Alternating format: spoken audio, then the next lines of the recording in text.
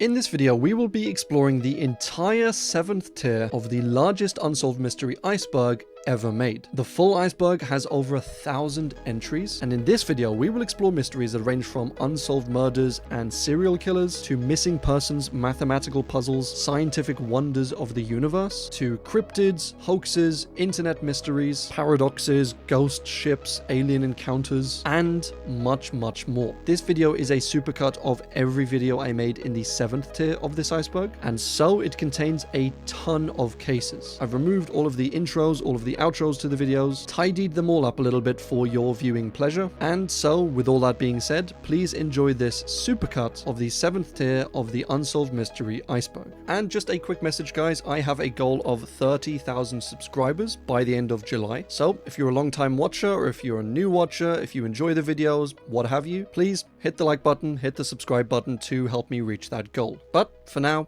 let's get into the video. So grab a drink. My choice today is vanilla chai. And join me as we explore the Unsolved Mysteries Iceberg. OX80 is honestly a really strange one that I'm quite bamboozled by. I personally could not find anything on this mystery outside of it being a programming integer. So in hex, OX80 is just 80 or 80. And in decimal, it is 128. And that is pretty much all I could find. Maybe this was a mistype, maybe there is a much deeper mystery behind this one. But if any one of you know any more about it, just leave a comment down below and I will pin it. I am personally quite lost on this one, but maybe the real mystery is why this is a mystery. Who knows? 2374. So this one is short for February to March 1974, and this date range is in relation to a strange series of paranormal events experienced by author Philip K. Dick. That's not funny. And in February in 1974, he was recovering from having a wisdom tooth taken out. And so he was a little bit drowsy, a little bit woozy. He was in his house and he got a knock on the door. So obviously he got up to go and open the door, and there before him was a young lady. She apparently had dark hair, she was exceptionally beautiful, and she delivered him some opiates, which is maybe not too unusual if he was expecting that delivery. But the notable thing about this lady and about the visit was she had a golden necklace on. That was in the shape, the style of a Pisces symbol, and more specifically an early Christian Pisces symbol. Some call it a Pisces fish symbol, some call it a ichthys, I think it's pronounced. But she was wearing this around her neck, and Philip said that when the sun hit the necklace in just the right way, it would cast a pink beam outwards towards Philip, and he believed that when this beam hit him, he was just imparted with clairvoyance and wonder and was basically under some form of trance. Now, he may just have been off his nuts on post-wisdom tooth medicine, which is probably always a possibility, but he didn't believe this was the case. He thought at the start that might have been true, but over time, as these stuff started to wear off and his illusions and his feelings didn't, he ascribed it to something greater. As soon as this first beam hit him, he was just struck with the idea, the thought that his son might probably be ill. He said there was no real symptoms before this, he hadn't even considered it before this, but as soon as this light hit him, he was like, kid's ill, gotta take him to the hospital. And so he did.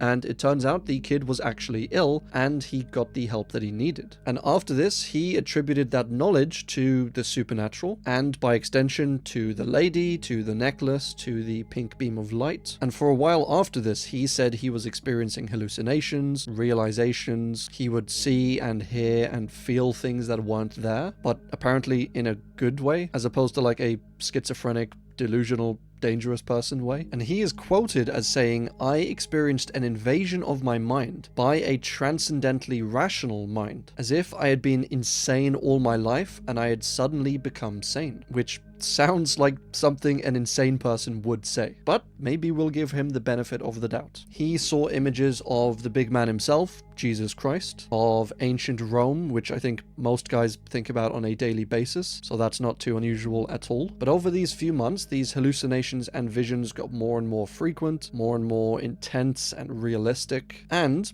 he started to, as he put it, live two lives. One life was obviously here in 1974 as Philip K. Dick, and one was in the 1st century AD as an early Christian being persecuted by the Romans, and that a bunch of the books that he was writing had deep knowledge of the Bible and the biblical stories, even though he said himself that he hadn't really read the Bible or knew about them. So obviously he tacked that biblical knowledge over to the spirit invading his mind and implanting these ideas or guiding his pen, that sort of thing. So some truly spooky stuff. He wrote about these experiences and about God and about the divine and about something he called Valis, which is short for Vast Active Living Intelligence System. And he even later wrote several letters to people like the FBI, accusing various writers and professors, etc., of being like foreign spies for the Chinese or for the Russians, communist agents who were working within America in order to take down America from the inside, which I'm not saying that never happens, but I mean, yeah. The man was married 5 times in his life that I saw, which I mean, just look at these dates, look how close they are together. This was clearly not a man who enjoyed or was even capable of being single. He'd get divorced and then a few months later, he'd be married again, which I don't even know how that happens. And that's basically as far as 2374 goes. Some people who know about this mystery think that they were actually acts of God, acts of the divine. Some people think that he was influenced or controlled by like mind control or advanced government tech or advanced alien tech. And of course, some people think that this was either a hoax, that he made it all up, or that he genuinely believed it, but he was just schizophrenic. But regardless of all that,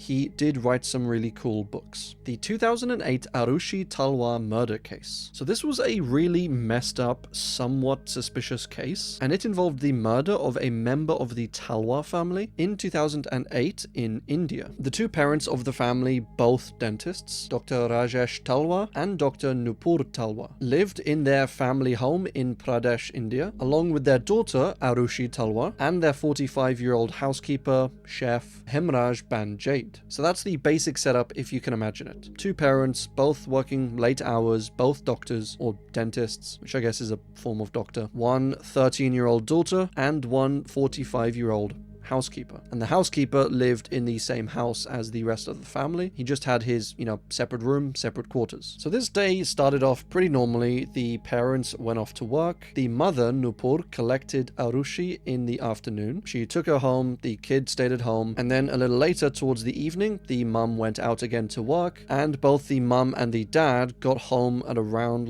7:30, 8:30, that sort of time. And an important point here is that when the father, Rajesh, came home, his driver also came into the home to drop off keys, drop off his bag. And the driver, who wasn't connected to the family, saw at that time both the parents alive, Arushi, the teenage daughter, alive, and the housekeeper also alive. And he was the last person outside of the family to see all 4 of these people alive. And so the driver then left. The family did whatever families do in the evening. They went to bed, and at 6 a.m. the family maid rang on the doorbell, and normally it was Hamraj who would answer the door so the rest of the family could, sleep in. But there was no answer. Nupur, the mother, got up to answer the door, but she found that she couldn't really open the door from the inside for some reason. There was a few doors on the front door, and it was sometimes a little complicated. So she got her keys. She ended up throwing them off the balcony to the maid so that she could open them from the outside. And then she went into Hemraj's room to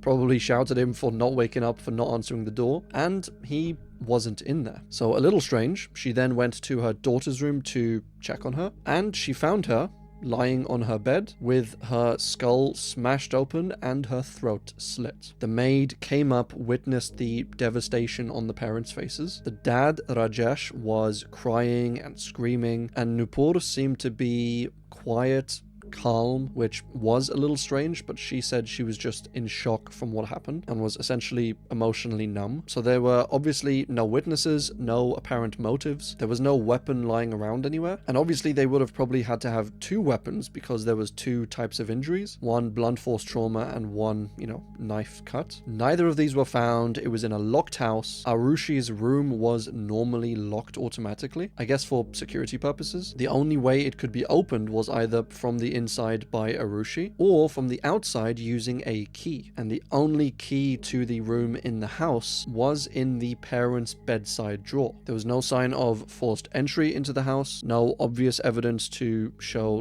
that someone got away. And so this whole case seemed to be a massive head scratcher. The obvious suspect was Hemraj, as he was currently missing, but what exactly happened during the attack, why he might have attacked her, was just a complete mystery. So according to the parents, their account of what happened that night was they got home, obviously this being corroborated and confirmed by the driver, and then they said they did normal evening family stuff, had dinner sort of thing, and then later went to give Arushi her early birthday present, which was this camera. They gave her the present, took a few photos, and then they ended up going to bed, not to sleep, just to their bedroom. They later came into Arushi's room at around 11 p.m. She was in bed reading a book, and the reason they came in was because the family internet router was in Arushi's room, and they didn't always have it turned on, so they needed to go in there to turn it off and on. So they did that, they went in there, turned it on, checked on Arushi, she was reading in bed, and then that's basically it. They went to bed,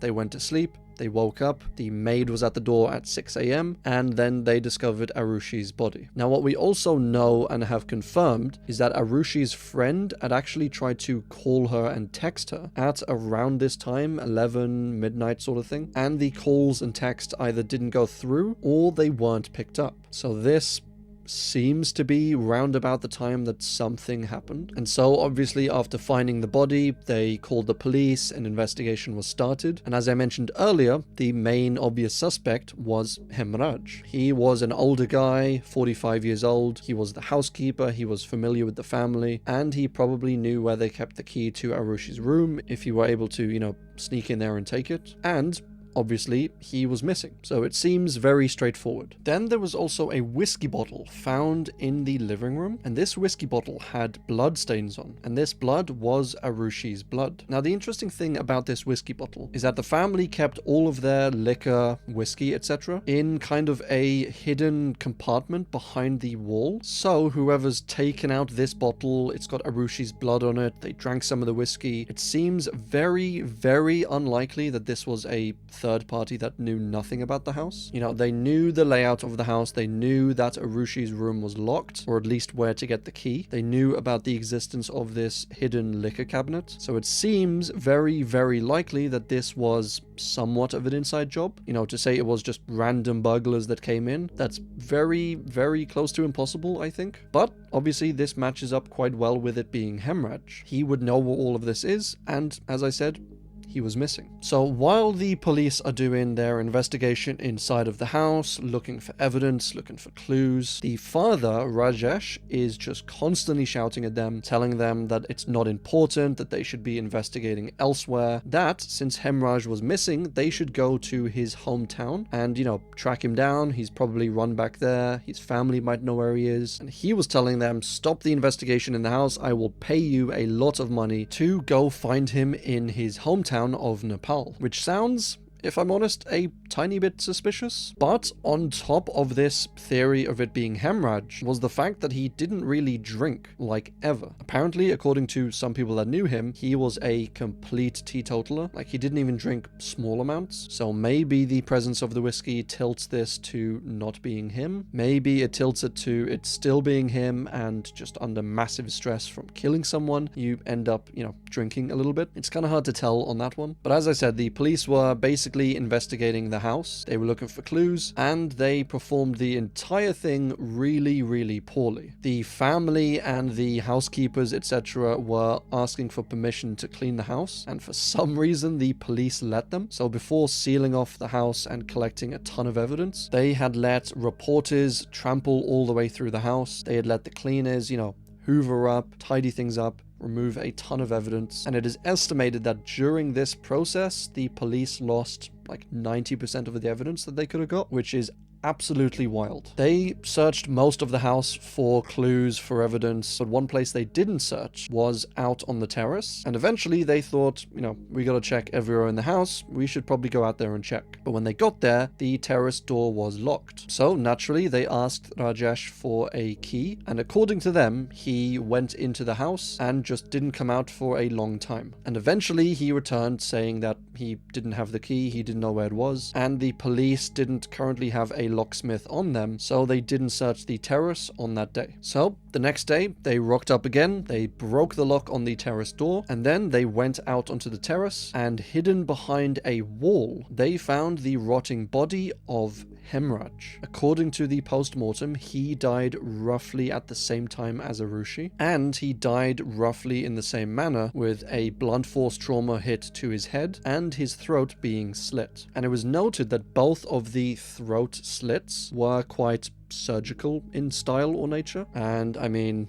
surgical, doctor, who has to go to doctor medical school in order to, get their degree, become a dentist? Just saying, that was part of the evidence in this case. But as soon as Hemraj was found, and when they found out that he basically died at the same time as Arushi, the investigation just went absolutely nuts. The police were made to look like fools, as they were like gung-ho on this idea of it being Hemraj. And now that Hemraj was found, they had basically no other suspects. They kind of went all in on this and were so sure of it, and then when it backfired, they kind of looked a bit silly. And so the very obvious question now was, since Hemraj was not on the run, since he died basically at the same time as Arushi, there's no way that he really could have killed Arushi, unless he killed Arushi and then someone killed him in exactly the same manner that he killed her, which that seems a bit insane. I think the logical answer to this is that some other third party killed both of them at around the same time in basically the same manner. And bear in mind all of the points that we made earlier about the culprit likely knowing the house, knowing about the secret stash of whiskey, knowing about the keys, etc. And honestly, it's starting to look pretty bad for the parents. When they found the body out on the terrace, they called Rajesh over to, confirm that this was Hemraj, and he was like, I can't recognize the body, that could be anyone. In fact, it's probably not Hemraj, and Hemraj is probably still out there on the run, and you should go look for him. Until they called up a friend of Hemraj, and he came by and said, yep, that's obviously Hemraj. So with this discovery, there were a few theories in the case, and a few of them still pinned the blame onto Hemraj, at least mostly. They said that Hemraj got drunk that night, even though he never drank, and while he was drunk, he went into Arushi's room to do some, untoward stuff. The parents ended up hearing some scuffle or hearing Arushi. They got up, went into the room, saw Hemraj there, and then either Hemraj had already killed Arushi, or the parents killed both Hemraj and Arushi either accidentally, either on purpose, and then tried to cover the whole thing up. And while there was no evidence of Arushi being assaulted, there was, very creepily and disturbingly enough, evidence that she was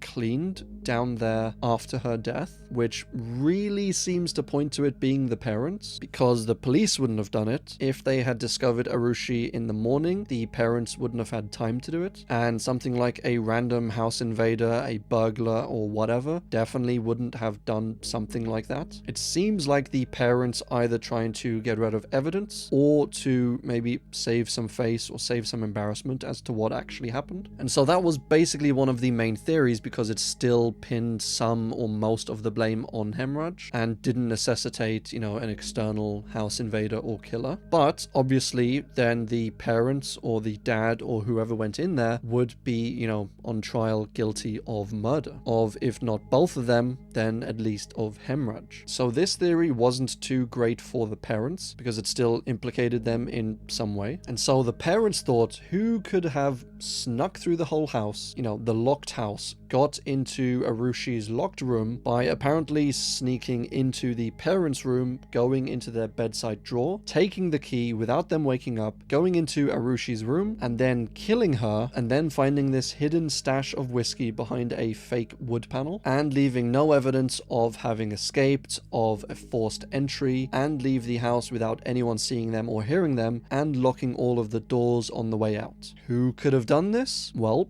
3 random men, of course. And this is what the parents' defense argued, was that these 3 men were, first of all, Hemraj, second of all, a servant in another nearby family, and thirdly, a dental assistant in the father's practice. And these 3 men were all friends, apparently. Hemraj invited them over for the night to watch something on TV, and they all, for some reason, hated the family, conspired against them, and had a few drinks, went into Arushi's room, ended up killing her. And then when Hemraj said he didn't feel good about this, he wanted to, turn themselves in, they killed him in exactly the same manner and hid him out on the balcony. This is what the parents' defense was arguing, and honestly, if you ask me, it seems a little far-fetched. The knife that made the cuts was never found. The blunt force trauma weapon was never found. Although the father Rajesh did own a few golf clubs, and when they compared the size and shape of the wound with one of his golf clubs, they were apparently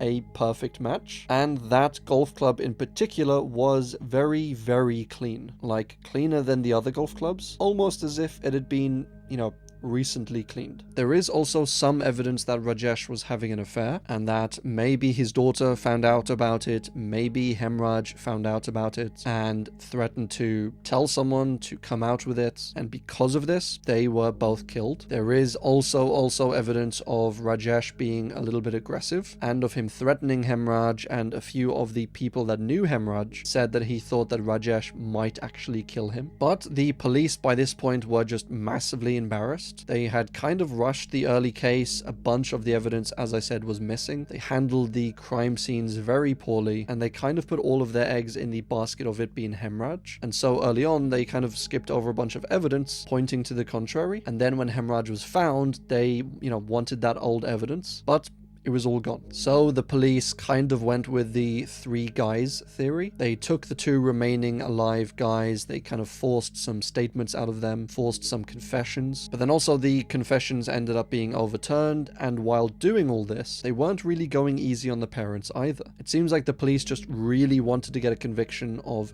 anyone, just to say that they had solved the case, and it's very likely that they made up some things about the parents, like for instance twisting some emails and text messages between the family to make them look a little more aggressive, or like they fought more often than they actually did. So while in my eyes a bunch of the evidence points towards it being the parents, it's honestly a little hard to tell how much of that has been manipulated. The 2 parents were eventually convicted of these murders. They were sentenced to life in prison, but 4 years later their case was kind of overturned and they ended up being released. And that is where the case currently sits. I think it is a very odd case, and if Hemraj was still missing, it would likely all be put on him. But obviously with him being killed as well, with evidence pointing partly to him, partly, if not massively, towards the parents, partly to it being these other people, it is a little bit confusing. And then when it comes to stuff like a motive, the motive is not really clear. Like, I would think killing your own daughter would need a massive reason, which there doesn't really seem to be here. It's honestly kind of pointing all over the place. So a very mysterious one, and as I said, that's where the case sits today. The 2021 Natanz incident. So this was a suspected attack on the Iranian nuclear development site, and this was in Natanz, which was their main site of enriching uranium. So Iran has basically been developing nuclear there for quite a while, but they claim to everyone else that this nuclear is just for energy, it's just for positive things and not for weapons. But I guess the West doesn't really believe them, as there have been multiple attacks on Iran and on their nuclear program over the past 20 years or so, and some of these attacks have been claimed. Either the US or Israel has said, we were behind that sort of thing, but some of the attacks haven't been claimed, and they are still technically unsolved mysteries, as we don't really know who actually did them. And the Natanz 2021 incident is one such event. So if we go back to 2010, there was this computer virus that was basically released in the area among the Iranian nuclear development program, and this virus ended up causing massive damage to their equipment, to their information and tech, and massively hindered the progress that they had made up until this point. So Iran was quite annoyed at this naturally, and they vowed to come back stronger than ever, work towards, nuclear, and they kind of did. They were getting there until in 2021, a massive blackout occurred at Natanz, and this blackout ended up frying a bunch of their electronics, destroying a bunch of their equipment, and, kind of sabotaging all the progress they had made once again. And this was just after the Iranian nuclear deal, which was a deal that basically said that Iran promises not to make nuclear weapons, and they would be, forthcoming with all the information. They would let UN people come in, check their stuff, check their stock, and in exchange for this, they were given a bunch of money. And it seemed like a pretty good deal to America, but Israel, I think, didn't really like the idea of giving Iran any money. And Trump actually cancelled this deal back when he was president. But in 2021, when Biden became president, he basically restarted up the deal, re-agreed to it. And just a week after the new deal went through, this blackout event happened. So it doesn't really seem like a coincidence or just happenstance or an accident. And there have also been a bunch of high-profile assassinations of top Iranian physicists, scientists, and people working on the nuclear program. And some of these are confirmed to have been from America and Israel. Some of them haven't been confirmed, although they are suspected. And so if you ask me, this blackout is probably from some country in the West, but because no one's come forward to admitting to it, it is still technically an unsolved mystery. 3 Cassiopeia was a star that was first observed in the 1700s, and this was by astronomer John Flamsteed. And after he spotted it, the star just seemingly ceased to exist. And then we have this other thing, Cassiopeia A, and it is what is called a supernova remnant, which is basically what's left over from a supernova, after it explodes. And it is honestly really quite beautiful. But since 3 Cassiopeia was never seen again, and Cassiopeia A is kind of in the same region, it is thought that maybe what Flamsteed saw back in the day hundreds of years ago was actually Cassiopeia A, and like he missaw it, misidentified it because the technology wasn't as advanced back then. So that is potentially what might have happened. But until we get confirmation on this, we just have these stars that were confirmed, that were spotted hundreds of years ago, that have seemingly vanished into thin air. The Ark of the Covenant. Oh boy. So how do I not spend multiple hours on just this case alone? Well, I think right off the bat, we should do a quick intro into what the Ark of the Covenant is, or at least was. So according to legend, as a lot of people might know, in the story of Moses, he left Egypt with all of his people, and they basically went roaming around the desert, kind of in search of the Holy Land. And it was while he was in this desert that God instructed him to create this ark. God, being the helpful guy that he is, actually gave him the design that he needed to follow and the dimensions of the ark, being 2.5 cubits in length, 1.5 cubits in width, and 1.5 cubits in height. And it was to be constructed from acacia wood and kind of coated in gold. This thing, this box essentially, was to have these 4 hoops on the corners of it with pieces of wood going through them. And so it was supposed to be carried on these pieces of wood, and the ark itself was forbidden to be touched. Inside the ark, they stored the staff of Aaron, which was the staff used during the plagues of Egypt, as well as the stone tablets that had the 10 Commandments on, and they also had some manna in there. And manna was this strange substance that God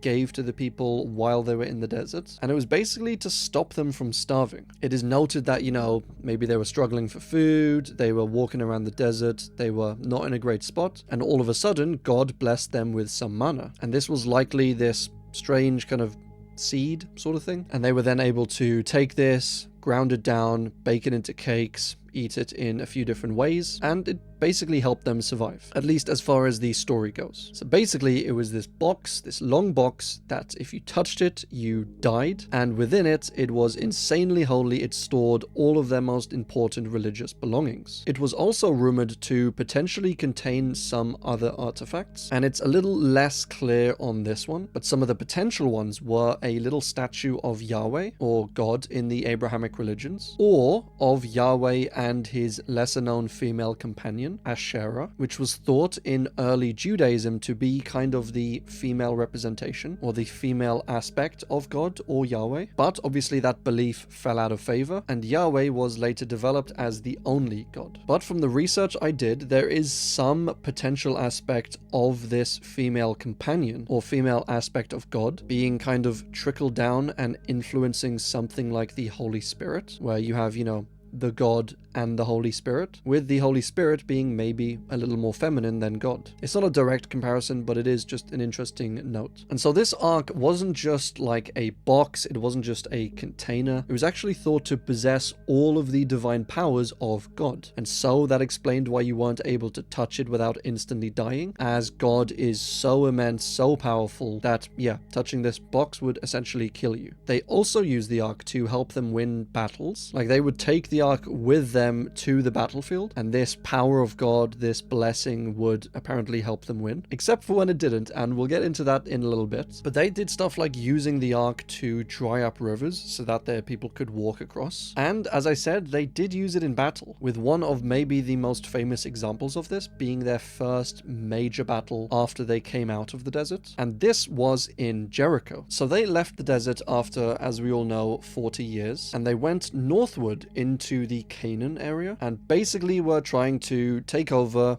claim their land that was, promised to them from God. And one of their first major battles was trying to take over the city of Jericho. And as we all might know from the story, from the nursery rhyme, Jericho had these huge walls that the Israelites couldn't really get past. But using the power of the ark, they took the ark, they marched around Jericho 7 times, and just before the 7th time, they had their 7 priests blow their 7 horns 7 times. So 7 is a very important number here. And at the exact moment that all of that was completed and they made their 7th rotation around Jericho, all of the walls surrounding and protecting Jericho just came tumbling down. This allowed the Israelites to, take over, invade the city, and basically take Jericho for themselves. So yeah, as you can see, back in the day, the ark was immensely powerful, or at least immensely important to the Hebrews, and it was treated with insane respect, it was looked after, it was protected, and as I said, it was often taken to war and to battles. And while they were up there, around this time, the Israelites had a fight with the Philistines, and they ended up losing that battle quite badly. So they thought,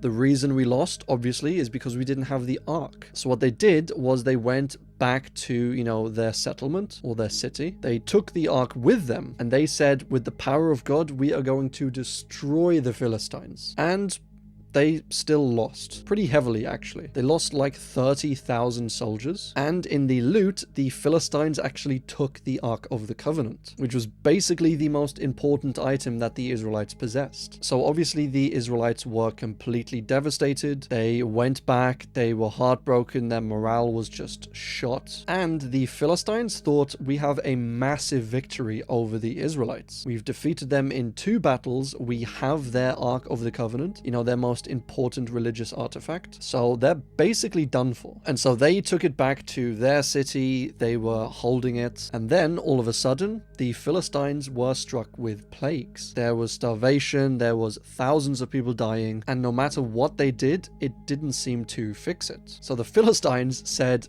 this ark is bloody cursed, and they actually eventually gave it back to the Israelites, as well as some extra gold statues as like an apology, like an interest payment or something. And this was only after having it for a few months, so this ark acts really quickly. And these stories basically go on and on through the records of people facing hardships due to this thing, but also of its power and its blessings, and also as I mentioned earlier, of people touching the ark and just instantly dying. So it was a very, very intense item. And just as a quick aside to this entry, and to, I guess, the biblical account of the ark, I saw a kind of fringe theory that said that the ark might have been similar in build to something called a Leyden jar, which was this invention in like the 1700s, that just the way it's built with these metal plates and bits of metal, it ended up actually generating and storing static electricity. And so whenever it was touched, it gave, a little shock. So perhaps this theory said because the ark was gold plated, maybe there were some other metal plates, maybe there was a few different gold plates, and it was set up in like an early Leyden jar sort of way. So the ark itself actually generated and stored static electricity, and so maybe this is where the idea of touching the ark kills you comes from, as if all the Hebrews thought that this was some magical divine item with the power of God himself, and whenever you went near it you felt,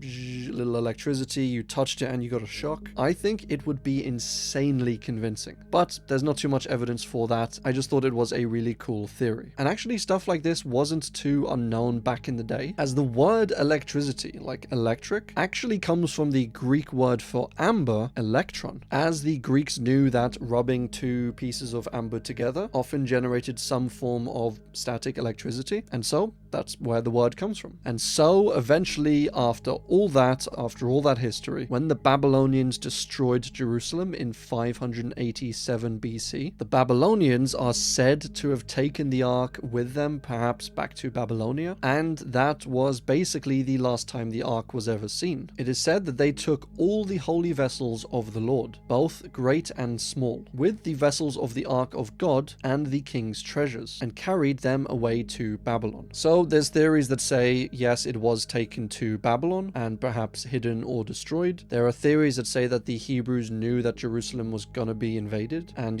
ransacked and destroyed. So naturally they took their most precious item and either hid it somewhere in Jerusalem, although more likely snuck it out some secret tunnels and buried it somewhere nearby or somewhere far away, or made it to the shore, got on a boat and sent it somewhere else. There are a ton of theories about the eventual fate of the Ark. It has, of course, been claimed to exist in many countries over the years, one being Ethiopia, for example, who said that after the attack on Jerusalem, they snuck it out, they moved it down to Egypt, and then eventually they brought it down the River Nile and into Ethiopia, where they protected it and eventually hid it. South Africa also says kind of the same thing, as does Ireland, believe it or not, as this one area in Ireland actually believes it was eventually moved over there, maybe as being, kind of the farthest point away, and it's still hidden, buried in a cave or a mountain or something, and Rome believes something similar as well. It seems like every country just wants to be the one that has the Ark. But while there are a lot of claims about this, there really isn't any positive evidence to say that it's even still around, that it wasn't destroyed or dismantled over the years, let alone what country it's in. There is also the fact that the Babylonians didn't really list the Ark in their, list of loot, which it's thought that if they did genuinely find the Ark and take it, that would be one of the top things that they would list, as it's insanely important to the people that they're invading, and so they would basically have complete control over them and their religion. But since they didn't include it in the loot list, this pushes this more and more towards it being,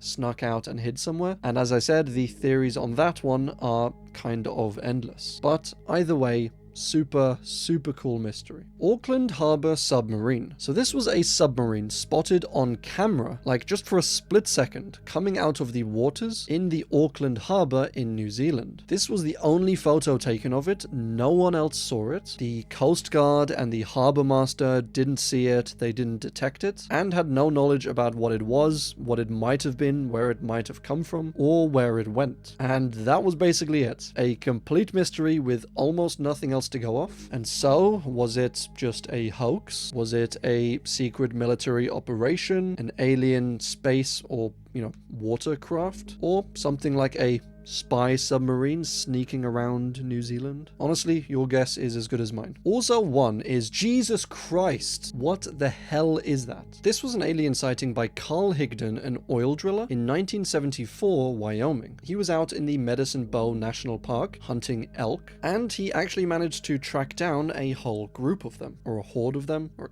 cattle of them. Group of elk.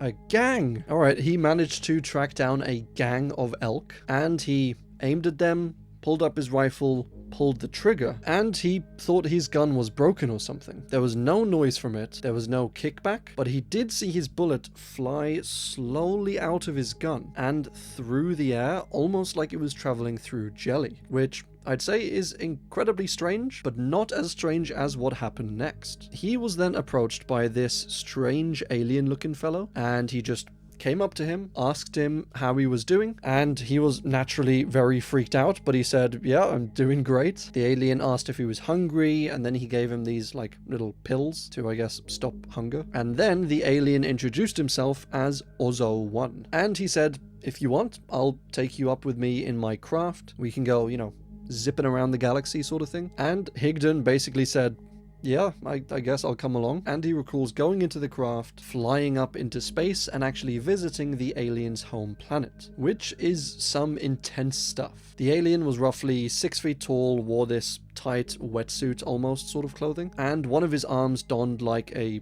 drill, and the other arm was kind of empty. No hand, no anything. And that's basically the story of Ozo 1. Can't say it's one of the most reliable or believable alien entries, but it is definitely a unique one. The Bain family covers the insanely heartbreaking and tragic murders of Robin and Margaret Bain and of 3 of their children. This all occurred on one June morning in 1994 in New Zealand. And the Bains had 4 children, and one of their children, the eldest, David, was finishing up his morning paper run. He had this as like, his little side gig sort of thing. And that morning he returned home and immediately called the police. And when the police picked up, he was just saying, "They're all dead, they're all dead." When police arrived, they found Robin and Margaret, the 2 parents, dead, and the 3 remaining children, 19-year-old Arawa, 18-year-old Laniet, and 14-year-old Stephen, all also dead, with all 5 people being shot. And David was the only remaining family member. There was a message typed into the family computer saying, "Sorry, you are the only one who deserved to stay." And that was it. The idea was that Robin, in his failing marriage and his potential abuse of his children, which we'll get into in a little bit, in that situation, that state of mind, he decided to just end it all in probably the most brutal way possible, and obviously take with him his wife and most of his children. And so he decided everyone's gotta go, but for some reason he left David alive. Now that was the story that David and his defense basically gave to the police, but they apparently didn't believe him, as David was arrested and actually charged with all 5 counts of murder. And this was just 4 days after they took place. They said that David had come back from his paper run, shot all of his family, then went onto the computer and, faked this message, and then called the police. And he was subsequently found guilty of this and sentenced to life in prison. And that was it. David was charged, he was convicted, and he was currently serving a life sentence. Until former rugby player turned businessman David Karam seemingly took an interest in this case, in David, and he was absolutely convinced of David's innocence. So he worked non-stop seemingly over years, and it actually cost him a ton of money. It cost him his partner, but he just couldn't get it out of his head that David was innocent, and he ended up actually writing books about it as well. And so after working away at this year after year, eventually after 14 years, David's conviction was overturned, a retrial was set up, and in this new trial, he was found innocent, or rather not guilty. And so David, now 37, was a free man. He did later file for wrongful imprisonment for, compensation, and he won just over $900,000 from this, even though he was looking for more and the government didn't want to give him any money at all, but they settled on roughly $900K, and that was basically the end of the case. This was quite a decisive case in New Zealand, with some people thinking he was never guilty and this was like the best thing ever, that he had finally been freed. Other people thinking that he was so obviously guilty, and now it's like we have a mass killer let back onto the streets. There was, as the defense had brought up, supposed to be a witness that came forward to attest to this, but they never actually ended up doing so. But apparently, Laniet, the 18-year-old daughter, was about to come forward and kind of spill the beans on her father, who apparently had been having a relationship with her for the last few years. And if this were true, and if Robin the father knew about this, then that just pushes it more and more towards him,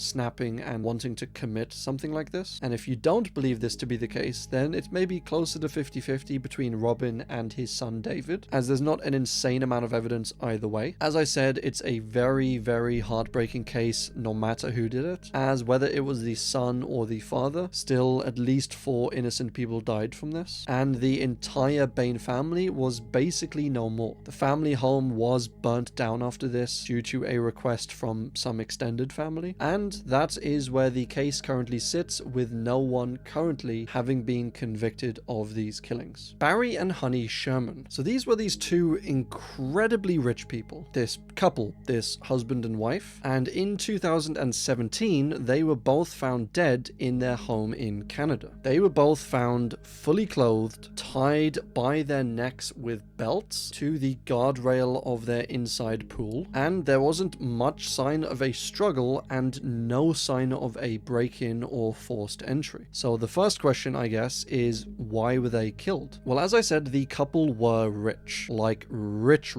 like $3.2 billion rich. And this made Barry at the time the 12th richest man in Canada. And so you think they'd have private security, enhanced security in their house, that sort of thing. But no, apparently they often left their garage door open, and it is thought this is probably how the killer got into the house. But they also had recently painted a room, and they were airing it out by leaving a window open. So there are a few different ways that the killer or killers could have got into the house, but there didn't really seem to be a motive available for these killings. Nothing much was really taken from the house, and their kids, who stood to inherit, all of this money, were never really seen as suspects at all. So it doesn't seem like that was probably the motive or the cause. Another important point to note, I think, is that Barry and his company were really insanely litigious. Like, they sued anyone and everyone all of the time. Over the years, him and his company had filed an estimated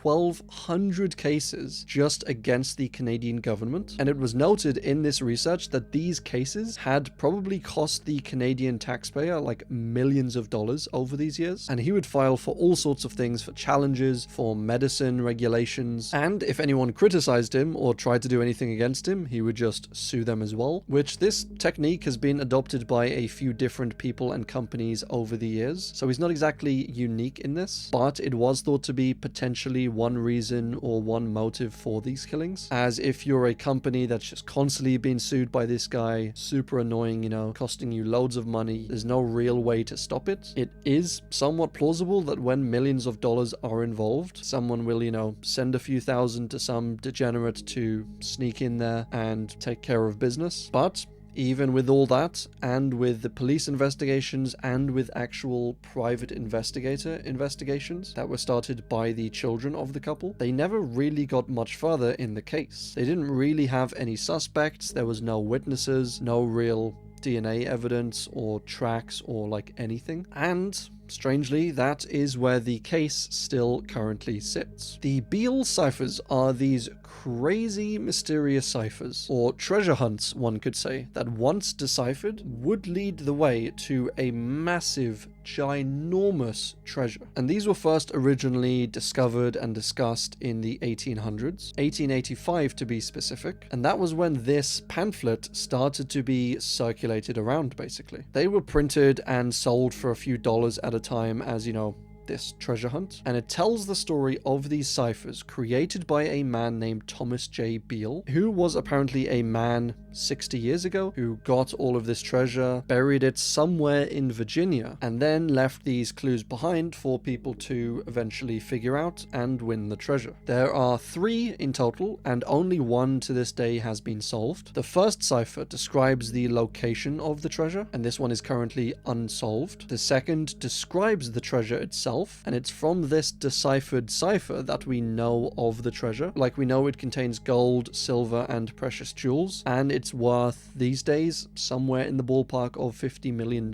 And the third cipher, which lists the owners of the treasure and lists their descendants. And this last one is also currently unsolved. The story went that Thomas Beale got this treasure, buried it wherever he buried it, probably in a secret vault or a cave or something like that, and then he made these ciphers, he made this, secret treasure hunt, he put them in a locked box and gave this box to a local innkeeper. And he told the innkeeper, under no circumstances can you open this box, at least until I get back. But he never ended up coming back. The innkeeper opened it like 20 years later, and he tried to decipher these clues, but he never could. So he gave the clues to a friend of his, and this friend ended up deciphering the second clue, but that's as far as he could get. And then he decided to, enlist the help of the people, and so had the idea to print this story, to take the ciphers, make them into these pamphlets, and with the help of a friend, printed them out, sold them, and that's how we currently know about the treasure. And this second clue was actually figured out by taking the Declaration of Independence and using it as a cipher. And when he did that, he got this message: I have deposited in the county of Bedford, about 4 miles from Buffords, in an excavation or vault 6 feet below the surface of the ground, the following articles, belonging jointly to the parties whose names are given in number 3 herewith. The first deposit consisted of 1,014 pounds of gold and 3,812 pounds of silver, deposited November 1819. The second was made December 1821 and consisted of 1,907 pounds of gold and 1,288 pounds of silver, also jewels obtained in St. Louis in exchange to save transportation, and valued at $13,000. The above is securely packed into iron pots with iron covers. The vault is roughly lined with stone, and the vessels rest on solid stone and are covered with others. Paper number 1 describes the exact locality of the vault so that no difficulty will be had in finding it. The guy then got the help of his friend, as I said, James B. Ward, to develop and print these pamphlets, and that's still where the clues are today. They have yet to be solved, if they are even solvable, which a lot of people think that they aren't, like that these were just gibberish or hoaxes, and they gave us the second clue in order to, entice the people in, and in order to sell these pamphlets as kind of like a fool's lottery, fool's tax sort of thing. So people thought they could figure out the cipher, get this treasure, but there was never actually any treasure or working clues or anything like that. So it does depend what you believe about this one, but I do always like a good treasure hunt, a good clue, and hopefully someone will someday figure it out. The Bennington Triangle was this area in Vermont in which a bunch of people went missing between the years 1945 and 1950. Think of this like the Bermuda Triangle, but for people instead of boats and planes. It was this area around Glastonbury Mountain, roughly, and it included a few nearby towns, a few nearby areas, and within these 5 years, there was 74-year-old Maddie Rivers, who went missing while she was out hiking. There was 18-year-old Paula Weldon, who also went missing while also out hiking. Veteran James Tedford, who went missing from a bus, strangely enough. Apparently, he was seen by other passengers on the bus, and he was sitting there like normal, he had his luggage, and even up until the second to last stop, other passengers said he was just sitting there. And then when the bus approached its last stop, James was just nowhere to be seen. His luggage was still there, his ticket was still there on the seat next to him, but there was no sign of James, and he was never seen again. So very strange, that one. There was also 8-year-old Paul Jepson, who went missing after being left alone in a truck for a while his mum went off to feed pigs, which just seems insanely irresponsible. And finally, 53-year-old Frida Langner, who was out hiking once again with her cousin. She fell into a stream, got her clothes wet, and said she would go back to camp, change the clothes, come back and meet him. But after she left, she was never seen alive again. That is until half a year later, when her remains were found in a nearby river. They never could determine the cause of her death, or whether her death was accidental, or whether she was murdered, or anything like that. So a fair few cases in a fairly small amount of years that honestly couldn't really be much different if they tried. Like, in only a few cases really, you have almost every single age range. You have people who went missing hiking, the guy who disappeared from a bus, the child disappearing from a truck, and so it seems maybe unlikely that all of these disappearances are connected, but they are all in this same area or this same triangle. The Blackfriars Massacre was an unsolved, suspected, likely gang killing that occurred in the Blackfriars pub in Boston, Massachusetts, I'm getting better at that word, in 1978. So this whole thing basically involved and revolved around the Irish mob, as well as potentially the Italian mafia, and it was in the Blackfriars pub after closing hours. And after closing hours, this normally doubled as like a nightclub sort of thing, but in the basement there were a bunch of Irish mob members down there doing mob stuff, playing cards, dealing, stuff. And it was at this point, after the pub had closed, that a bunch of men broke in, went downstairs, and basically shot everyone down there. A bunch of them were playing backgammon, and they were all shot gang style. All the men that were killed were either of the Irish mob or had close ties and connections to the Irish mob, and it is thought that a large amount of, the devil's dandruff was stolen from the pub, so it may just have been a robbery sort of thing, but the police were never able to officially confirm this. And the suspects for these killings were mostly actually other gang members, and this was kind of a combination of other Irish mobs, or at least another section of the Irish mob that they were all a part of, or it was the Italian mob, or Italian mafia, as they are quite famous for having massive fights and feuds and wars between the Irish mob and the Italian mafia. So something like this makes honestly complete perfect sense. There were also a bunch of FBI ties in this as well, as at the time the FBI was kind of trying to get rid of the Italian mafia, and so they were known to use informants and undercover people sort of thing, and were partly working with certain Irish mobs to, plan stuff and attack the Italian mafia. So that is always a possibility as well. And as I said, technically unsolved this is, as they never did officially charge anyone with these killings, but it seems very, very likely that it was probably another part of the Irish mob, and it might have been the Italian mafia. And then there's also the thing of whether that was directed or influenced in some way by the FBI. We don't know, and that is where the case currently and most likely will for a long time sit. So yeah, I'll leave it at that. Brittany Drexel was a 17-year-old girl who went missing in 2009 after leaving her hotel in Myrtle Beach, South Carolina. So she went down there for spring break against her mother's wishes, and she was staying at the time in a hotel with a bunch of her friends. At around 8 p.m. on this particular evening, she left the hotel, went to walk to another hotel because another one of her friends was staying at this other hotel, and then when she arrived there,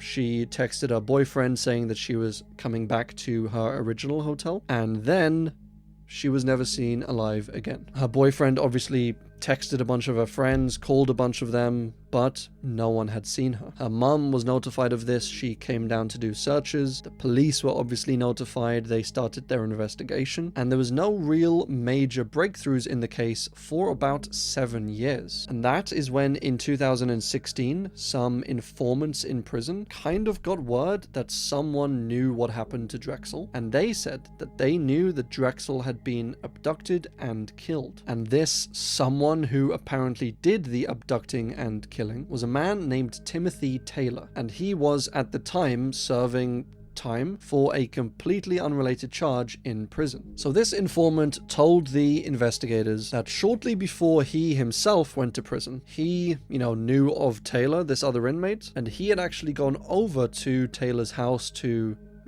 sort out a deal with him, criminal sort of things. And while he was there, he saw Taylor with a bunch of his friends with a teenage girl, and said it was around the time that Drexel went missing. He witnessed them doing stuff to her and then eventually attacking her and killing her. And he said he just never came forward with it, and he didn't recognize her until, a short while ago. So since police hadn't really had any breakthroughs in the case, they took this actually quite seriously. They restarted their investigation, especially so into Taylor. They started collecting evidence, started taking statements, and they put Taylor through a few lie detectors or polygraph tests. And he didn't do amazingly in them, but they aren't super reliable in the first place. And these polygraph tests, even though they weren't able to be used in court, they basically told the police that, yep, Taylor is your guy, and the police were just gung-ho on Taylor. They knew he did it. Like, it wasn't even a question to them. It was just a case of, how can we get the evidence to convict this guy? Taylor, on the other hand, maintained the entire time that he was completely innocent of this. And he actually found out that the informant actually told the investigators about this. So Taylor put out a hit for this informant and said he would pay,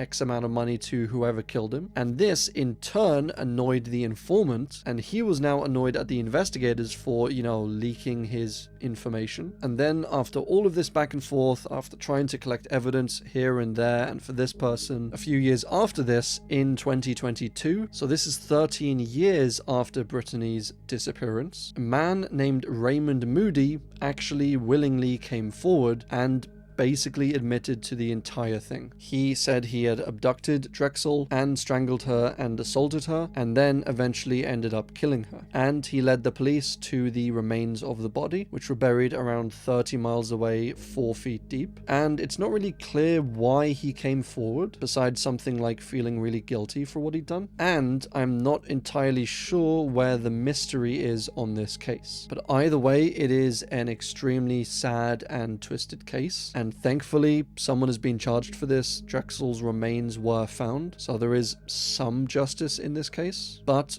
sadly nothing will ever really bring her back. So I hope Brittany rests in peace. Canada crop circles. So this seems to be just a general entry regarding crop circles in Canada. Very spooky things. And I'll leave a pretty lighthearted, fun video in the description below. It's just a few minutes long, and it's of this news reporting of this crop circle that occurred in Canada. The interview is between this reporter, obviously, as well as the farmer or the owner of the land that the crop circle appeared on, as well as a ufology expert. And this expert honestly seems quite reasonable. He says some of these crop circles are very likely hoaxes, and he said we're not ruling out any, natural causes like unique weather events or tornadoes or something like that. We are open-minded, he said. But he said he still believes UFOs are the main cause for these, as, a few of them being hoaxes probably make sense. But he said for the amount of crop circles in Canada and worldwide, you would need basically an army of hoaxes. So naturally the most logical explanation is aliens. And I guess this isn't really confined to Canada. Like, crop cycles take place all over the world, especially in somewhere like England. And who really knows with this one, I think. Crop circles have always personally boggled my mind, and some of them are so absurdly complex and intricate that I really just don't know what to think. But any cool crop circle theories you might have, leave them in the comments below. The Chicago Strangler was a massive case, or at least collection of cases, involving potentially more than 50 women that were all killed, all strangled in Chicago between 1999 and 2018. Between these years, there have been 75, yeah, that's a lot, 75 cases of women between the ages of 18 and 58 who were strangled to death in Chicago. 24 of these cases have been solved, with obviously 51 of them remaining unsolved. And honestly, there are a lot of eerily similar connections between these cases. They were all strangled to death, then disposed of. They were all, as I said, within this age range. Most of them were black women, and a good portion of them worked on the streets. And granted, they weren't all killed in exactly the same way. Some were assaulted before their deaths, most of them had their clothes taken off, some were gagged, some were set on fire, and while the police haven't officially said that they are looking for, one person for these killings, they haven't officially denied this either, and it seems that in a good portion of these killings, that this wasn't the first time that that person had killed. They seem to be someone with a little more experience. And I honestly don't know what is more scary or terrifying. If these are 51 separate killings, and so you have 51 people out there in Chicago, all capable of doing something like this, or whether it's scary to have just one person, one guy committing these 51 murders, still out there walking around. Both theories seem quite tragic and terrifying, but as I said, police don't officially believe that this is all the job of one person, but they're also not ruling that out. So horribly tragic, and rest in peace to all of these women. The CMB cold spot. So the CMB, as you might know from my space iceberg, is something called the cosmic microwave background radiation. And this radiation originated at the Big Bang. So it's basically one of the main pieces for the evidence of the Big Bang. And because this radiation originated at the beginning of the universe, when the size of the universe was very tiny. That means this radiation is quite evenly spread out. And as I said, it's coming at us from all directions. So really cool stuff, quite honestly. But as you can see from this image, there was this cold spot that was spotted among the sky, this little area, and this area seems to be substantially colder than any other part of the sky. And scientists aren't really sure why this is the case, but they do have theories. They always have theories. And one theory is that this specific spot is what's called a void. This is an area of space that just happens to have basically nothing at all. No gas, no suns, no planets, just nothing. Which is quite a normal occurrence in space. Like, we've observed this quite a few times, but it's normally in smaller areas and sizes. But for a void to be this big, it would have to be upwards of 1 billion light years across, meaning that light, the fastest thing in the entire universe, would take an entire billion years to travel from one side of this void to the other, which is just a stupidly large amount of space and is about 1,000 times larger than the largest void we have yet observed. So yeah, huge, spooky, unexplained, scary space stuff. Mwah. Love it. Corey Ottenbreit. So this was a woman who went missing in 2004 Edmonton. These remains were found, her DNA was tested, and she was confirmed to be Corey Ottenbreit. And the only reason her DNA was actually on file was because she had willingly given up her hair to this cause, which took high-risk women, because she worked on the streets, and voluntarily took their DNA to identify them if they ever actually did go missing. And that's exactly what happened, and that's why they were able to identify her, which is honestly equal parts fortunate and tragic, as she was found, she was identified, and her family obviously now knows where she is. They were able to bury her, able to grieve for her, but she still was unfortunately killed. She was last seen leaving her home to go to work, and then the last anyone ever saw of her was as these remains. She was only 27 years old at the time, and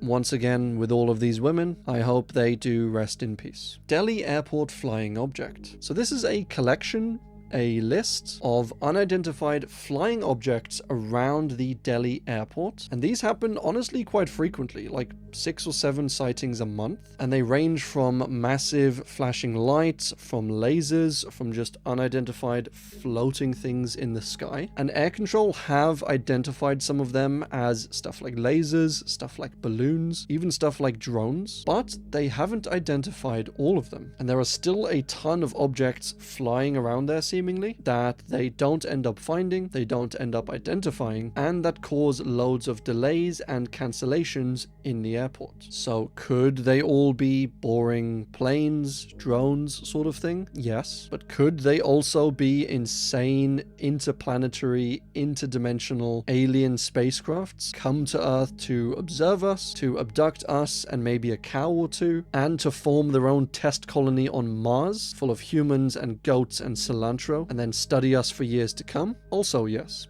Maybe. So grab a drink. My choice today is pretty plain English tea, bit of milk, bit of honey, and join me as we explore the Unsolved Mysteries Iceberg. Dhaka muslin is or was this fascinating material. It was super light and soft, and for thousands of years this material was sought after by kings, queens, rich people, well-to-do people, people in power, because it was just an insane fabric that could be produced nowhere else in the world. It was made in like modern day Bangladesh, and it was coveted by the ancient Greeks, by the Chinese, Europeans, Africans, Arabs, just, as I said, all over the world. And dresses or clothes made from this material could often take up to a year to produce, and they sold for, in today's money, thousands of dollars or pounds. Like, it was roughly 26, 27 times as expensive as silk was. And as you know, silk in and of itself is quite expensive. It was made in a single city, and the art of making it was such a specialized craft that different sections of Dhaka had like different communities that were each specialized in certain steps of the process. So that's how hard and specialized this skill was. You couldn't even in one lifetime be skilled enough at the entire process in order to produce one yourself. You had to work for years and years and years at one specific particular task that made up this entire process, and then as a community, as a city, you would produce one of these items. And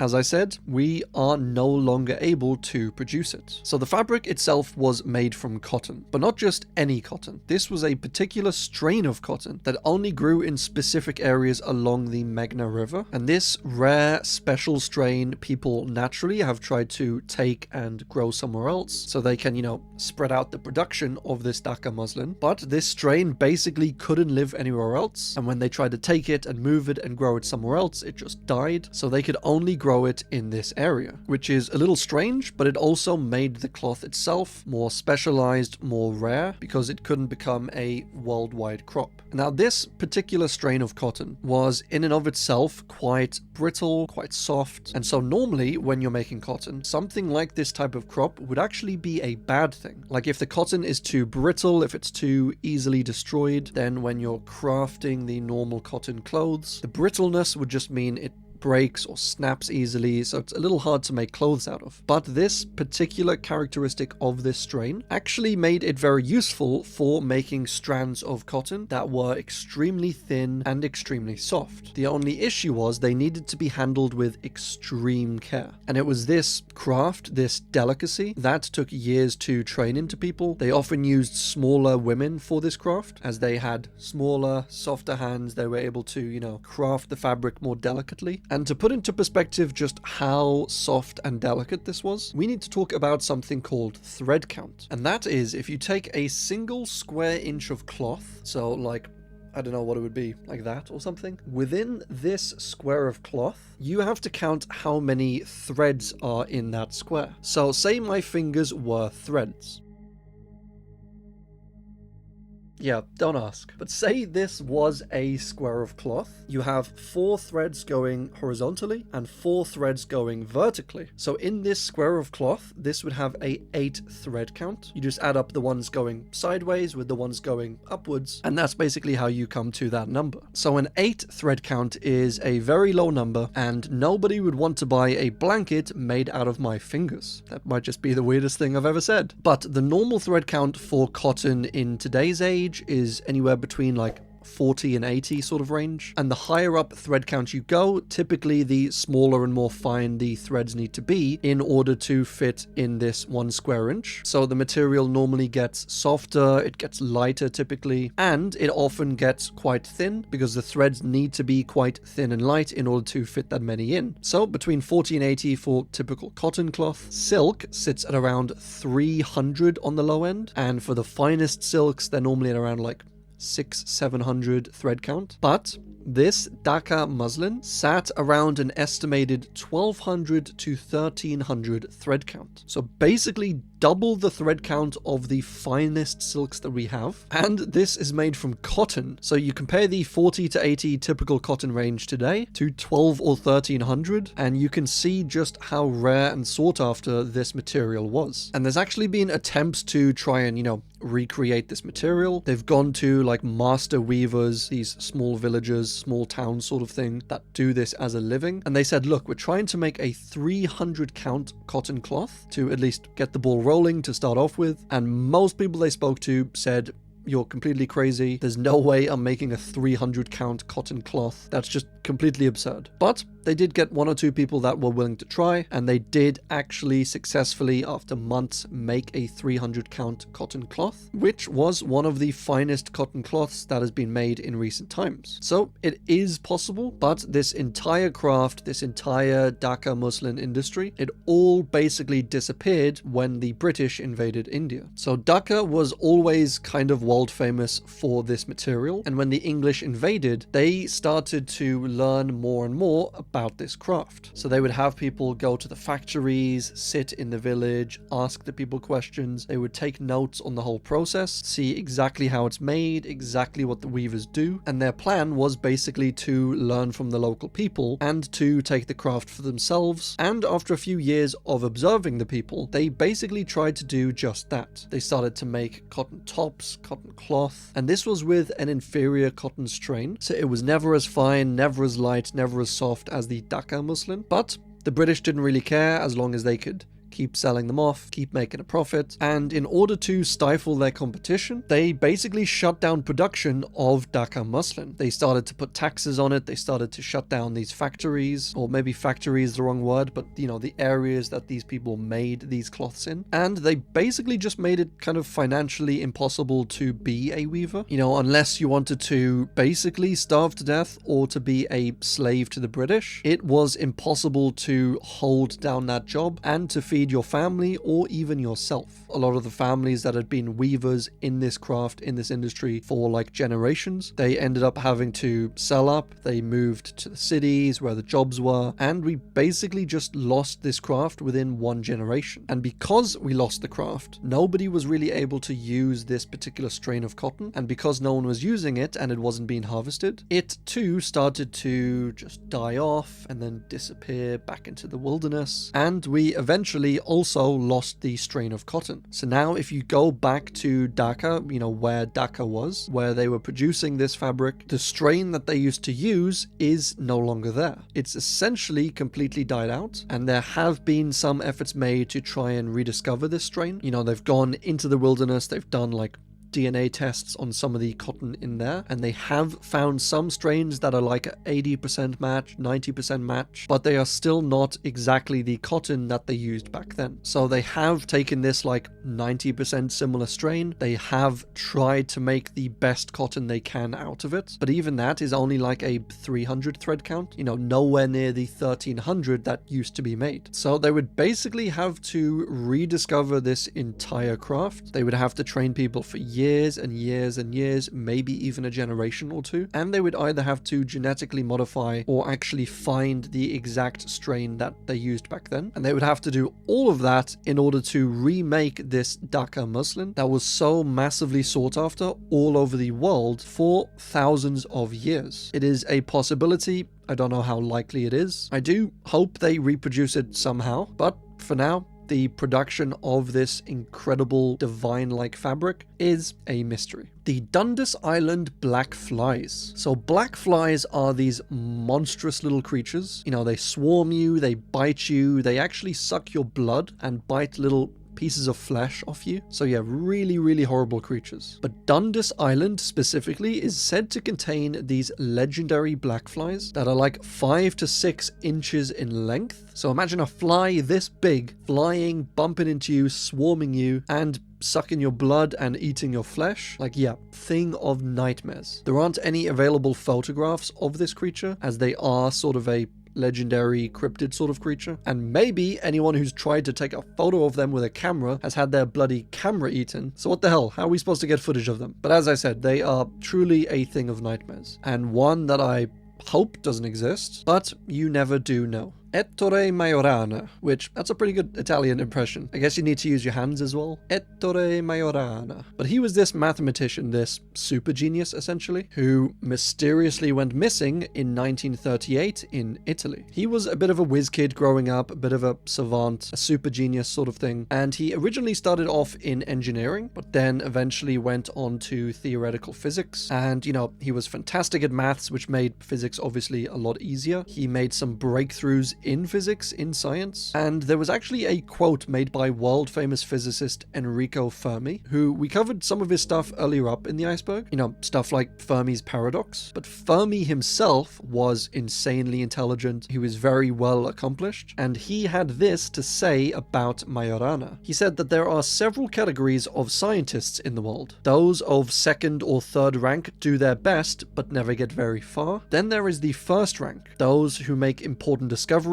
fundamental to scientific progress. But then there are the geniuses, like Galileo, like Newton, and Majorana was one of these. He worked on some fun things like neutrinos, like neutrons, and was arguably somewhat responsible for the breakthrough that actually led to the development of nuclear stuff, so nuclear energy and of course nuclear weapons. And he himself used to think that what he did was like quite boring. Like, yeah, he was good at it and he liked it, but he didn't really see why anyone else would like it. He only published 9 papers in his entire life, which for some students, for some scientists, that's a very, very low number. But he just didn't really care. He just liked what he was doing. He didn't really need to publish papers to, get attention, to spread his ideas. He didn't really care about that. And everyone around him was like, this guy's so crazy. Like, he's so clever. He's making all these breakthroughs. While he himself was like, it's kind of whatever. As I said, he worked with Fermi, he worked with Bohr, he worked with Heisenberg,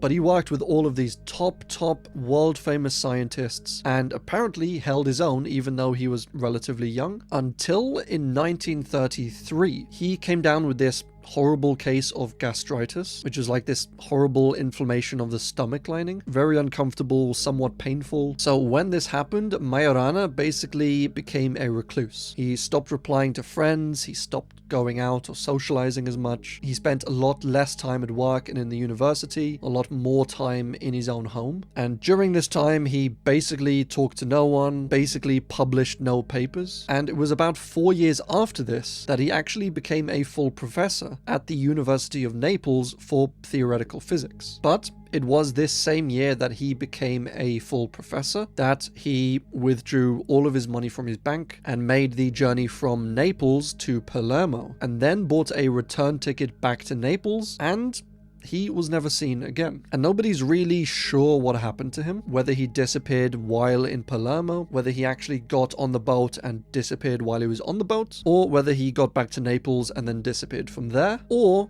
whether he just didn't go to Naples at all and maybe went from Palermo to somewhere else in the world. We're not sure if he did something to himself, or if he was captured or killed or abducted or anything like that. Like, the evidence is a little light for really any of these theories, but what we do have is a letter that Majorana wrote to the director of the Naples Physics Institute, and that letter read as follows: De Carelli, and I can't keep this Italian accent up forever, if it is even an Italian accent, but the letter said, I made a decision that has become unavoidable. There isn't a bit of selfishness in it, but I realize what trouble my sudden disappearance will cause you and your students. For this as well, I beg your forgiveness, but especially for betraying your trust, the sincere friendship and the sympathy you gave me over the past months. I ask you to remember me to all those I learned to know and appreciate in your institute, especially Shuti. I will keep a fond memory of them all, at least until 11 p.m. tonight, possibly later too.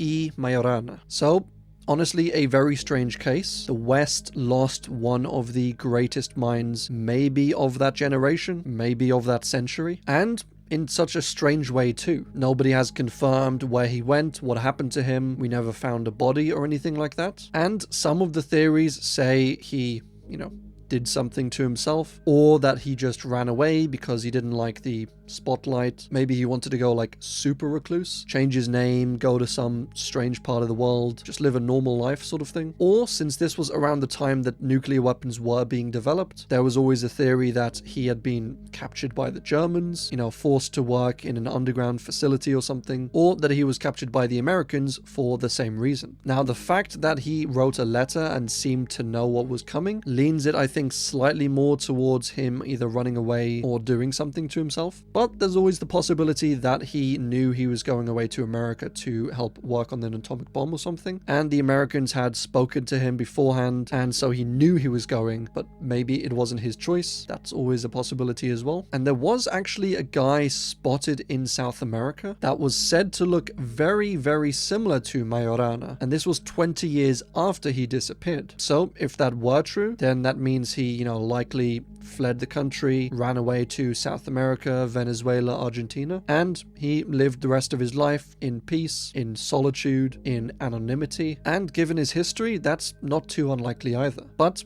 all of these are, of course, theories, and the truth about what actually happened to Majorana is still, to this day, an unsolved mystery. The Exmoor body was the unidentified body of a man found in Somerset, England in 2002. And this incident or case essentially was started when these people found along the side of the road this body, essentially, except they didn't really know it was a body when they found it. It was this, thing, this nebulous thing, and it was wrapped up in plastic bags and bedding, so they weren't really sure what it was, but they called the police. They did a further investigation of it, and it was in fact the body of a man that they estimated had likely been dead for around 2 years. They couldn't identify the body. There was no ID or identifying clothing or anything, but they did find that he had a golden pendant with a Quran verse on, so they assumed this man must have been a Muslim, maybe Arab, maybe Northern African sort of thing, and he had also seemingly suffered a violent injury, a violent attack, before his death, and then he was killed, and then he was likely hidden somewhere, as the police said this body wasn't at this site for 2 years. Like, it had just only recently been dumped, but he had been dead for 2 years. So where the body was hidden before that, police kind of had no idea. And who he was, where he was killed, why he was killed, and who killed him is still, to this day, a complete mystery. Fermi balls. Now, please forgive me because we're going to get into some super complex, but also super interesting and fascinating topics. And once again, as always, I will try and simplify it as much as possible. But Fermi balls are named after the world-famous physicist who we mentioned a few entries up, but these are essentially an explanation, or a possible explanation, for what dark matter is. And dark matter, as we've explored higher up on this iceberg, is in and of itself an insane mystery. And I'll try and summarize and explain dark matter real quick here. But basically, scientists look out into space, they look at other galaxies, and they add up the rough amount of mass in these galaxies, and then they're able to determine the rough amount of gravity that mass is producing. And with this amount of gravity, these galaxies and these systems would simply fling themselves apart. Like, there's not enough gravity within the system to actually hold it together. Like, the amount of mass that we can see is only producing roughly like 15% of the gravity that we would need in order to hold these galaxies together. So scientists figured that that other 85% of gravity has got to come from somewhere, and it's clearly not coming from any of the matter or mass that we can see. So this matter or mass that we can't see, that is producing most of the gravity, scientists call dark matter. It's like if we looked out towards the sun, and instead of this giant ball of, sun, this giant ball of gas, instead of that, if we just observed this tiny ping pong ball sun or something, like tiny, we would say, okay, we're spinning around the sun clearly, so there is some gravity coming from the sun. It's able to hold the planets together, it's able to hold the system together, but the mass that we can see, the sun, it's not producing nearly the amount of gravity that we are experiencing. So in that example, we might suggest something like dark matter,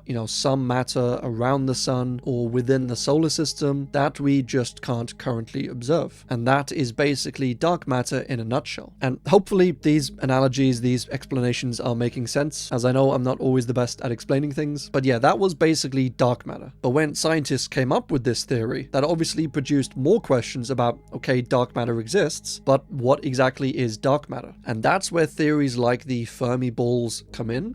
These are theories that work at figuring out or explaining or hypothesizing on what dark matter might be. And Fermi balls suggests that at the beginning of the universe, when everything was more densely packed together, it was hotter, these tiny black holes formed all over the, tiny universe, and they were able to form in the trillions. And now these tiny black holes are still permeated throughout the entire universe. Just as I said, trillions and trillions and trillions of them. They are tiny, they might even be subatomic, and they don't interact with light because they are, black holes, so we wouldn't be able to see them, but they would have some insane density, some insane mass, and would, in theory, be responsible for producing all of this gravity. And it does sound like science fiction when I explain it and simplify it all out like this, but I promise there is at least some decent science behind it. And at least for me, it is a very, very interesting one. And I think the real mystery here isn't necessarily Fermi balls, but rather what Fermi balls is trying to explain: dark matter. But moving on, our next entry is Fermi bubbles, which, wow, another Fermi entry. What are the odds? It's not like these are listed alphabetically or anything. But anyway, Fermi bubbles are another phenomenon, or they're more a phenomenon, I guess, than Fermi balls. But Fermi bubbles refer to these groovy looking shapes, these things shooting or, growing or emerging seemingly out of our galaxy. And they are just super, super cool. Like, I just love space stuff so much. And basically, the mystery here is we have no idea what is causing these, halos, these glows out of our galaxy. They are gamma rays, so we can't see them, on the visible light spectrum. So an image like this, for example, doesn't show them. But the gamma rays that they are letting off from the center of the galaxy, like all these red ones here, they are a lot more powerful than these other gamma rays, all these blue ones here. And one potential explanation for this has been that these red powerful gamma rays are all being ejected from the center of our galaxy. And what is at the center of our galaxy? A supermassive black hole. So the idea is, like certain neutron stars, for example, the gravity around this black hole is just so immense that a bunch of the matter and energy and stuff that it's absorbing gets kind of spun around the rim of it and then shot off, on the top and on the bottom in these insanely powerful beams of energy, essentially. And these beams are what we are observing as this, gamma radiation. And obviously they wouldn't be like straight up beams, like super clean lines sort of thing, because it is so far away, the light would disperse and it would bounce off other stars and planets and gas in the universe. So you would expect to see something a little more diffused like we do see. So yeah, a super, super cool entry. I quite like the theory for this one. I think it's quite reasonable. But as with a lot of these super complex, super spacey sort of entries, we don't currently officially know the cause for them. So they are, at least for now, a mystery. I still love it though. Fernando Alonso Formula One test session crash. And boy, that's a long title. But this happened in 2015 when Fernando Alonso, who was a Formula One driver for McLaren, he was driving along doing a test run of the track, and suddenly, just after he turned around a corner, his car just inexplicably, turned to the right and smashed into a concrete wall. And this was a rather strange crash because there was nothing in that direction. It's not as if he was trying to turn a corner or go around a bend or something. Like, this part of the track was fairly straight and he just all of a sudden turned right, smashed into the wall. So as soon as he crashed, the medical personnel rushed over there because he was seemingly unresponsive. He wasn't able to get out of his car. And so they did go over to the car and eventually airlift him up to a hospital. And McLaren, the company that owned the car, the race team, they basically said yep, there's nothing to see here. They said in their report that Fernando wasn't even injured, that they couldn't find any faults on the car, it was just a freak accident. They even said that possibly a random gust of wind came in and knocked the car onto the side, which, this was just an insane statement to make, because some of the other, fellow drivers and even Fernando himself said that at the speeds that these cars are going, they're, super aerodynamic, they're super low down, and they said that even a hurricane wouldn't be able to knock the car to the side. So with McLaren saying a random gust of wind did it, it seems like they're trying to make excuses for a badly designed car, or at least a well-designed car that had some mechanical faults. But Fernando's account of what happened was he just came around the corner, he was driving in somewhat of a straight line for this, part of the race, and then all of a sudden, inexplicably, he doesn't know why, the steering wheel just turned to the right, and then he crashed into the wall. But what officially caused the steering wheel to turn to the right is basically this mystery. Nobody knows what caused it. And yeah, McLaren said that Fernando was uninjured, when in reality he had to be airlifted to the hospital. He had a concussion, he was there for a few days, and there are some sources that say he even lost his memory, with him quoted as saying I'm Fernando, I like to race cars. Someday I want to be a Formula One driver. So his memory had reverted back to a child or something. But he seemingly fully recovered from all this. And yeah, nobody knows to this day what caused that car to swerve to the right and start the crash. The Forest City Killer. So this was a case that was very, very hard to find online, honestly, but it essentially focuses on this one serial killer in Ontario, Canada, and specifically in London, Ontario, not London, England, London, Ontario, Canada. I should have just said Canada. But this was a serial killer that operated in that area in the 1960s and 70s. And one of the most famous cases in this string of murders was of a 15-year-old girl called Jackie English. And she was a girl who lived with her mum. Jackie was out working one evening and she apparently didn't have a ride home. So she was out, she was stopped by a car. And it's important to note that she seemingly, according to witnesses, got into this car willingly, which made police think that either she knew the person in the car or the person was, charismatic enough, charming enough to convince her to get into the car and have a lift home sort of thing. And when she got into the car, she went into the back of the car and the back door was opened for her, meaning that inside the car there was likely at least two people. So, one driver and one person sitting in the back of the car. And this was the last time that Jackie was ever seen alive. She got into the car was heading in the direction of her mum's home. So I guess she thought, or at least they told her that they were, driving in that direction. But the car almost immediately did a U-turn, turned around, and went back out away from her mum's place towards seemingly the outskirts of town, the country roads sort of area. And it was in this direction that Jackie's body was found 5 days later, half naked, floating in a creek. She had suffered a blow to the head, likely knocking her out or even killing her, and she had been assaulted. And for this particular case, there honestly really wasn't much evidence. There weren't many leads, and there was some evidence for this case, like DNA evidence sort of thing, as a bunch of Jackie's clothes they found just thrown about the countryside. So seemingly what happened is her clothes were removed while she was in the car, and then they were thrown out the window either by her assailant or by Jackie herself. But with the DNA evidence, either they didn't do DNA tests, or at least they didn't do many of them, or they did do them. It's not exactly clear on this, but they just turned up no results sort of thing. And this case kind of ended up being a dead end. But there was another case which was kind of adjacent to this one, and that was the case of a girl named Betty Harrison. And she was left alive for whatever reason, but it was thought that the person who attacked Betty actually knew her, and that at the start at least, she was lying in order to cover up for them, because she didn't want to get in trouble. But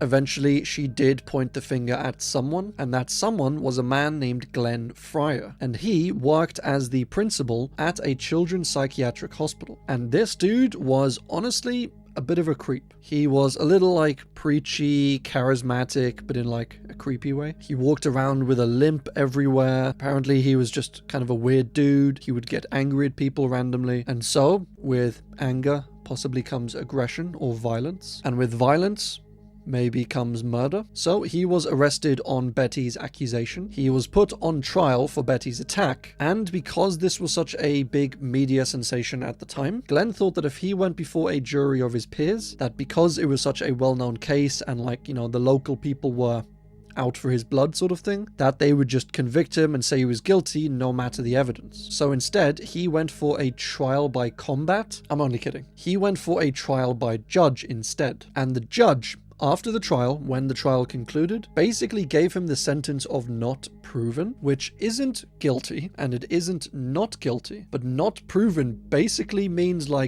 you probably did it, but there just isn't enough evidence to prove that you did it. Essentially saying the judge likely thought that this guy actually did this crime, but that there wasn't enough evidence to, legally prove it. And it was thought that at the time, through a few linkages of evidence sort of thing, that whoever committed this attack on Betty likely committed multiple other murders and attacks around London. And one of these potentially was Jackie English. So you have this creepy guy who very likely committed the attack on Betty. He likely also committed these other murders and assaults, but the judge wasn't able to sentence him. And it was said that the judge during this sentencing, or during this, giving of his verdict sort of thing, the judge was actually crying, and he told Glenn Fryer, that if you did commit these crimes, genuinely, if you did, then please seek help. You know, basically saying we can't arrest you, there's not enough evidence, but please, for the love of God, stop doing this. Which is just an insane scene to imagine. The case basically ended there. Glenn was never convicted of anything further or additional, and while a lot of people do think that Glenn was actually behind this all, it has never been confirmed, and to this day we still don't know who attacked Jackie English or who committed all of these other murders around this area of London in Canada. Fuzzy, cold, dark matter.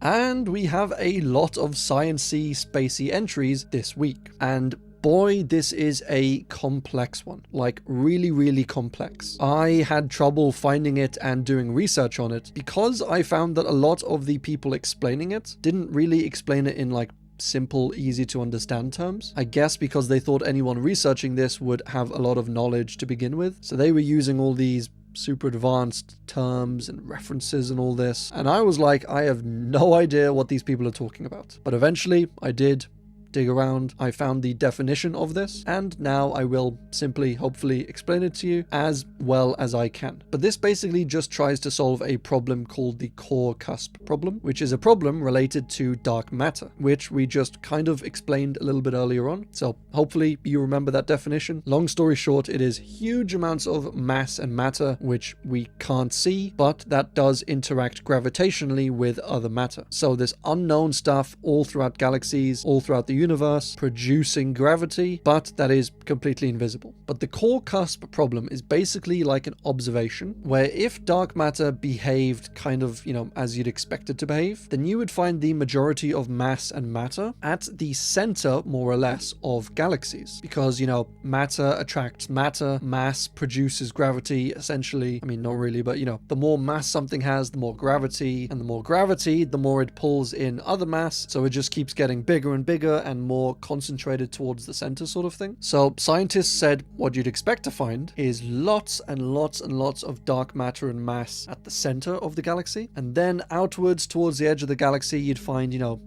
you'd find bits of mass, you'd find some dark matter there, but most of it would be in the center. But what you actually find is that, yes, while most of it is in the center, it's not like a huge majority of it. It's still pretty well spread out all around the other parts of the galaxy. And this is essentially the core cusp problem. So as you can see in this lovely illustration on this guy's video, as you get closer to the center of the galaxy, which is closer to the left, then this black line, which is the mass or dark matter sort of thing, this goes up quite linearly, but also quite sharply. So it goes whoop. That's the sound it makes. But what we actually observe is this other line, where as you get towards the center, the mass and the dark matter does go up, but just not as dramatically as we would expect. So now that we understand that problem, scientists have obviously come up with some explanations for why this is occurring, and one of them is something called fuzzy dark matter. And this is basically a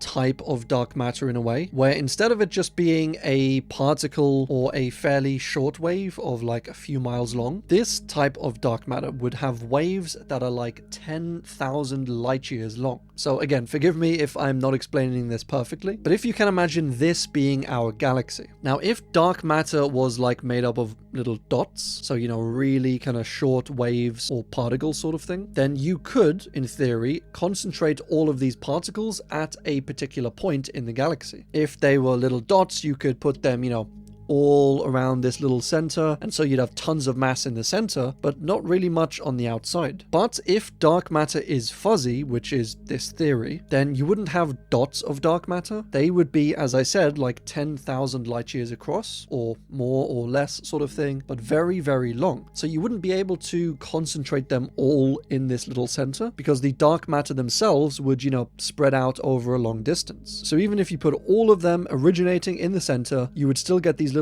bits on the outside that do cover some areas. So you could, in theory, have all of the dark matter converging in the center, and yet still have tons of mass on the outskirts of the galaxy. So a pretty cool theory, I think. One that, for me, instinctively at least, seems quite sound, quite logical, but it is an insanely complicated topic, and people have been, you know, studying this their entire lives, so I don't pretend to know as much as them, but from what I've read, from what I've studied about it, it is some super fascinating stuff. But this entry is, why is this occurring? And honestly, we have our theories, but we don't really know. Gail Lenoir Cookson was this 35-year-old woman who went missing from Sacramento, California in 1984. Now, this case is a very strange case indeed. There are very few details about this case, and from the few details that I could find, Gail either went missing from her home or just after leaving her home, and foul play was suspected somewhat, and that is all I could find. We have this photo on the missing persons report, and the photo does seem like a somewhat dated photo of her, so she was likely older than this when the disappearance happened, and she's listed as a Mrs. Gail Cookson, but there's no mention of a husband either living with her or living apart from her, or deceased, or even working overseas like in the military or something. There have been searches done for anyone in her immediate family. Nothing's really turned up. No one's come forward to say that they know her, or at least knew her. And yeah, that was basically it. There were a few other Cooksons listed within the area, but all of those have either moved or disappeared, or they've since died, since this was, a few years ago, to say the least. But there was, however, this one Yvette Cookson, who quite honestly looks insanely similar to Gail. Like, I'm pretty sure those are the same glasses she was wearing as well. So this could potentially be another photo, another report of Gail under a different name sort of thing. Maybe she had 4 names, or it could be something like a sister or a twin. But this Yvette Cookson is listed as having died in 2007. So as I said, it's a very confusing case.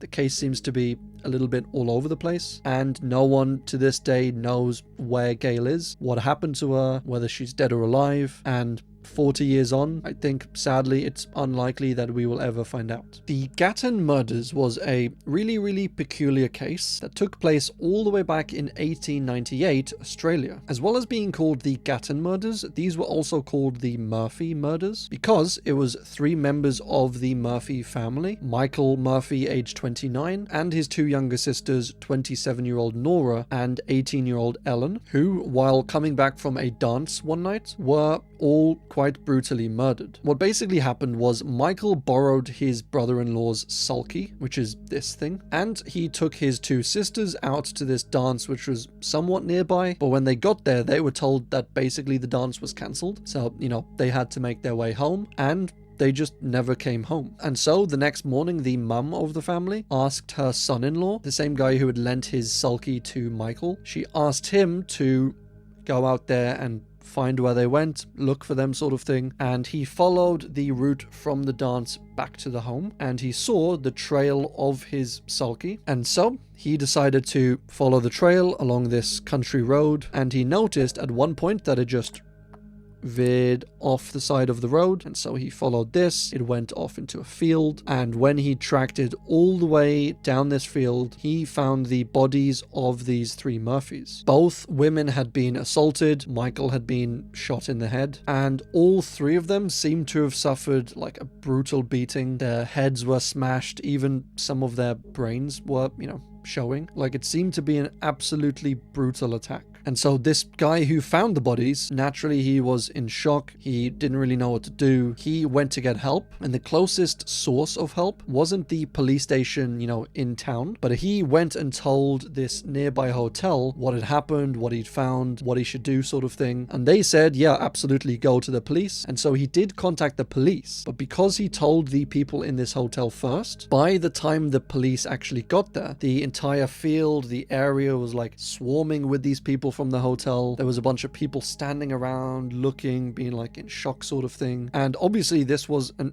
active crime scene, so it is thought a bunch of the evidence and the trails and the tracks leading up to the bodies that, might have had footprints from the murderer sort of thing, that they were all trampled upon, and it was basically useless for gathering information or evidence. The local police got to the scene, they realized what this was, and then they were like, we are just out of our depth sort of thing. They didn't collect any evidence on the scene. They didn't write any notes. And they thought we need the national police for this case. You know, a triple murder, a crazy attack, maybe it's a serial killer. They needed some more muscle for this case. And so they went back into town to send a telegram to the national police headquarters. And when they left the scene, they put a bootmaker, one William Devitt, in charge of, you know, make sure you secure this scene, don't let anyone in sort of thing. And he was just like, yeah, okay, I'll do that. And he just never actually did, because, you know, he's a bootmaker, he's not a policeman or anything. So more people came and visited the scene, more evidence was, you know, destroyed or lost or tampered with, and the police were obviously in town sending this telegram to the headquarters. And when they went to send the telegram, they told the telegram sender, like, to mark this as urgent, it's got to get there as quickly as possible. And the telegram sender said, you know,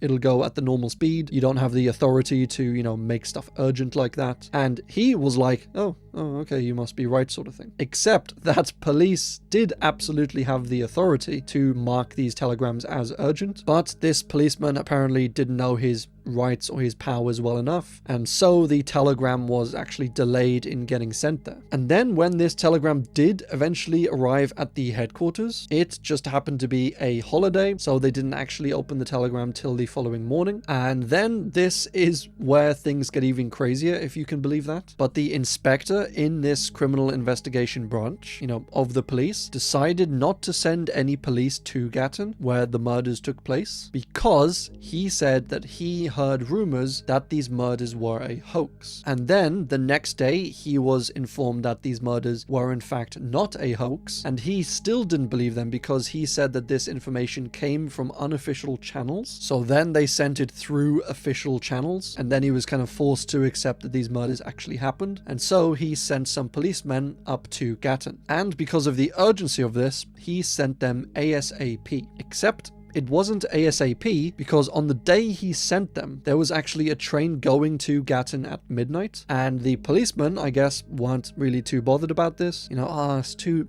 late, leaving at midnight. I don't want to be traveling through the night sort of thing. So they just left in the morning. They got the 7:30 a.m. train, and so eventually the police from Brisbane arrived in Gatton like 48 hours after the murders took place, or even after the bodies were found. And the bodies were moved to this nearby hotel. They were inspected, an autopsy was done, and it was here they found out how the bodies had died, what sorts of injuries were on them. And the investigation lasted around 5 or 6 months. No one was arrested for these crimes, even though there were a few suspects, there were a few interviews, and one of the main suspects actually was a local butcher who was, you know, a little bit weird, a little bit loopy. He was often seen walking along these country roads, just, you know, being a little sus. And he was actually suspected for another murder, and there was a revolver that was found abandoned nearby his workplace that had in its chambers 4 rounds spent, which is the exact amount of rounds that were used both in the Murphy murders and in this other murder that he was suspected of. And he said,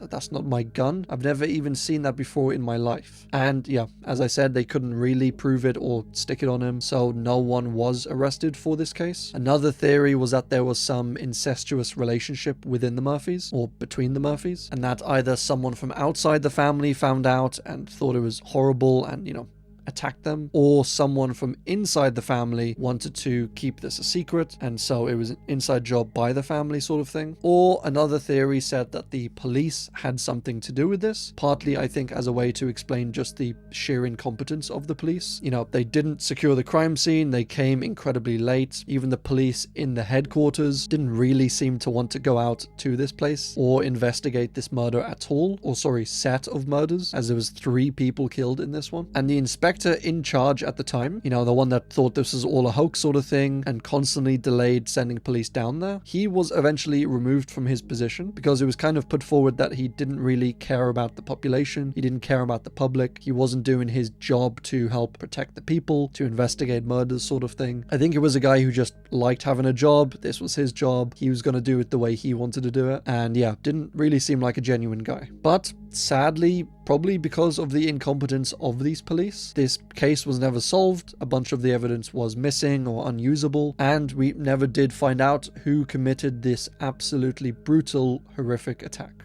Hale Boggs. So this was a guy who in 1972 was actually the majority leader for the House in America, or the majority leader for the Democrats in the House. And he was also, and this might not necessarily be important, but it also might be important, he was also on the Warren Commission, which was the commission the group created to investigate the JFK assassination. So keep that in mind for a little bit later. But he was out campaigning one October in Alaska with the representative from Alaska, Nick Begich, and I hope I'm pronouncing that right. But Hale, Nick's assistant, and the pilot, because they were all in a plane, but all four of them were in a plane going from Alaska to Juneau, and while they were in this plane, flying through the air, they just went missing. Like, it was super strange. There was no plane found, no crash, no bodies, no signals, no like emergency mayhem signals sent out, just nothing. They were in the air seemingly 1 minute and just didn't exist the next. There were searches done by the Coast Guard, the Navy, the Army. There were flights overhead done all around the area by the Air Force, even by civilian aircrafts, you know, looking to lend a hand sort of thing. And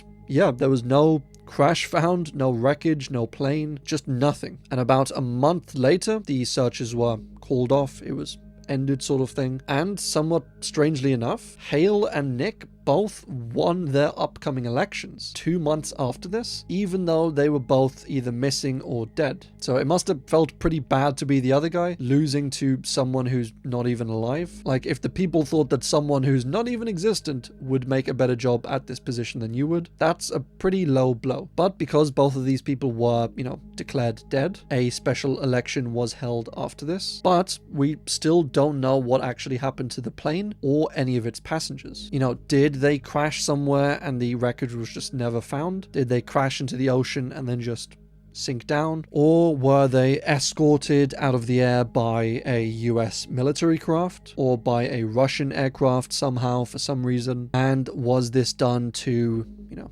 maybe silence Boggs? Because as I said, he worked on the Warren Commission. Maybe he knew a thing or two. They didn't want him speaking. That, in my eyes, is always a possibility. But it is a rather strange case nonetheless. The Hammersmith nude murders. So these were these murders that took place in London, England in 1964 and 1965. The victims were all, sadly, as they quite often are, adult workers, and they were all found having been stripped down after they were killed, or at least before they were killed, and they were all found near the River Thames. And because they were stripped down, the murderer was subsequently dubbed Jack the Stripper, which, I mean, that's creative, guys. And these murders were dubbed the Hammersmith nude murders. Now, throughout all of this, there was only one potential sighting of this killer, and this rough sketch was drawn up based on what the witness said that they saw. But even this sighting itself wasn't really clear. Like, the witness wasn't entirely sure, like, did the guy look like this or this? They had like a vague kind of idea, description of what they saw. So yeah, even this sketch of the killer isn't necessarily 100% accurate either. And I would get into some of the finer details about these murders, but they are honestly just all so insanely brutal. But essentially, they were all left naked, strangled, and humiliated, just all-round awful stuff. There were at least 6 murders that the police think were highly likely to be linked, as well as 2 earlier murders in 1959 and 1963, which the police think are likely linked to the others, but the connection isn't quite as solid, you know, as the others. So we're looking at least 6 murders here, potentially up to 8 murders. And at the time, this case got a lot of media attention. The police interviewed upwards of like 7,000 suspects, and of these 7,000 suspects, there were quite a few that the police kind of narrowed it down to, and then over time they narrowed it down even further. And one of these suspects was a 57-year-old caretaker named Kenneth Archibald, and he, in 1964 actually confessed, like willingly came out and confessed to the murder of one Irene Lockwood, which was one of the women killed during this, spree or attack. And so he went to the police, he admitted to the murder, he confessed, he went through the trial process, and basically just as he was about to be convicted of this, murder, he retracted his confession, and because they didn't really have any other evidence on him, the court essentially had to just let him go, which honestly, what a bloody waste of time and resources. He should at least get charged with like wasting police time or something like that. And why he admitted to this, if he did it, if he didn't do it, it's not really clear. There was also a security guard named Mungo Island, and he was considered a suspect due to some interesting evidence that was found on some of the victims. And that evidence was these little specks of paint, and they were found in various spots all over these victims. It was a little subtle, but the police suspected that wherever the bodies were kept, maybe wherever the bodies were killed, had something to do with paint, a workshop, a construction site, and they were actually able to trace these flecks of paint somehow. Don't ask me how they did it, but they were able to trace them back to this place called the Heron Trading Estate, and just across this trading estate was a paint shop. And it was at this estate that Mungo Island worked as a security guard. So the police came up with this theory. They announced that they had, traced the paint back to this place. They suspected Mungo, and shortly after this, Mungo took care of himself, shall we say. He left a note to his wife saying that, "I can't stick this any longer. To save you and the police some time, you can find me in the garage." And his body was found in the garage, in his car, unresponsive. Some people think that he did this to himself as a way to avoid being caught or captured or punished, sort of thing. Some people think that he was actually innocent and he was just so stressed from these accusations, like he thought that the accusations would ruin his life and he couldn't live with it, and so then he did what he did. But nobody really knows on that one. And there was also this local boxer who was rumored to have committed these crimes, but there wasn't really a massive amount of evidence for that one. And there were, as I said, a few other suspects, a few other theories, stuff like it being an inside job by the police for some reason. But ultimately, with all the theories, with all the suspects, no one was ever officially charged for this crime, or these string of crimes. And so officially the person who killed all these women is still unidentified. The Isdal woman was a name given to an unidentified woman who was found dead in Isdalen, Norway in 1970. And this was a very odd case. The woman, as I said, was unidentified. She didn't have any ID on her, nobody knew her, but she was traced back to where she was last seen at a local hotel. The hotel staff gave their description of what she looked like. She was quite an attractive lady, she was quite well guarded, like she didn't have guards, but she kept to herself, she was quite secretive, and she paid everything in cash. There was no cards or identification sort of thing. And then she left the hotel and was subsequently found dead up on this hiking trail. Now, there wasn't really much to go on initially for this case, but they did after a few days find these 2 suitcases that belonged to this woman, and they were left abandoned at the local train station. And when they opened the suitcases up, what they found just confused them more than before. Inside the suitcases were clothes, wigs, glasses, sunglasses. There were multiple maps, timetables, identifications, and various types of currency from like Norwegian, Belgian, Swiss, British, German, and French money, and a notepad with obviously notes inside of it. All the identifying points or brands on these clothes were like taken off. There was no receipts for anything, so it's hard to tell where she came from, where she originated from, where she was going, apart from, the timetables and her notes, because when they looked at her notes, they were able to basically figure out where she had been. And these notes were basically places all over Europe that she had either visited already or had planned to visit. And when the police cross-referenced these locations and these times, they were able to find handwritten like check-ins for certain hotels, and they found that the names used on these check-ins varied quite a bit. So this woman used as many as like 8 different identities, different passports, passports, names, addresses, and apparently disguises with these wigs and the glasses and the different clothes. So, like, what exactly was going on here, and what even happened to her in the end? And that is kind of the big question on this case. She was found with huge levels of sleeping pills within her system. So initially it was thought that she might have,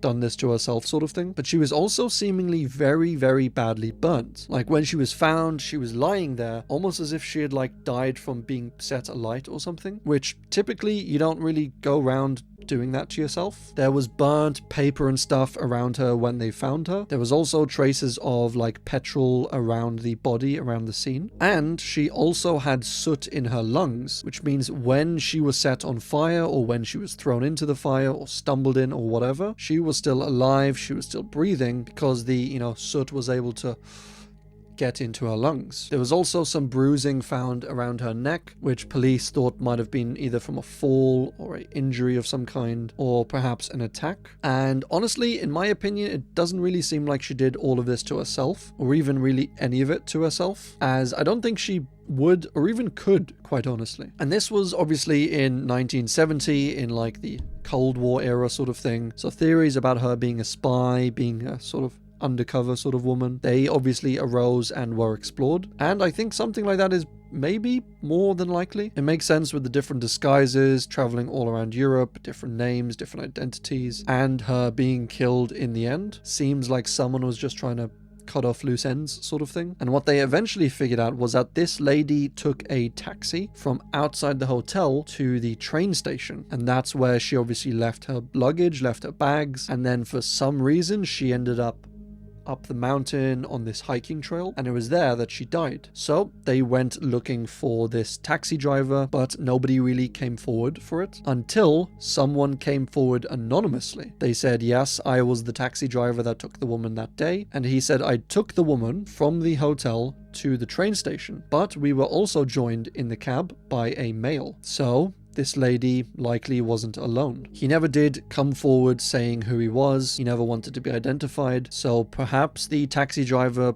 saw something that he shouldn't have seen, or he was intimidated or something, but it seemed like he was at least scared, if not cautious. There was also a man that was hiking up on these mountains, or on this trail, that said that he saw a woman up there who was walking. She looked kind of, quiet, like she didn't want to talk, and she was accompanied by these two men. And he thought that this whole scene looked a little strange, a little suspicious, enough so that when he got down from this hiking trail, he immediately went to the police station to report this, and they basically told him to just forget about the whole thing. They said, oh, a woman hiking with two guys? Like, that's not suspicious at all, don't worry about it, sort of thing. And then this lady was found. So, like, what the hell sort of police are you? And that's basically as far as the case went. The woman was never identified. They never found anything more to, identify her with or by. The two men were never identified. Where she came from was never figured out. None of her relatives came forward, sort of thing. So it was just a complete mystery. She was buried locally nearby and given a Catholic funeral. But who she was, where she came from, what she was doing in Europe, and who these two strange men were, was never figured out. Jean Van Kalk was the heartbreaking case of this 8-year-old girl who was found dead in Brussels in 1906. Jean was often living with her grandparents at the time, as her mother tended to be working, and the dad had generally abandoned the family. So yeah, as I said, she was living mostly with her grandparents. And this case is honestly just heartbreaking to go over. But Jean normally went to her mother's house every evening for a few hours, and she was brought there normally by one of her grandparents, except for this evening, where for the first time ever, she went all alone. And this was because her grandfather was working at the time, and they thought, just this once, she has to grow up eventually, sort of thing, and she was allowed to go to her mother's on her own. And after she left the house, she never turned up. Around midnight that same night, this guy and his son found this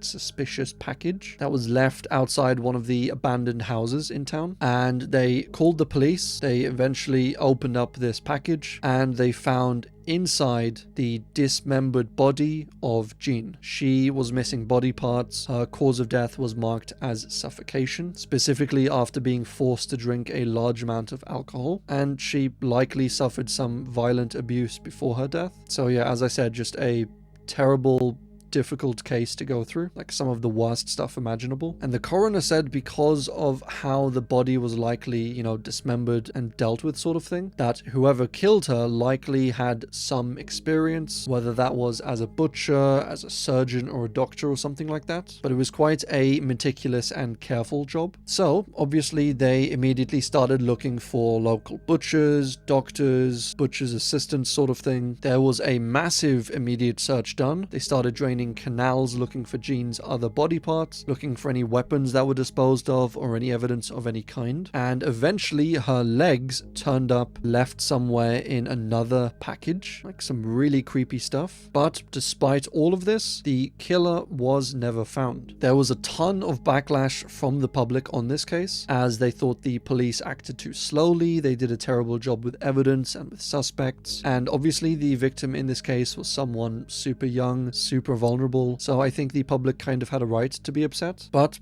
as I said, no one was ever charged or convicted for this case, but still, rest in peace, Jean. The Keddy cabin murders. So these murders were just all sorts of messed up, and we're going through quite a few of these this week apparently. But this case involved the Sharp family, namely Sue Sharp and her 5 children. And the whole family originally lived in Connecticut, but after Sue broke up with or divorced her husband James, she moved with the kids all the way from Connecticut to California, and she was living in like this cabin sort of place in the resort town of Keddy. And on the day that this incident took place, a few things happened, and I don't think they're all relevant, so I'll just name the relevant ones, or the relevant things that happened on that day. But on this day, Sue drove down into town with her 5-year-old son Greg and her daughter Sheila, and she was driving into town to collect her other son Rick, 10-year-old Rick, who was there trying out for a baseball team. So she and the other kids picked Rick up, and while they were there, she saw her other son John and his friend Dana, and they were both trying to hitchhike back into or out to where they lived. So Sue, the mum, picked them up as well and drove them,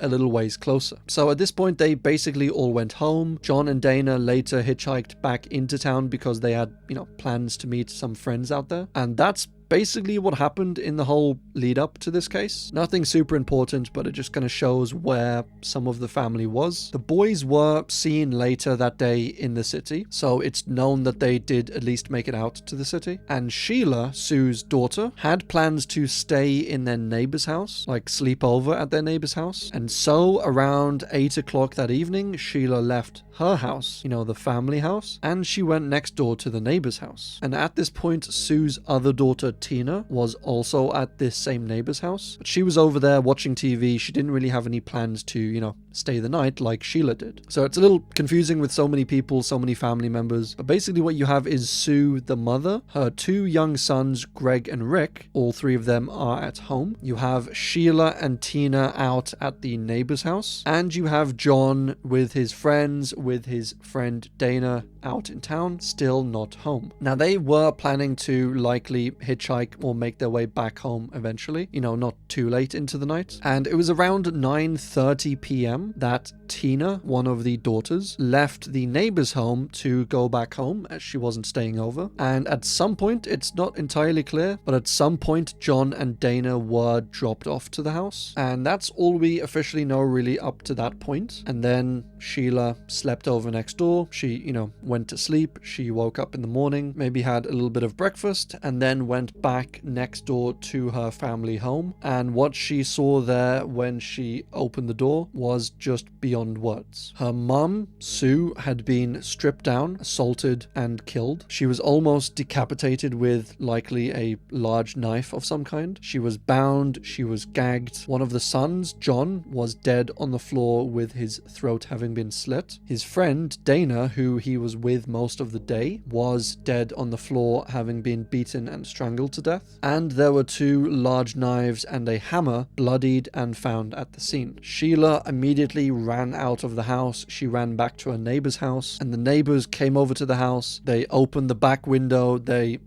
ushered the remaining young children out, which the other young children, the 2 younger sons, and one of their son's friend, Justin, they were all seemingly alive and well, which, thank God, but they were taken out the back window, brought to safety, the police were called, and an investigation was started. But what they realized was Tina, who was the 12-year-old daughter who, left the neighbor's house last night to go back home, she wasn't dead, but she was also nowhere to be found. One of the neighbors, the one that Sheila stayed at for the night, said they didn't hear anything whatsoever, and there was just one other neighbor that thought they heard maybe some muffled screaming at around like 1 a.m, but it didn't really last very long. They weren't really sure of it, so they didn't call the police or anything like that. And there were a few suspects for this case, with one of the major ones being a man called Martin Smart. And he was a local neighbor. He was the stepfather of the boy Justin. You had the two young sons, and then you had their friend Justin. Well, this boy was the stepson of this man Martin Smart, and Justin was obviously staying in the house on that night, so that was at least some connection. And when the police went to interview this guy, when they started their investigation, they noticed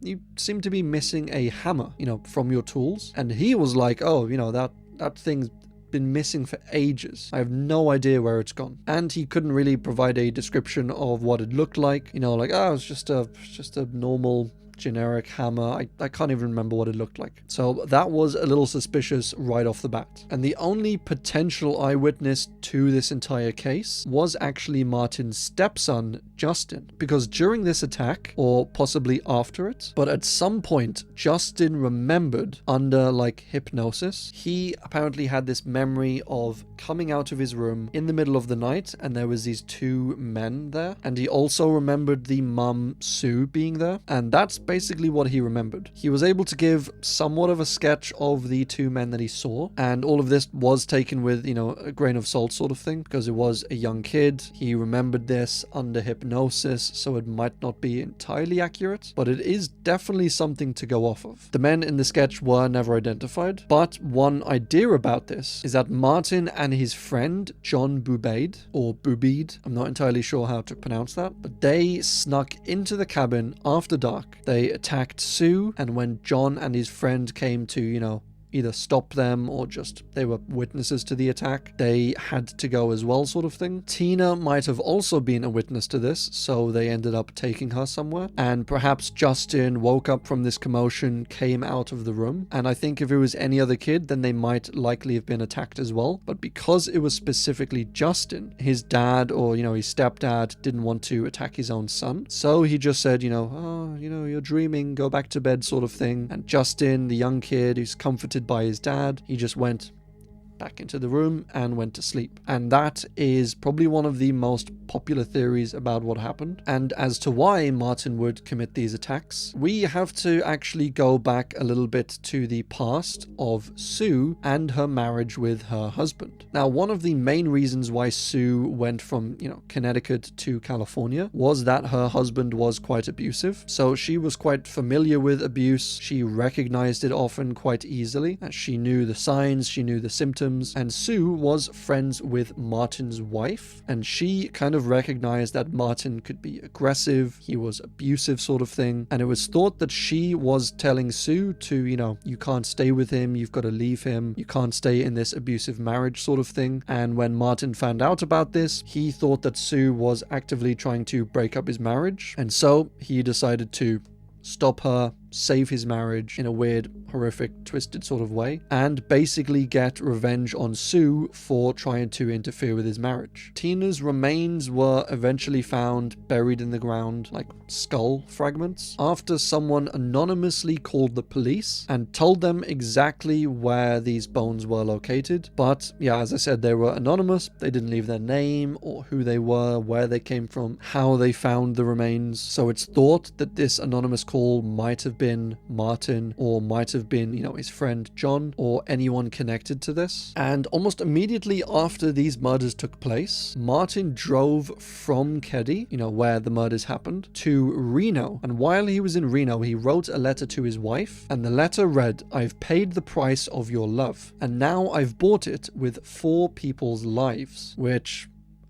that's suspicious, right? Like, what the hell does that even mean if it's not a confession? But the letter was apparently never admitted into evidence in the original investigation for whatever reason. And apparently Martin's wife found a girl's bloody jacket on their property, like just after these murders happened, but that was never taken into evidence either, which, like, what the hell is going on here? And there were some rumors that Martin had a relationship, not like romantic relationship, but like a good friendship with some of the police in town, which there's not too much evidence for that claim. And even if you were good friends with them, I'm not too sure they would, cover up a murder for him, but it is always a possibility, I guess. And there's the fact that Martin had a counselor that he, often talked to, and apparently he admitted to this counselor that he said he killed Sue and Tina, but that he had nothing to do with the two boys, which it's like, what? Like, they were all killed together, so I don't see how he's admitting to killing the two women but then not to the boys, as if they were like a completely unrelated case. Like, if you were there when the girls were killed, then you were absolutely likely there when the two boys were killed, unless he means that, like, he wasn't directly responsible, like he didn't actually physically kill them. And if that's the case, then it's likely his accomplice did, and his most likely accomplice is, as we mentioned earlier, his friend John Bubade, or Babidi. Like, it's just a strange thing to admit even to a counselor, like who confesses to half a crime sort of thing. But that is what happened. No one was ever convicted or charged for these crimes. Bubade died in 1988 and Martin died in 2000. And there wasn't really ever much progress in this case, except for in 2018, when police said that they had recovered some DNA evidence from the crime scene, like from some of the tape at the crime scene. They were finally able to get some DNA from it, and they said they were able to match it to a living suspect. But that was in 2018. Nobody has since been arrested for it. I don't know if they're still trying to make this link or if it was just a dead end sort of thing. But it is also strange that they said they connected it to a living suspect, and two of the main suspects for the case are both dead. So we don't really know who they might be talking about. But this horrific case, quadruple murder, was, as I said, never solved, and sadly the identity and the motive behind these killings is still a mystery. The Lake Bodom murders involved the murders of, and please forgive me Finnish people because I will likely butcher these names, but they were Maila Björklund, Anja Maki, and Seppo Boisman, who were 15, and 18 years old respectively. There was also a fourth person present for this. Well, I mean, the fifth person was the killer, but the fourth person present was another 18-year-old called Niels Gustafsson. He was attacked as well as, all these other kids, but he managed to pull through and he ended up surviving the attack. And this case takes us all the way out to Lake Bodom in Finland, and this was in the year 1960. Now, these four teenagers were out camping around Lake Bodom. They were taking in the scenery, they were exploring the wilderness sort of thing. And then in the middle of the night or the early morning, someone basically jumped their tent. They stabbed through the tent at the teenagers. They threw something heavy like a rock or a brick or some other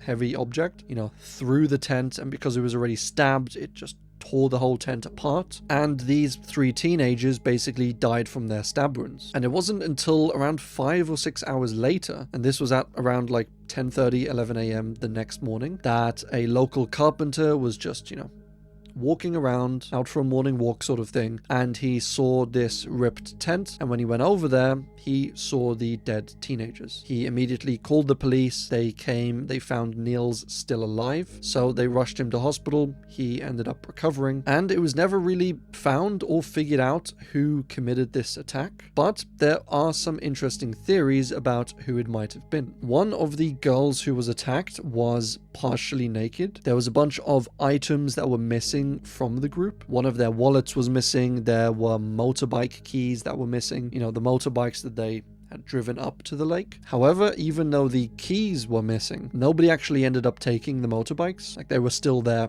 parked up, and the shoes of Neil Gustafsson were actually hidden nearby, and that fact might be important a little later on. But as I said, as far as suspects go, there was this one kind of local crazy guy, I guess. He was known to go around, shout at people, and sometimes tear down tents and throw rocks at people. I guess he just didn't like campers for some reason. But he was investigated, he was never arrested for this, and he actually died in 1969. So, a few years after this. There was also a man named Hans Assmann who actually showed up to a hospital the following morning, and he was wearing bloody clothes. Like, he said he'd been in an injury or something, and he bled on himself, but that was a little suspicious, and it was on the following morning of the attack. And he was also wanted, or not wanted, but suspected of committing 5 other murders in like the fairly local area, but they never could find enough evidence on him to, arrest and convict him. And then there was a man named Pentti Soininen who was actually in prison at the time that he actually admitted to these murders, and he was bragging to an inmate that,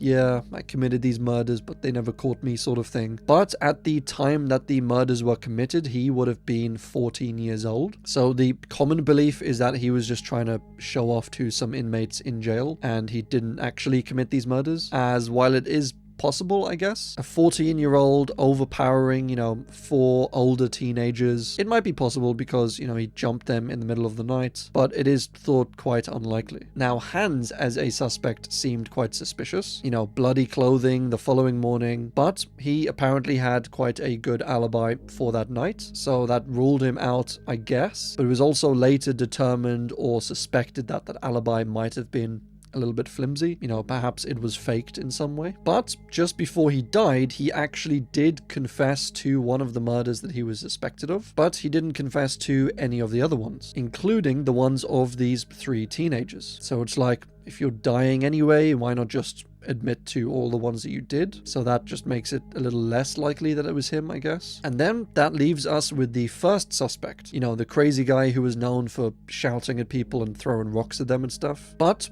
the police never obtained his DNA, and as I said, he died, less than 10 years after this crime took place. So it's unlikely they'll ever prove it was him. They have nothing to link any DNA evidence up to. And if they do ever prove that it was him, he will obviously never do time or be convicted of it because he's no longer alive. So a bit of a tricky case. But there was, however, another suspect in this case, and that was the surviving teenager Nils Gustafsson. And eventually, all the way in 2004, so this was 44 years after the initial attack, Nils Gustafsson was arrested and charged with the murders of his 3 teenage friends. The prosecution said their version of events, what they suspected happened, was that Nils got into a fight, like a physical fight with his other friend, and the fight got quite physical. This other friend broke Nils' nose, and just in a fit of rage, Nils ended up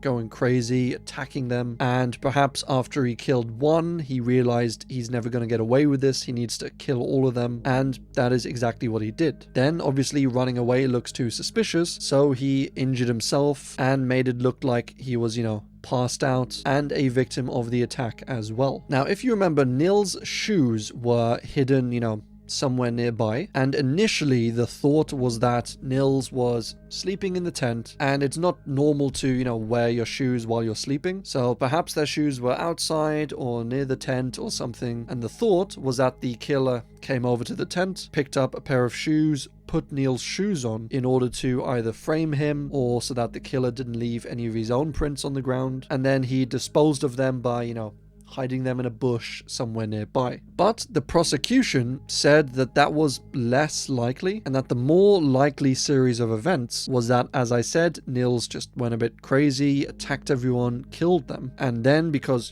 he was wearing his shoes, it had blood on, it had all of this evidence on, which they did find, by the way. But in an attempt to hide the evidence, maybe, Nils took the shoes, went away, hid them in a bush somewhere, and then came back to the scene and pretended to be, passed out, unconscious. And then, obviously, with the investigation, when the shoes were found, that all kind of went away, and then it was theorized that the actual killer had taken the shoes, worn them, sort of thing. And that's basically what the prosecution was arguing. And I mean, it's certainly a theory. There's not a ton of evidence for it, but it also doesn't sound like the craziest theory ever either. The courts, however, thought that there was not enough evidence to convict him. He was not charged, he was released, and he was actually given 45,000 euros as like a compensation, I guess. But with him not being charged for these crimes, and with most, if not all, of the other suspects being dead, it does look very unlikely that this case will ever be solved. But we can always hope. The Lake Oconee murders. Gosh, more murders on more lakes. This week is not looking lighthearted in the least. But these were the murders of Russell and Shirley Dermond in 2014, Georgia. The state, not the country. And this was honestly a fairly brutal one. You had Russell, who was aged 88, which that's a fantastic age. But he was found dead in his house at Lake Oconee, and he was missing his head. Like literally, he had been decapitated, and his head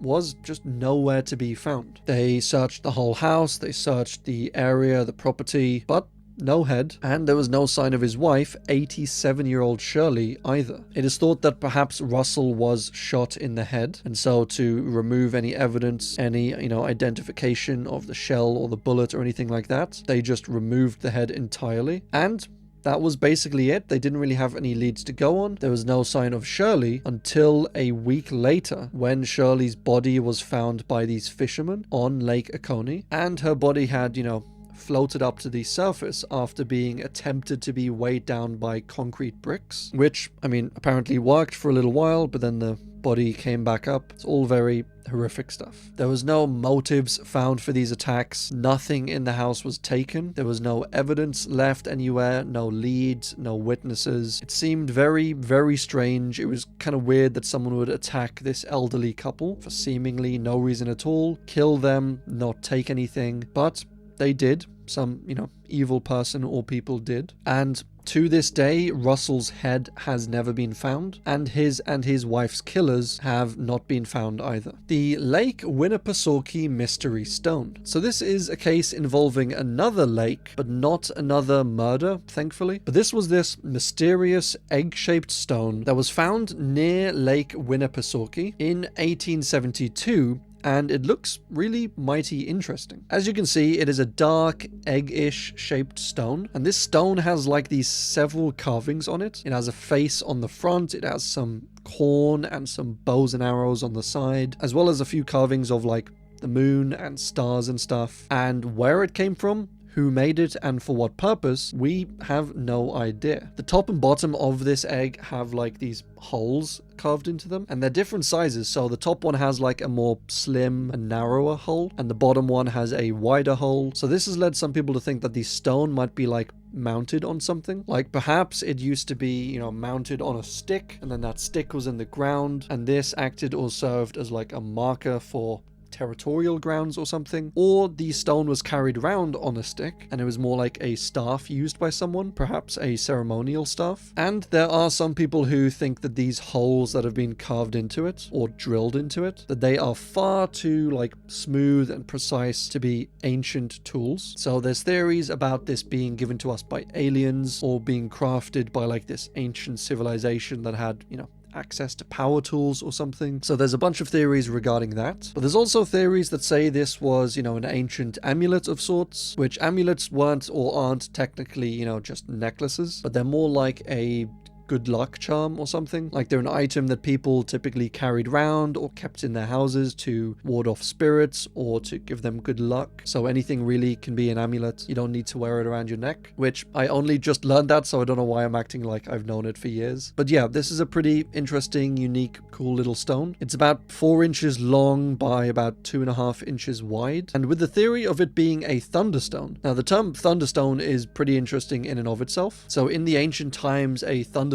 was something that would like appear when thunder struck the ground. So you'd look out in a field, you'd see thunder hit the ground, you'd run over to the spot where it hit, if you could find it. And apparently sometimes you would find these ancient stones, sometimes with markings on, which I don't know how true any of that is, but the idea was that, these gods were basically giving us these powerful stones, and it traveled down the lightning and they sent it down that way. And that was basically the theory. So it was theorized that this might be something like a thunderstone, but these are all just theories. We don't know exactly where it came from, who made it, why it was made, what it was used for, but it is a pretty interesting one nonetheless. The Lisbon Ripper was a man who killed at least 3 women in Lisbon, in Portugal, in 1992 and 1993. And these killings weren't exactly your average standard killings. I mean, not that any killing should, be standard, but these 3 women were all adult workers, which sadly is fairly quite common, and all 3 women were called Maria, which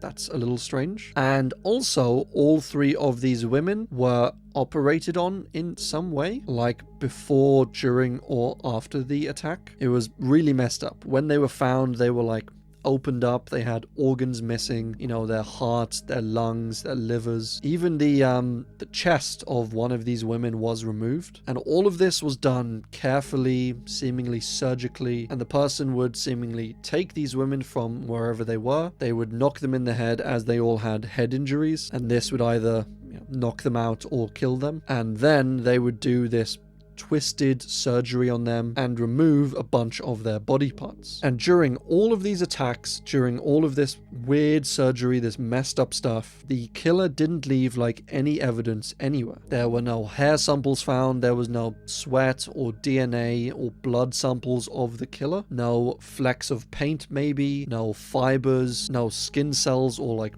dog hairs, pet hairs, just nothing. And in fact, the coroner who worked on these bodies said that you could, in theory, describe these as perfect crimes, as there was just so little evidence to actually go off. All 3 women were found in Lisbon. They were all within like months of each other. And since there was very little evidence to go off, the police were kind of stuck. They had no real suspects, no real decent leads. And in 2008, which was 15 years after these murders were committed, the statute of limitations for murder actually kicked in. And so nobody, even to this day, like even if they got photographic video evidence of the murderer and the murderer fully confessed, because of the statute of limitations, they just can't be charged for these crimes, which is just absolutely insane. I mentioned this before with the Japanese statute of limitations on murder, but thankfully the Japanese have updated their laws so that there's no longer a statute of limitations on murder, which makes absolute sense to me. But in Portugal, the statute of limitations is still 15 years, so with any murder that occurs, the police basically only have 15 years to gather their evidence, make their charges, and convict someone for the murders, which they didn't do in this case, and so the killer will never be found, and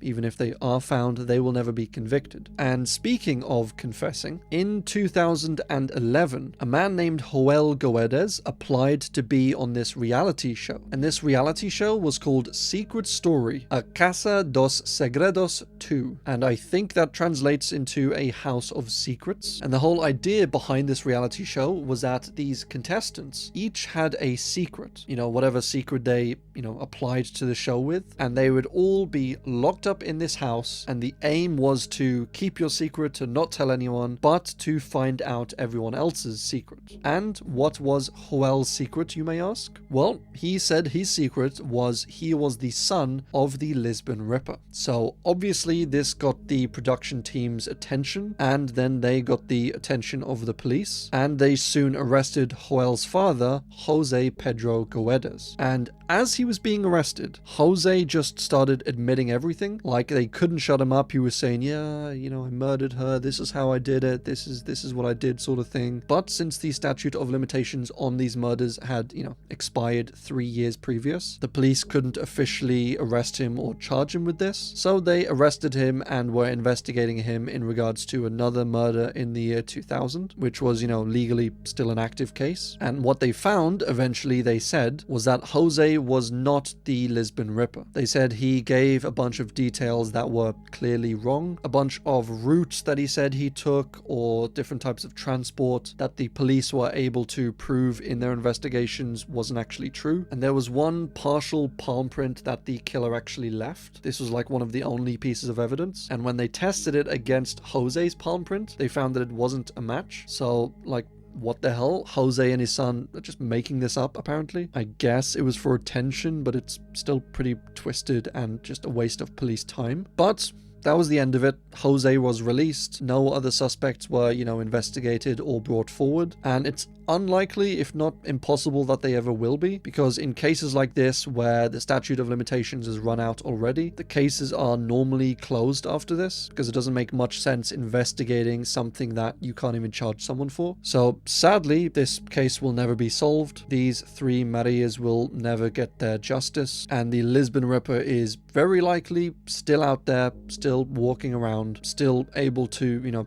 commit these horrific crimes that he did. And unless he comes forward and confesses, he won't be charged, but at least we'll know who it is, sort of thing. Unless he does that, it is unlikely we will ever find the identity of the Lisbon Ripper. So grab a drink. My choice today, if I don't spill it, is chai. And join me as we explore the Unsolved Mysteries Iceberg. Dang it, I did actually spill it. And starting off this week, we have lluvia de peces, which I sound like the least Spanish person in the world. But this, translated, means rain of fish. And it was this phenomenon that occurred every year for hundreds of years in Lloro, Honduras. It seemed to happen multiple times a year, and during this phenomenon, there would be like massive, heavy rainfall, and then in the next few days, people would find fish just all over the ground. And so it became known as the Rain of Fish. Now, where these fish exactly came from wasn't too clear. There were some theories that say that these fish were picked up by something called a water spout, which is like this mini typhoon sort of thing, and this carried it over and then dropped it down where they found the fish. But one of the problems with this theory is that the nearest sea source is like 45 miles away. So for a spout to pick up fish and then carry them 45 miles inland, that is a bit of a stretch. So people thought that these might be perhaps freshwater fish, from nearby rivers or lakes. But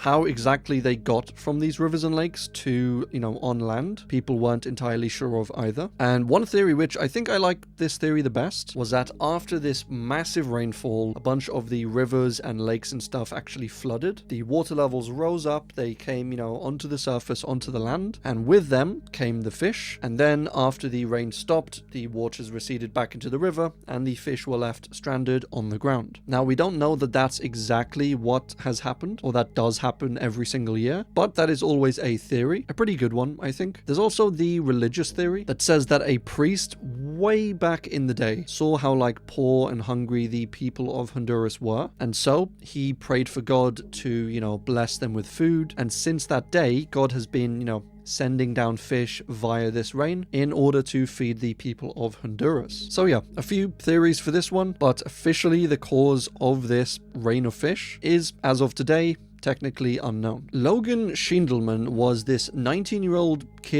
guy who went missing in Washington in May 2016. Now, Logan was, up until recently at this point, quite a good kid. He had a history of doing quite well in athletics. His test results seemed to be fairly decent for the last few years, but it was only really quite recently he started to get a bit distracted. His grades started to drop. He started, smoking a bit of the wacky tobacco every now and then. And partly this was caused by his identity crisis, I guess. He was mixed race. He had an Arab father. He had a mother who herself was half black, half white. So he was quarter black, quarter white, half Arabic. And he had obviously white grandparents that he stayed with, and he grew up in a white neighborhood. So he felt like, his African family didn't really know him or want him. He was darker skinned, so he didn't fit in this white neighborhood or with his white grandparents.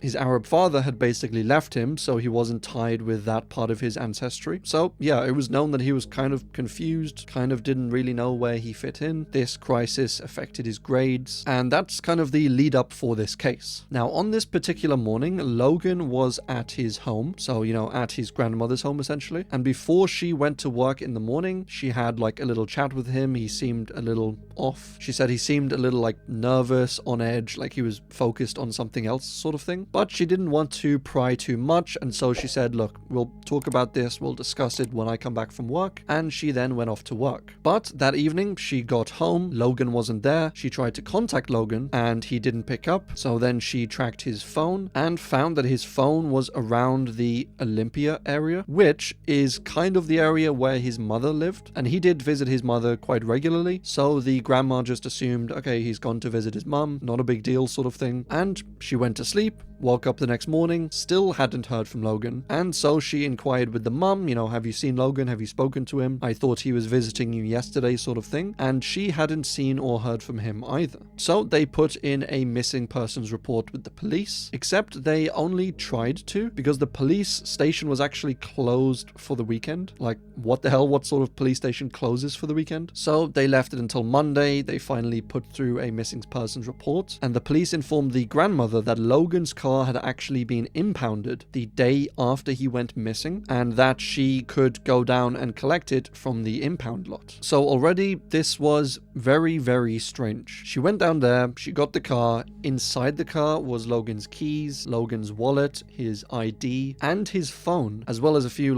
bits of food, drinks sort of thing. But Logan was still nowhere to be found. Now, they sought some help from the public on this. Had anyone seen him? Had anyone seen his car before this? Before it was impounded? And it turns out that people had seen his car around the same area that it was found and, taken away. But on the morning of the 20th, so a few days ago, someone said they saw Logan's car pulled up onto the side of the highway, and they saw Logan standing at the back of the car with these two unidentified white males. And then later on in the evening, as this person was, making their way back the same route, they saw the car still there, but no sign of anyone else, no sign of Logan. So very strange. And when the car was found and, impounded, people say that what happened was the car was parked up on the side of the road, and then all of a sudden it just veered off into traffic, through the 3 lanes, and then smashed into the central barrier. And when this happened, a white male climbed out of the passenger seat,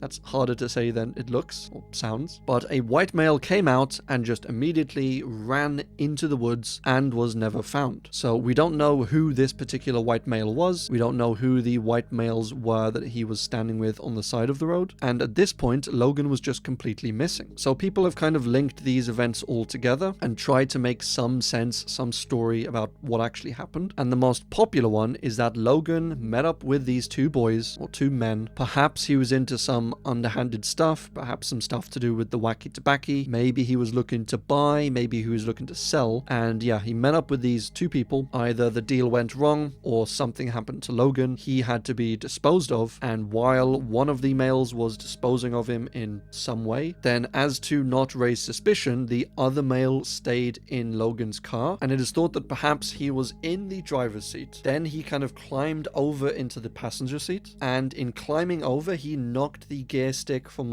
park into neutral, and this made the car, start rolling. Maybe it was on a slope, and it rolled through the traffic into the central barrier, and yeah, just crashed into it. Then this male got out, fled the scene, and that is the general idea for possibly what happened. Police did a massive search of the nearby woods, of the nearby area. They searched cameras, they searched traffic cameras, but Logan was never found. These 2 men were never found or identified. They even had cadaver dogs, sniffer dog sort of thing. They didn't really turn anything up. And that is sadly where this case ended. Nobody has seen Logan since that day, and where he is or what happened to him is just a complete mystery. The Mariana Trench bone pits. So this is something that I could barely find evidence on, and I think partly the reason for that is it seems to be just a theory as opposed to a factual entry with actual evidence on. But the idea is that in the Mariana Trench, so the deepest, darkest point of the ocean that we know of, all the way down there is this giant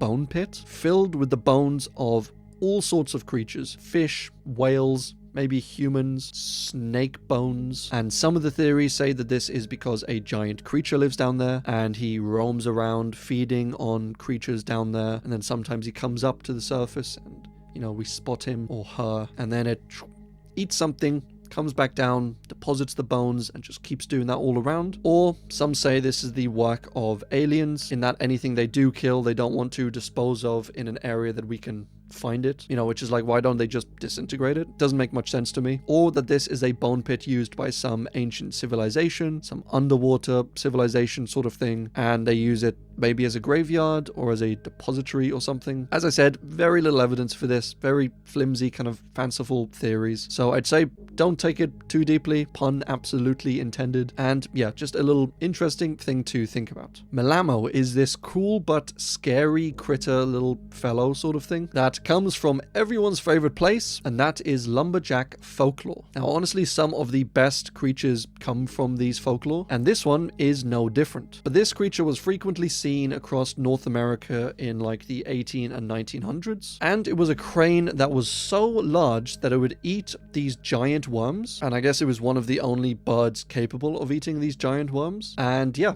that's it. It hasn't been seen in a long time, but that's basically as far as the entry goes. Giant birds. The Millennium Prize problems. So these are these 7 super complex math problems that each actually have a $1 million reward for anyone who solves them. These are the Birch-Swinnerton-Dyer conjecture, which catchy name, I know. The Hodge conjecture, the Navier-Stokes existence and smoothness, the P versus NP problem, which we actually covered higher up in the iceberg. Pretty cool, I know. The Riemann hypothesis, the Yang-Mills existence and mass gap, and the Poincare conjecture. Or is it the Poincaré conjecture? I don't know, I'm not French. They're all mathy, they're all complex, they're all unsolved, and they're all pretty central and important to, you know, mathematics in general, to mathematical breakthroughs, and yeah, $1 million prize for anyone who solves one of them, which honestly is probably chump change. Like some of these, if you were able to solve them, a lot of them would change industries as we know it. And if you have the solution for some of these and you're able to, you know, market it, sell it to a company perhaps, then I would assume you probably make billions of dollars rather than $1 million. But that's a whole nother ethical discussion we can have. And actually, one of them, the Poincare, or however you pronounce it, conjecture, was actually solved in 2002 by a man named Grigory Perelman, and he actually refused to accept the prize money, which is pretty noble of him. Maybe a little bit foolish. I mean, you could always take the prize money and give it away to charity, but regardless, the other 6 problems have yet to be solved, and I won't get into them in this video because they are extremely mathy, extremely complex, and this video would be like 5 hours long, and it would be released in about 5 or 6 years after I had gotten a maths degree. So for sake of simplicity, I won't go into them, but feel free to explore them in your own time. The Moreland UFO claims. So this is always nice, a UFO/alien entry just after I've put out my, you know, biggest iceberg ever on aliens and UFOs. But we didn't cover this one in the iceberg, so it is a little refreshing. But this covers the case of Eileen Moreland, who was a 42-year-old farming woman who got up early one morning like normal to milk her cows in Blenheim, New Zealand. Now, as I said, she woke up quite early, went across the field, and went to milk her milk cows, or dairy cows, I guess they're called. And all of a sudden, when she was in the field, she saw in the sky these crazy bright green lights. She thought it was a bit strange, so she went behind a tree, you know, hid for cover sort of thing. And then the lights got more immense. She saw this circular craft sort of thing come out of the sky. And then it got closer and closer. It went into the field, and out of this craft came these 2 humanoid creatures. And they shouted at her, said something in this foreign language which she couldn't understand, probably alienese or something. And then they went back into their craft, the doors closed up, and it took off back into the sky wherever it came from before Eileen could even say, "Holy cow." She was just completely shocked at this encounter, a little bit confused, but she thought, while I'm out here, I may as well just continue milking the cows. So she did that. Then she went back home, she told her husband what happened, and at first he didn't believe her. He accused her of being drunk, but then eventually she did convince him. He said, you should probably, you know, notify someone of this, call the police, and so she made a police report. Now the police came round, they seemingly took this quite serious. You know, they sat her down, they interviewed her, and as with a bunch of these, they said that she was pretty straightforward. Her story seemed to be quite solid. She didn't seem the type to be, making things up or fantasizing, or didn't seem the type to be crazy or delusional. Like, what she said happened seemed to be, from the police's perspective, what actually happened. Like, she was a reliable witness. And they also found another witness that same morning who saw a bright light in the sky around the time that Eileen saw this light. So they thought,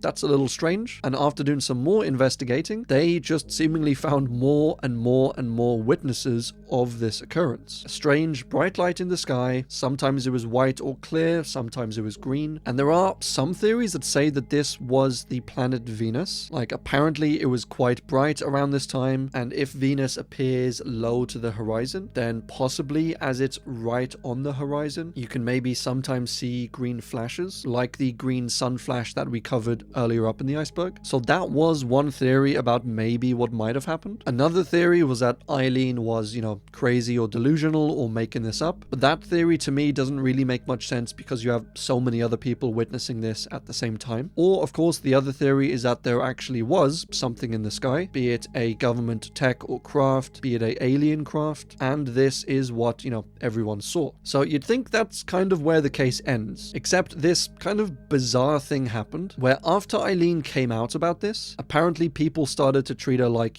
she was foolish or she was crazy or just doing it for attention. So she got kind of negative backlash from the people who knew her, from the public, and she had actually seen another sighting after this, but said when she went to report it, that I'm only reporting this if you can promise me that the word won't get out about this at all. Like, I don't want attention, I don't want this getting out, I don't want any publicity about it, and so she made the New Zealand government swear to basically keep it a secret, and they essentially did. They also kept the original sighting a secret, partly, for their own benefit, partly to, respect Eileen's privacy. And so this information didn't come out for the next 50 years. Like, whenever people inquired about it, they saw newspapers about it, and then they went, oh, that happened back then, that's kind of crazy. They went to the government to ask for any files or any documents about this occurrence, and the government basically said, what occurrence? They said, we've searched through all of our files, we have no evidence that anything happened on that date around that area, which seemed to contradict the newspaper reports and all of that sort of thing. And that was because the government was genuinely covering this event up, but some people thought it was because there were genuine aliens there, and others thought they were covering it up to,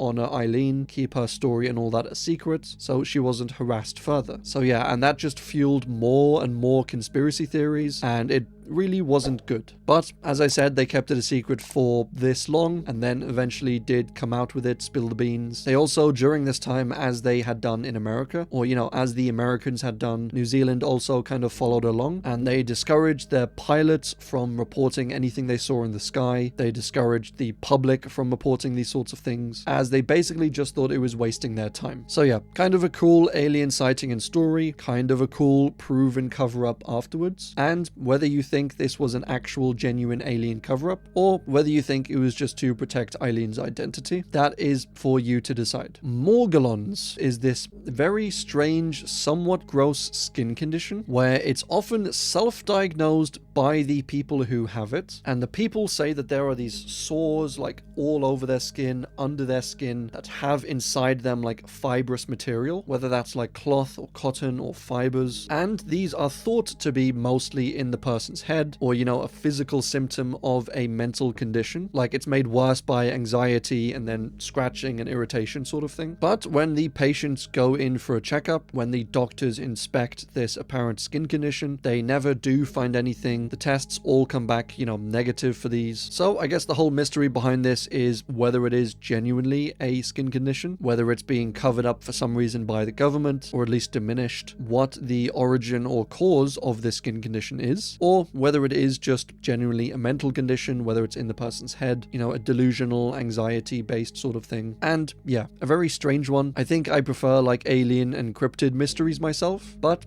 it is what it is. Mysterious blue dot. So this is this screamer video that was put out onto YouTube in 2012. Now on the video there was this mysterious blue circle, and the camera kind of like zooms in, zooms out, It's a little mysterious. Maybe you follow along with it, you look in, you look out, and then bam! Scary man with no eyes jumps out and scares you. Yeah, very scary. This was originally a piece of lost media, but it is now only a partially lost media, as while they have recovered the video side of it, we still don't have the audio side. So it's likely this was, a test or a psychological sort of video being like, oh, if you close your eyes and then zoom into the blue dot and then open your eyes and then do, to get people to focus on the video, focus on this blue circle. And then obviously the super loud audio scream came in. But yeah, so without the audio, we don't get to experience the full scare. And honestly, that might just be for the best. The Naga Fireball. So this is this pretty cool phenomenon that happens every single year along the Mekong River or Mekong River, or maybe some other pronunciation, in Thailand. And these little fireballs, as you can see, they come out of the river, they come from the river, fly up into the air, and then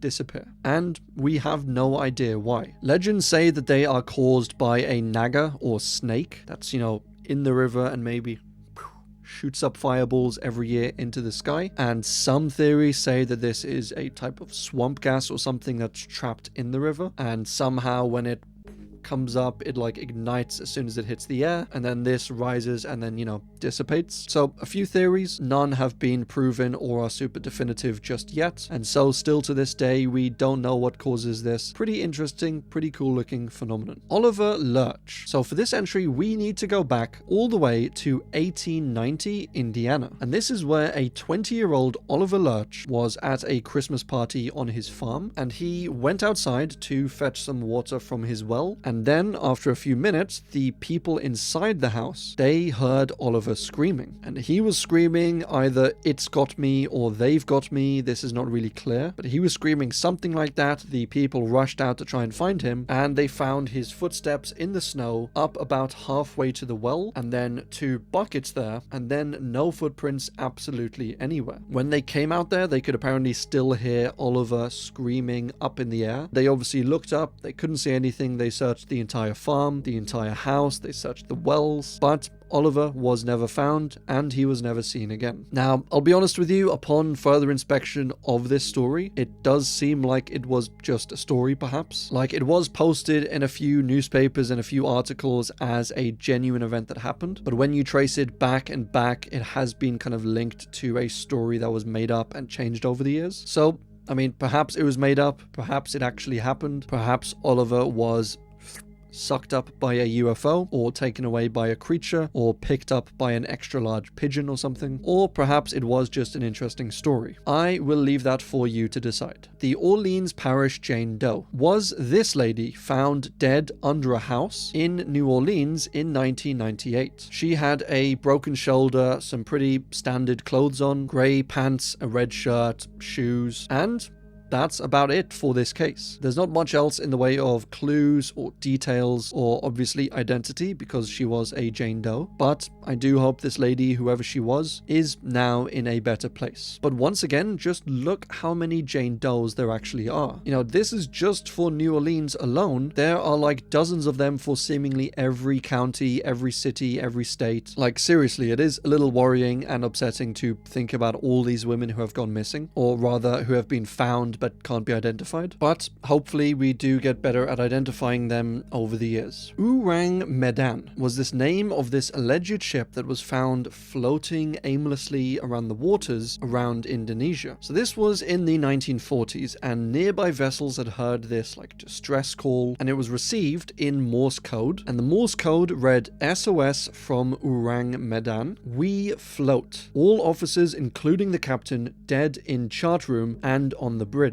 Probably whole of crew dead." And then, finally, after a brief pause, the words "I die." And then, radio silence. A nearby ship, the Silver Star, went out to look for this ship. They eventually did find the Orang Medan floating just aimlessly in the waters, and so the crew of the Silver Star pulled up alongside. They boarded this ship, and they apparently just found bodies everywhere. The entire crew was dead, just like it said in the Morse code, and there was strangely no weapons found anywhere, no blood, no injuries, like no attack had taken place. So what exactly caused all of these deaths was a little unclear. So anyway, the Silver Star crew members got back onto their ship. They went to tow this ship back to shore to do a further investigation, and all of a sudden, as they were going to tow it, the ship caught fire and then exploded and sank down to the bottom of the ocean. Now, there are a few different versions of this story or this event across like multiple newspapers, multiple articles sort of thing, and some people think that this means the story isn't true, but I tend to think just stories change over the years. Like, even if you have an actual event that did happen, if it's not too popular, it's not too common, each telling of the story will change a little bit of the story anyway, and so you might have multiple different versions of an actual real event. But one of these articles told of an Italian missionary that was on a nearby island, and he found a crew member of this ship, and he was like, on death's door. He was in a bad way, but he said what had happened is they were illegally smuggling this chemical basically from a Chinese dock, the chemical being sulfuric acid, and apparently they didn't seal up the containers quite well enough. The gas from the sulfuric acid leaked out, everyone on the ship,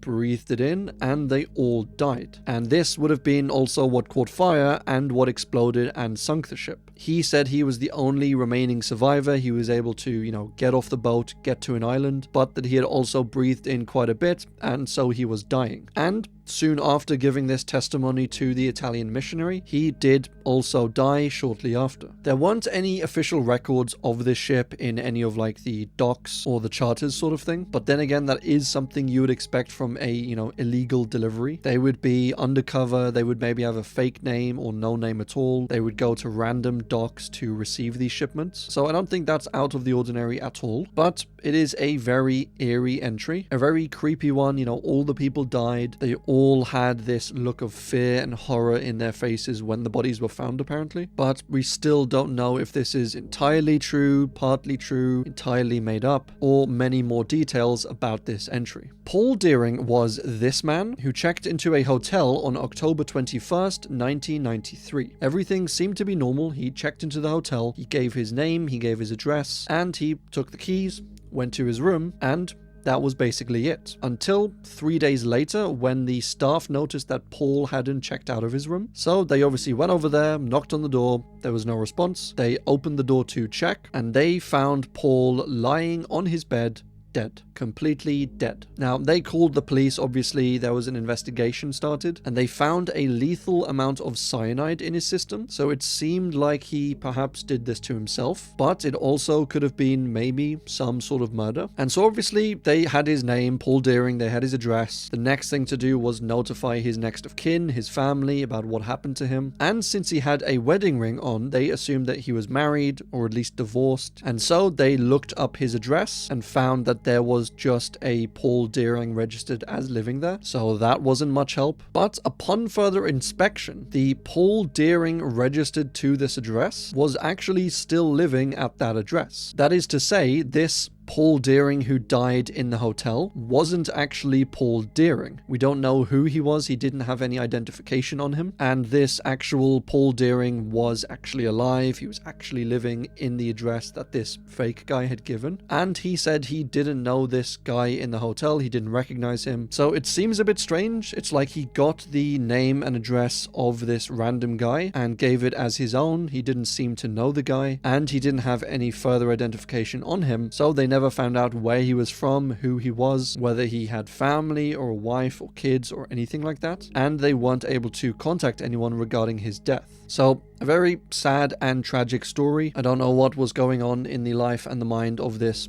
fake Paul Deering, but I hope he's in a better place now. The Pendleton Quadruple Murders. So these took place in 2015 South Carolina, and it involves the brutal murders of Michael Scott, his wife Kathy Scott, and their two elderly mothers. All four of them lived in the same house, and when Kathy's daughter hadn't seen her mother in a while, she decided to go and check up on her. She went into the house, noticed the back door was actually left unlocked, which was very unusual for this family, and inside she found all four of these people dead on the floor, having been shot, and not much else. She obviously immediately called the police. They started an investigation. They couldn't really find any motive for these killings. There didn't really seem to be a robbery that had taken place. Nothing substantial was missing from the house. And Michael and Kathy were honestly some of the nicest people you might ever meet. They were super kind, they were supportive, they were very family oriented, as was apparent with living with their own mothers to take care of them. They helped out family members in need, siblings, daughters, sons, grandchildren. Like, they were super cool, super nice people, and for some reason they were all brutally murdered in their own home. There wasn't any sign of a forced entry or anything like that, and since, as the extended family said, that Michael and Kathy never left windows open, they never left doors open or unlocked when they weren't secured, that whoever committed these crimes must have either been invited into the house, in that they knew the family or they were friendly with them, or they somehow snuck in or like threatened their way in or something like that. But they were looking for people who knew or were friendly with the family, and although they did do a bit of investigating down that avenue sort of thing, they never did find any real suspects, any real leads. They never arrested or convicted anyone for these crimes, and these murders to this day do remain unsolved. The Pengkalin Chepa creature. Scary.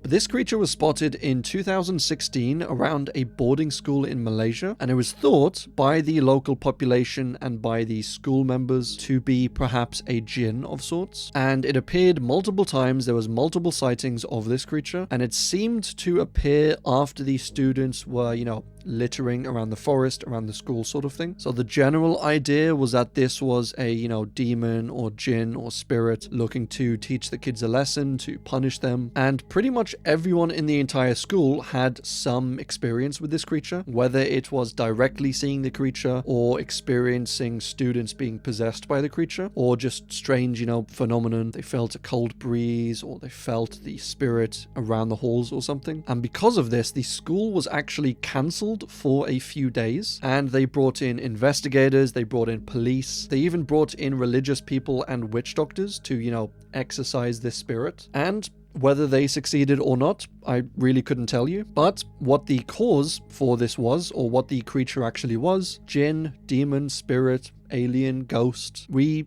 don't really know. Philip Innes Fraser. So this was a 25-year-old man who went missing in British Columbia, Canada in 1988. He was living in Alaska, and he basically had to travel to his college that he was attending, and this was in Washington state. So to get from Alaska down to Washington, you needed to have driven through Canada, and he made the drive down. He went through the border customs, and he actually had 2 of his guns confiscated because they said you weren't allowed to bring guns into Canada, which is like, ugh.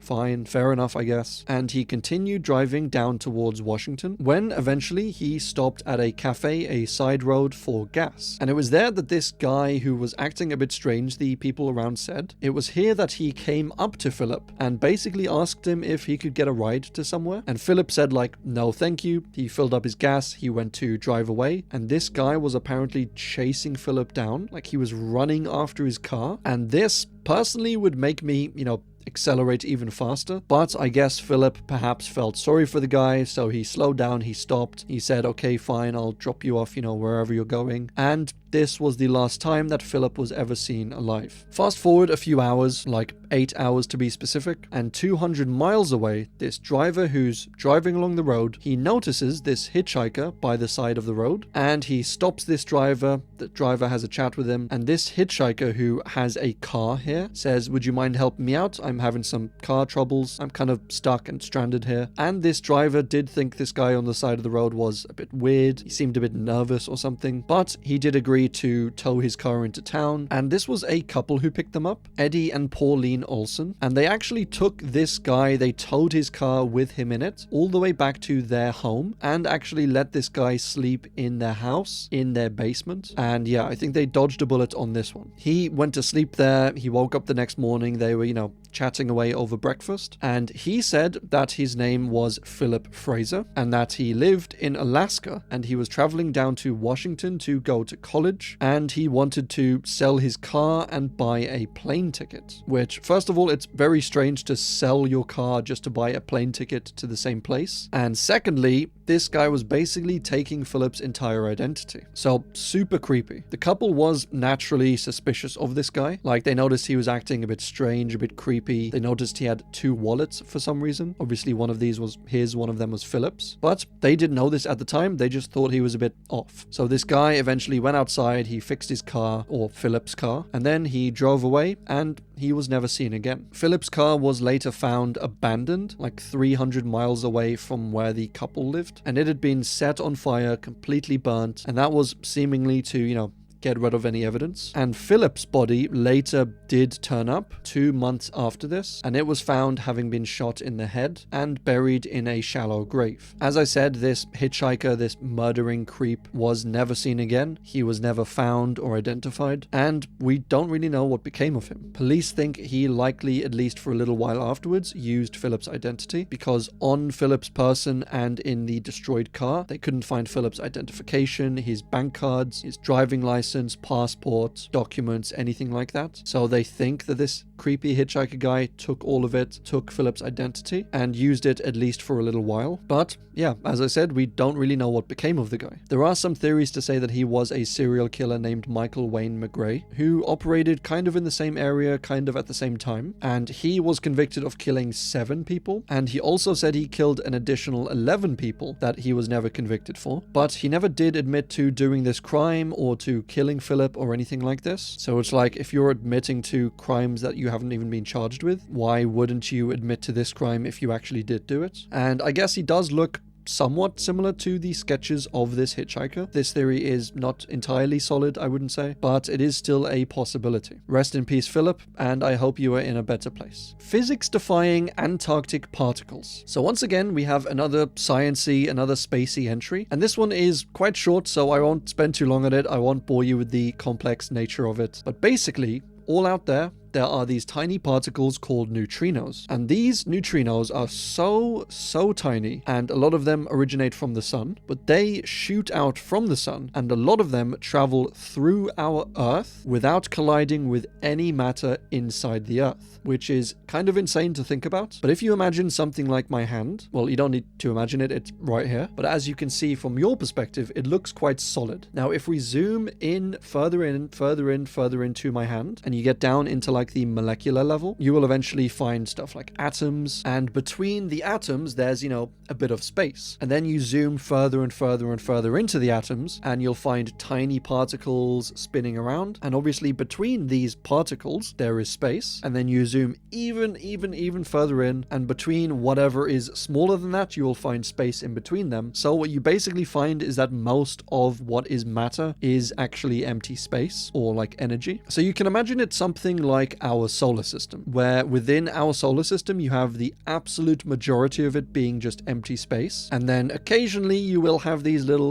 planets flying around, maybe tiny moons, but they are so far spread out, they're held together with gravity, and that's basically what matter is like on the molecular level. It's just incredibly far apart, tons of space in between it, and so these neutrinos, which are so tiny, they basically just slip and slide between all those giant gaps in matter, and a lot of them do actually end up flying through the entire Earth. And I hope that all makes sense. I hope this analogy makes sense. I know I'm not often the best at explaining these sorts of things, but what scientists have recently found is they have detected on the South Pole in like Antarctica, they have detected coming from the Earth these super high powered neutrinos, which obviously they're not coming from the Earth, they're traveling through the Earth and coming out the other end of it, and that's where we detect them. But this wouldn't be unusual at all if they were just regular neutrinos, because regular neutrinos do, as I said, often travel through the Earth, but these super high-powered, super high-energetic neutrinos aren't like regular neutrinos, and they quite often do smash into things and are blocked by things. So for one of these super high-powered neutrinos to actually travel through the Earth, it's like almost an impossibility, and yet it happens. We don't know why, we don't know how, but we have made multiple detections of these super high-powered neutrinos detected coming out of the Earth into the South Pole, and we figure they come from outer space somewhere. They are powered up by something in space. There's that side of the mystery as well, like we don't know exactly where these come from, but there's also the mystery of how in the heck are they traveling through the Earth. All a big mystery, still haven't figured it out yet, but as always, super interesting. All of this space stuff, all of this sciencey stuff. And yeah, as I said, still a big mystery. So grab a drink. My choice today is tea with honey. And join me as we explore the Unsolved Mysteries Iceberg. The Preparedness Day bombing. So to cover this entry, we need to quickly explain something called the Preparedness Movement. And this was a movement around the time of World War I in America, where people who were in this movement, people who are pro-movement preparedness movement, they said that we should be more prepared essentially for any attacks, for a entry into World War I. They said we should have stuff like the national draft, which wasn't a thing back then. We should invest more money and more time and more resources into the military so that if we are forced to go into the war or we are attacked or something like that, then we would be able to, defend ourselves and to defend other countries. And even the people in this movement who were advocating for stuff like peace, some of them also thought we should have a stronger military because they said the best way to, fight for peace was to literally fight for peace. Like if you're so weak, then you can't really do anything and you're forced into the war. So it had supporters from kind of all sorts of areas, but it also had people against this movement also from all sorts of areas and for all sorts of reasons. You had people who just didn't want to join the war because they saw it as like warmongering across the entire world. You had people who didn't care about putting money into the military. They said we should rather focus the economy and the resources and the money in our own country, or in America. I'm speaking from their perspective. So you had people against it for a economic reason. You had people against it for an anti-war mongering reason. And one of the reasons this came about was at the time, America had like roughly 100,000 soldiers sort of thing. Maybe 200,000 if you include like the National Guard and a few other, groups. So let's say 100 to 200,000. And Germany at the time had roughly 20 to 40 times as many soldiers. And all this was partly due to the fact that the US had no draft and Germany had like a mandatory draft for like all male citizens. So that is to be expected, but the difference in army sizes or in soldier amounts, soldier sizes, was really quite drastic. So if they ever did go to war, then the US would obviously need more soldiers. And the people who were against this for war reasons were typically, the normal kind of anti-war reasons, saying that this movement was pushed by rich people, by powerful people who really had no skin in the game, and their sons and daughters wouldn't even fight in the war anyway. It was just a money-grabbing scheme to send poor people off in a war to die. And you also had people against the movement accuse people in the movement of like loving England. Like they said, you love England so much that you're willing to cross the entire Atlantic Ocean and, fight in a war for the defense of England, essentially, saying that we left England partly at least, to get away from Europe and to get away from European politics, so we should just stay out of all of that. So yeah, as you can tell, there were a lot of aspects to this argument, both for and against it, and that is where this bombing comes into play. So this was in 1916 in San Francisco, where there was a parade arranged for this preparedness movement. So, typical parade, going through the streets, advertising their cause sort of thing. And the general talking points, the general objectives were to start some sort of a draft, increase the size and the funding of the US government, and to enter World War I and put a stop to the fighting in Europe. And it was during this parade, basically just after it started, that a suitcase bomb was left at the parade, and then it went off and killed outright 10 people and badly wounded a further 40. Now, interestingly enough, a few weeks before this parade, there were these pamphlets kind of circulating around the city. These anonymous pamphlets, nobody knows who made them, but they were against the preparedness movement. They were anti-war, and the pamphlet said, we are going to use a little direct action on the 22nd, which was the date of the parade, to show that militarism can't be forced on us and our children without a violent protest. And then this pipe bomb, this suitcase bomb, went off about 30 minutes into the parade at around 2 p.m. Now, Thomas Mooney and Warren Billings, who were both Labour political leaders, they were on the left, and this cause was typically kind of a left versus right cause, although that wasn't the only divide. But the left generally was like anti-war, the right, the conservatives, were more pro-war, and so these two Labour leaders were quite well known for being anti-preparedness movement. And They both were actually arrested soon after this and sentenced to death for their connection to this bombing. And then later on they had their sentence reduced to life. And then eventually, after spending 23 years in prison, they both had their convictions overturned, they were both pardoned, and they were released from prison due to a complete almost lack of evidence for this conviction. Like, the men had never confessed to this. The only real evidence against them was like circumstantial. You know, they were anti this movement. They had between them some experience with stuff like explosives, with bombs, with finicky devices like fixing watches sort of thing. And this was basically the evidence that was used to convict them. There was no DNA evidence, fingerprints, nobody came forward and confessed to being part of this. And so, as I said, the courts eventually decided that, look, this was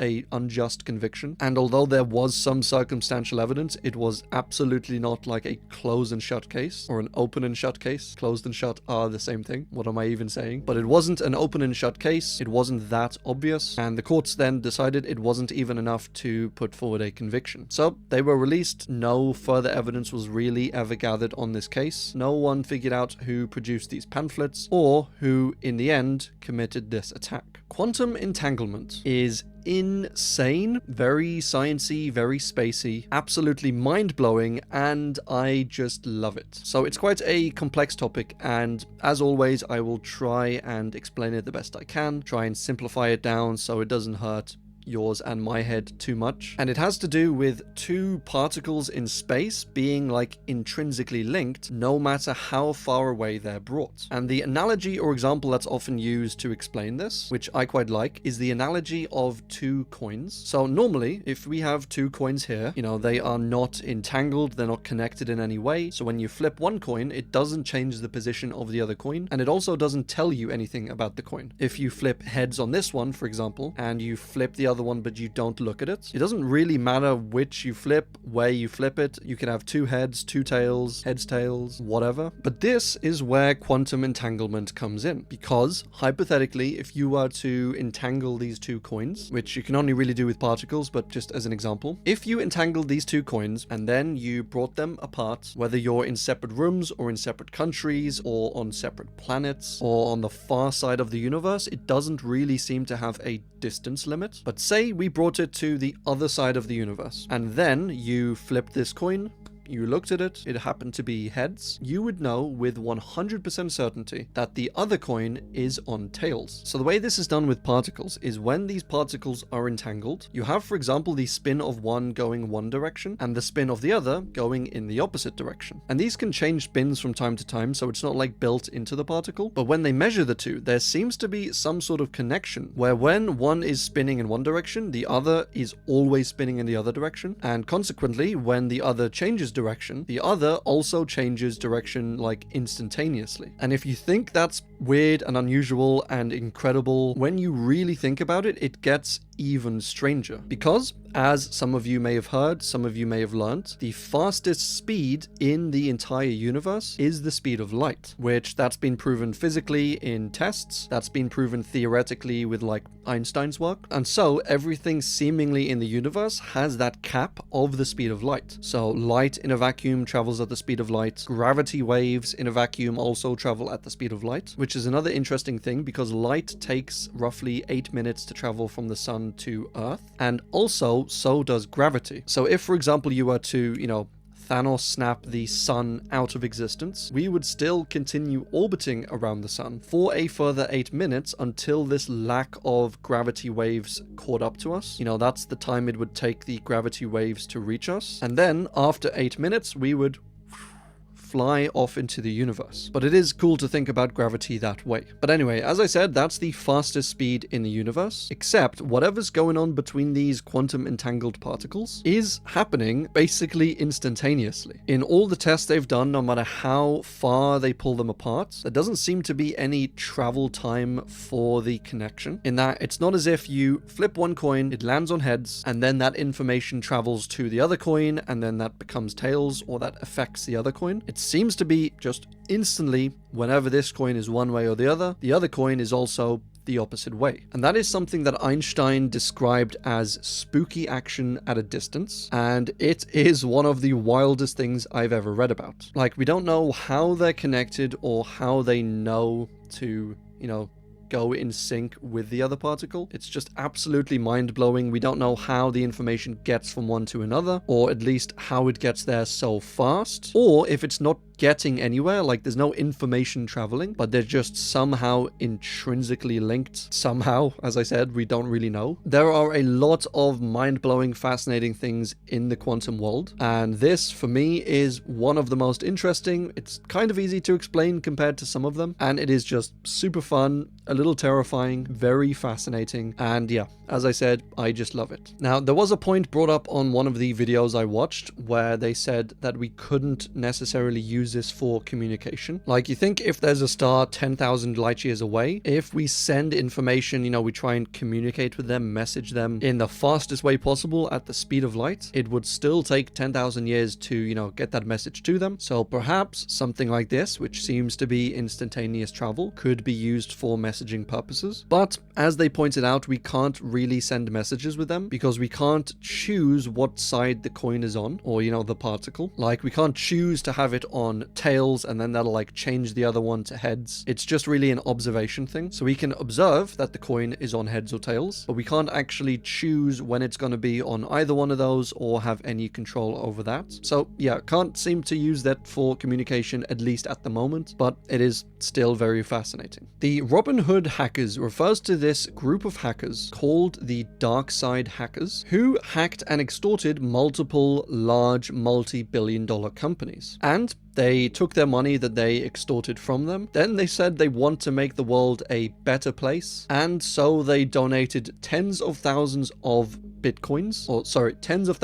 dollars worth of Bitcoin to multiple charities, which is insane, but also very cool. Like, yeah, I don't condone hacking. I don't condone stealing. But if you are going to do it, at least do it from huge companies that can kind of handle that sort of thing, and also give it to charity. Some of these charities said, we're not going to accept this donation if it is proven to have been hacked. Others have said they're valid donations and, we're going to put the money to good use, we're going to save people and children, that sort of thing. And others have just refused to comment on it and have assumedly taken the money, which again, they're using it for good. I'm not necessarily putting them down for that, but it is a strange case. As I said, I don't condone stealing or hacking, but I'm almost 100% sure these thousands of dollars will benefit homeless people, people without water, that sort of thing, more than any of these multi-billion-dollar companies. But regardless, the identity or the identities of these Robin Hood hackers has never been released, has never been revealed, and still to this day,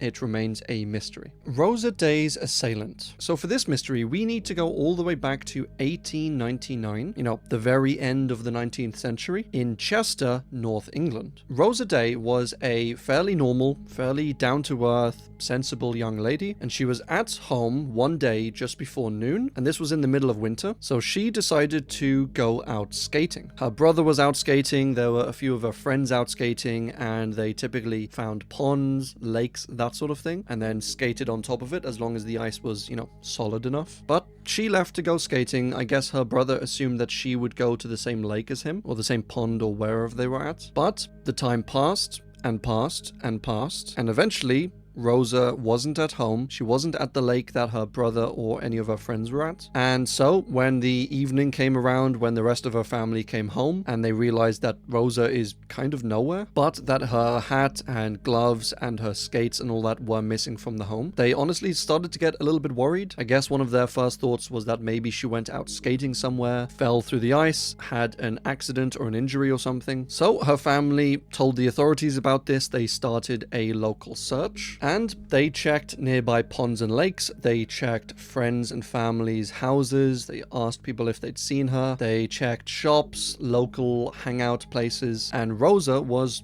just nowhere to be seen. Then they started searching forests, fields, they drained some canals and lakes, and still nothing turned up, and everyone was honestly starting to give up hope a little bit, when all of a sudden, out of the blue, Rosa turned up. She was found by a maid lying on the ground, like semi-conscious, completely fatigued. And this was quite lucky because it was the middle of winter, it was freezing, and if no one had found Rosa, she might have spent the night outside lying in the street, and she likely would have just frozen to death. So they brought Rosa in, they took care of her, and then she told them the story of what happened. Rosa said that day she had gone out to a local pond to go skating. She didn't go to the one that her brother was at, which explains why nobody saw her. And when she was on the ice, skating for a little bit, she felt that it was maybe a little thin, so that she shouldn't be skating on it. She came off the pond, she sat by the side, taking off her skates, and then she was ambushed by a man from behind. He said, or at least insinuated, that he had a gun. He blindfolded her, tied her hands behind her back, told her to give him all of her money, which she didn't have her purse on her, she didn't bring it out to the pond. So I guess this seemed to anger him. He got quite aggressive, and he also said that if she screamed or fought back or tried to get attention or anything, that he would just shoot her. So she kind of went along with it. He told her to, keep on walking, and he led her through these fields. She didn't really know where she was going because she was blindfolded, and he ended up taking her to basically this shed, and she said she lay there kind of in and out of consciousness. She was beaten and bruised quite a bit. She had very little to no food, water, and eventually, after a while, she suspected she was alone. She stood up. She was able to find this hole in the roof. She kind of wormed her way through it. She made it bigger. She broke out onto the roof, then dropped down the side into the field, and then she just kind of staggered around trying to find her way. She eventually found a river that she recognized, and then she followed this river back down to, where she was more familiar. Then she followed the route back home, and all the while she was, staggering through this journey. She was collapsing, going in and out of consciousness, and then eventually she was found by the maid nearby her home. So a brutal, horrific encounter. Some people at the time thought that Rosa may have made this whole thing up. They said that there was very little evidence for what she said happened at the lake. They said they couldn't really find evidence of a struggle there, which honestly, it doesn't even sound like there was much of a struggle even by her account. Like the way she told it, she was by the side of the pond. A guy came up behind her, said that if she struggled or fought back or made a sound or anything like that,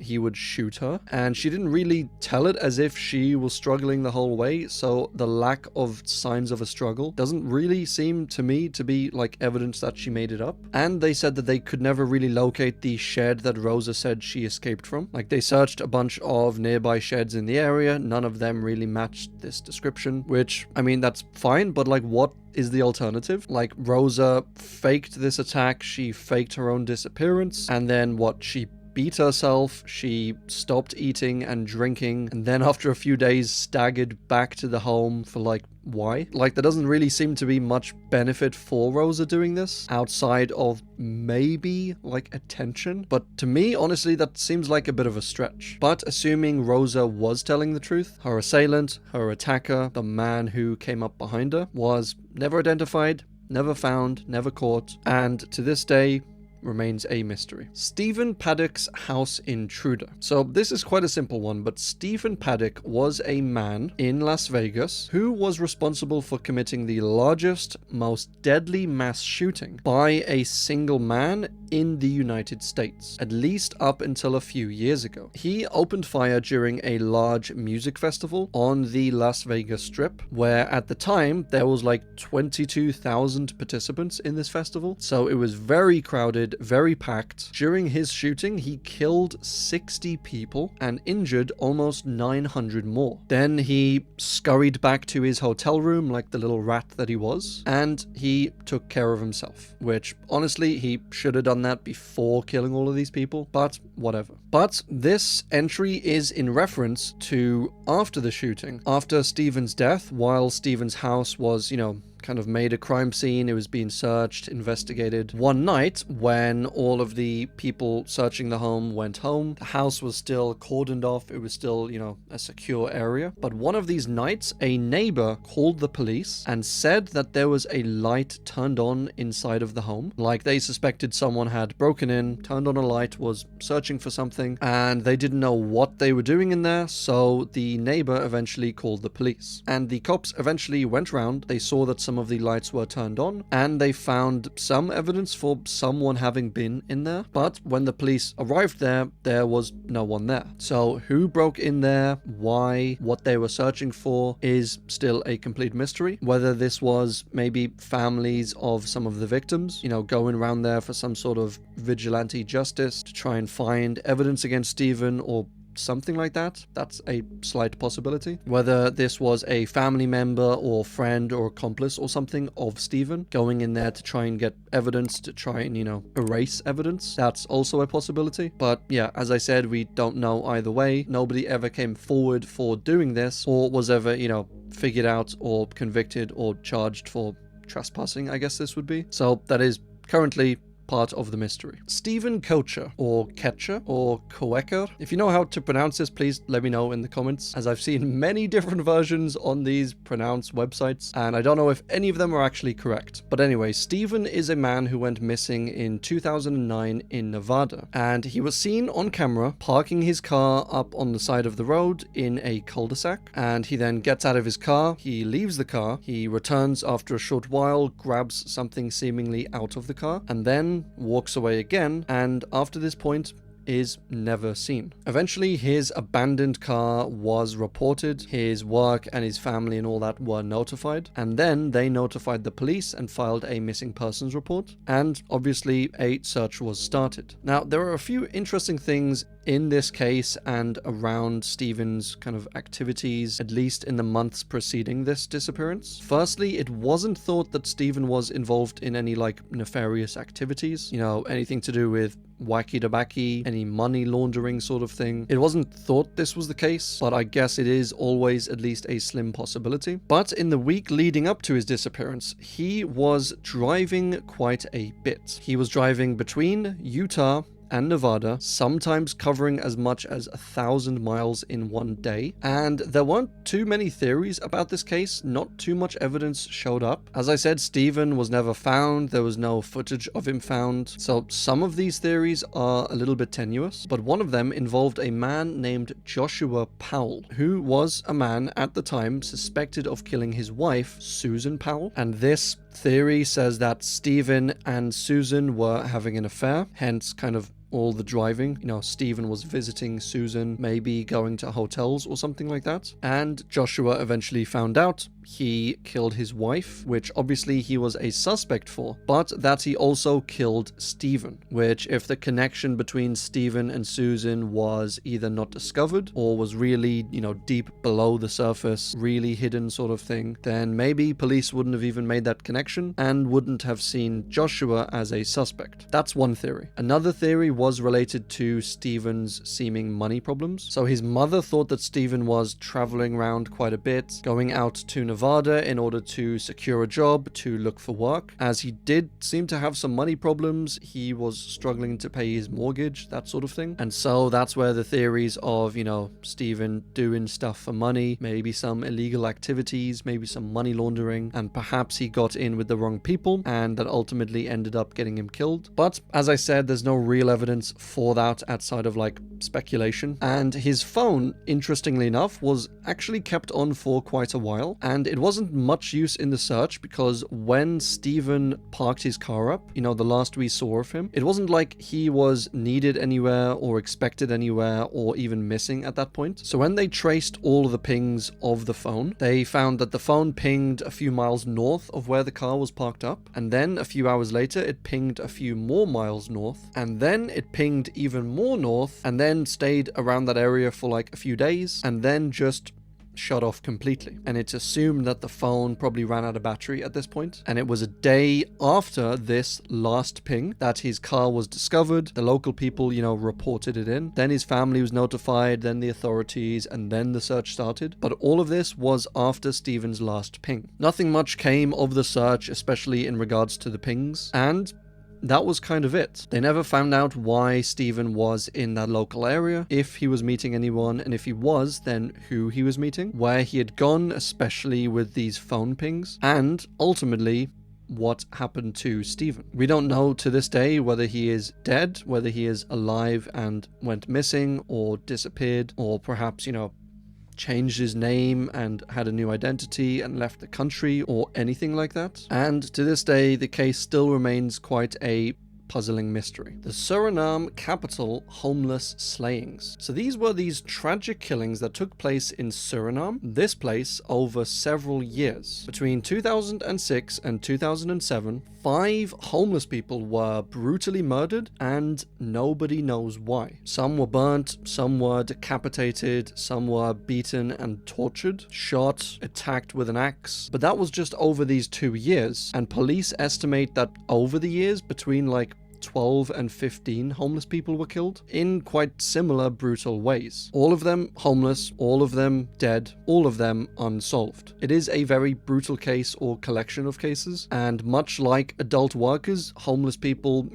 tend to be vulnerable, they tend to be needy, they're sleeping out in the open, they're often exposed, and they probably have a hard time defending themselves. So again, with these attacks, it seems like someone's just taking advantage of that opportunity, attacking the lowest, most down and out people in society that often can't fight back. And because these people were all homeless, most of them didn't have IDs or nobody knew who they were, so authorities weren't able to contact their family to often get a proper send-off, and they end up often not being solved, as these cases weren't. Tabitha Tudors was a 13-year-old girl who went missing in 2003 in Tennessee. She was heading to school one morning. She was heading from her home to the local bus stop, and she was seen by at least one witness getting into a red car, and then she was never seen again. It is a tragic case that is still unsolved. Nobody knows who picked her up, who the red car belonged to, and there wasn't much evidence for this case. There weren't many or any leads or witnesses, like 1 or 2 witnesses sort of thing, but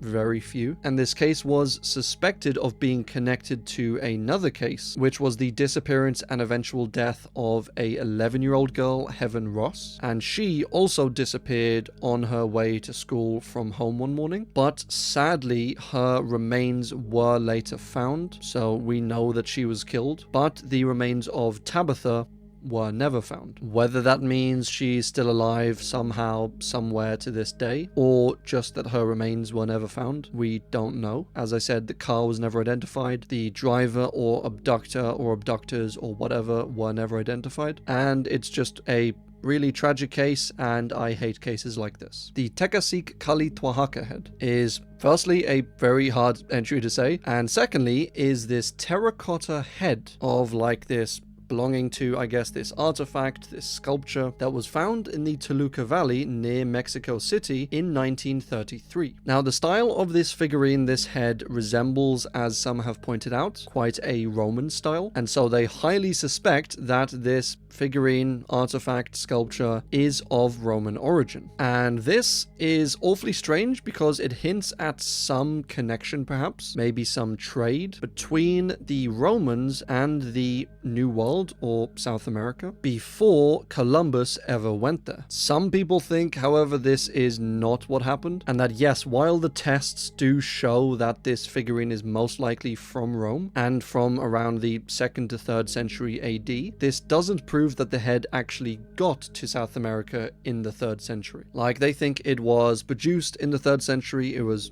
sculpted or crafted, and then maybe sometime around Columbus's time, maybe sometime after that, someone bought it from somewhere in Europe, wherever it was from. They had it on their ship, they went over to America, and then it ended up, getting lost, getting buried, and it was discovered in 1933. Or it could have come here before Columbus arrived here, but not necessarily on a boat. They said that perhaps there was a ship floating around the sea in the 4th, 5th, 6th century, and then it shipwrecked, and the shipwreck floated all the way to the Americas, and as well as probably many other things, this head was taken by the local people and then ended up by them getting lost and buried, and that is how it got to America. Or one of the last options, one of the last theories, is that this was kind of a hoax. The head was secured somewhere else by someone else, and during around this time of the excavation, they took the head, maybe snuck it along in their pocket, and then when they were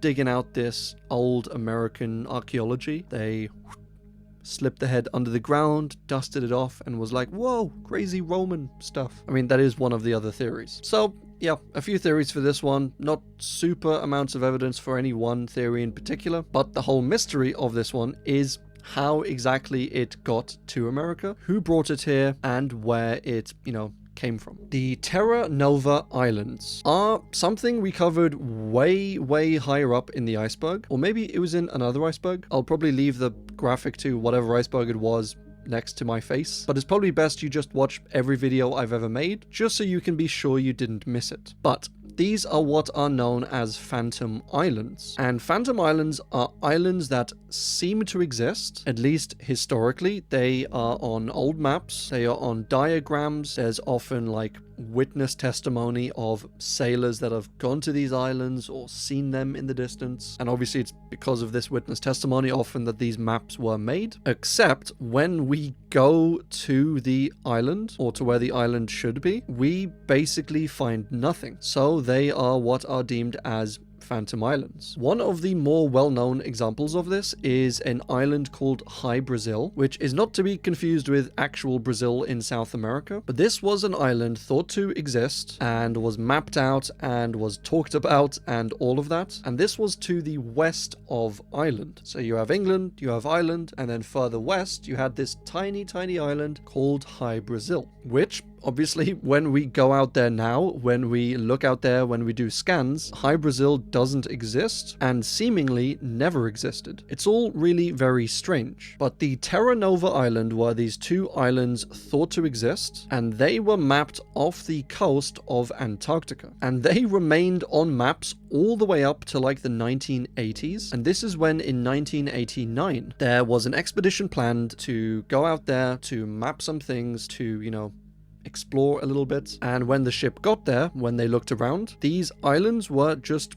nowhere to be seen, which is giving me kind of Lost vibes, if I'm honest. And I know a lot of you have either never seen Lost or just absolutely hate it, but I seem to think it is maybe one of the best shows of all time. But when they couldn't find these islands, they started to do like echo sound locations underneath the water to try and see maybe if the islands sank a little bit or the water rose and so the water was covering them. But they found that the water where the islands should have been was actually quite deep, and so it didn't indicate any hidden island or sunken island or anything like that. And so we just don't know what happened to the islands, if they in fact ever existed, if they existed in another place perhaps, and we just got the location wrong. So yeah, very strange mystery, and I do quite like these ones, a little more lighthearted, a little more spooky mystery sort of thing. But yeah, Phantom Islands. The Oklahoma Girl Scout murders. So these were these horrific 3 murders of 3 Girl Scouts in 1977 Oklahoma. These were 8-year-old Lori Farmer, 9-year-old Michelle Goose, and 10-year-old Doris Milner. They were, at the time, out camping, as you tend to do in the Scouts, spend a lot of time in nature sort of thing. And the girls' tent was notably the farthest away tent from the tent of the supervisor, and the vision, the eyeline of the tent, was at least partially obscured by the camp showers. So it was probably one of the worst tents to be in if there was someone out there, ready to attack, willing to attack, which obviously that doesn't happen too often. So the camp supervisors, the camp organizers didn't really think anything of it. And everything went as normal. The nighttime came, the 3 girls went to their tent, they went to sleep in their tent, and then come the following morning, one of the supervisors was making their way to the camp showers, and they noticed the body of one of the girls inside of a sleeping bag near the path of the camp showers. The supervisor immediately ran to the girl, checked on her, but soon realized that the girl was actually dead. And so in a panic, they ran to the tent. They got all of the girls out of all the other tents, but the other 2 girls were nowhere to be found. They quickly checked the nearby path, the woods, the forest, the bushes, but soon realized that the other 2 girls were actually at the bottom of the sleeping bag. So all 3 girls were in the sleeping bag, but only one was sticking out. And I find these cases very hard to cover, they're very brutal, very horrible, and even worse than this, all 3 of the girls had been physically beaten, and they had all been assaulted and then eventually killed. There were no immediate suspects at the time, and as I said, the camp officials, the camp supervisors didn't really expect an attack like this, because I mean, why would they? It was so out of the ordinary, so unusual. Except less than 2 months before these murders took place, there was a supervisor on camp who realized that when she went back to her tent one day, that someone had been rummaging around her tent, around her belongings, and had actually taken and eaten all of the donuts that she had. But more importantly, they left a note for the supervisor saying that we are on a mission to kill 3 girls in tent 1. And the camp director was notified of this, but eventually just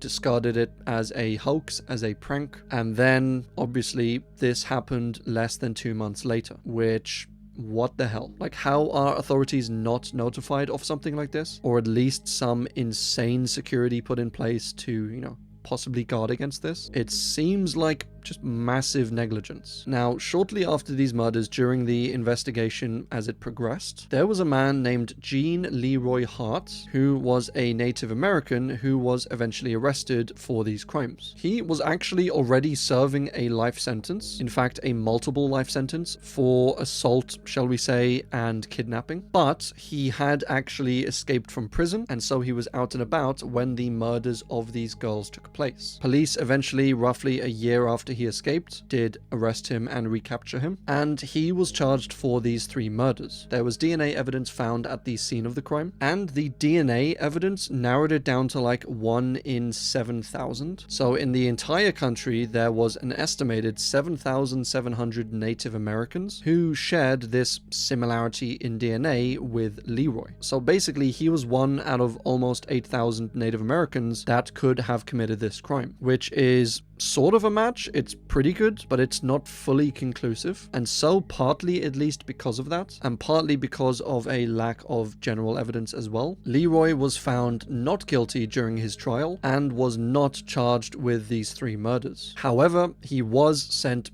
straight back to prison to serve the remaining 305 years of his 308-year sentence. So he will likely be in prison for the rest of his life, but he wasn't charged with the killings of these girls. The sheriff said at the time that he was like 1,000% sure that this was the work of Leroy, but obviously the jury didn't agree with him, and so whoever killed and attacked and brutally assaulted these innocent girls is to this day technically, officially, still a mystery. The thing in Devil's Hole. So this entry could honestly just be Devil's Hole, and it would still be incredibly interesting. The Devil's Hole is this chasm, this underwater lake sort of thing, that is actually underneath the Death Valley around the California-Nevada border. But yeah, this is this vast underground lake, this underground pool that you can actually enter into through this relatively small opening, and the water down there is quite warm. It sits at around a pretty consistent temperature of 33 Celsius, and it is quite a salty body of water. But that's just on the surface, and the lake itself goes down and down and down through these tunnels and underground rooms and caverns sort of thing. And as you can see from this general map, it goes kind of down through a narrow opening and then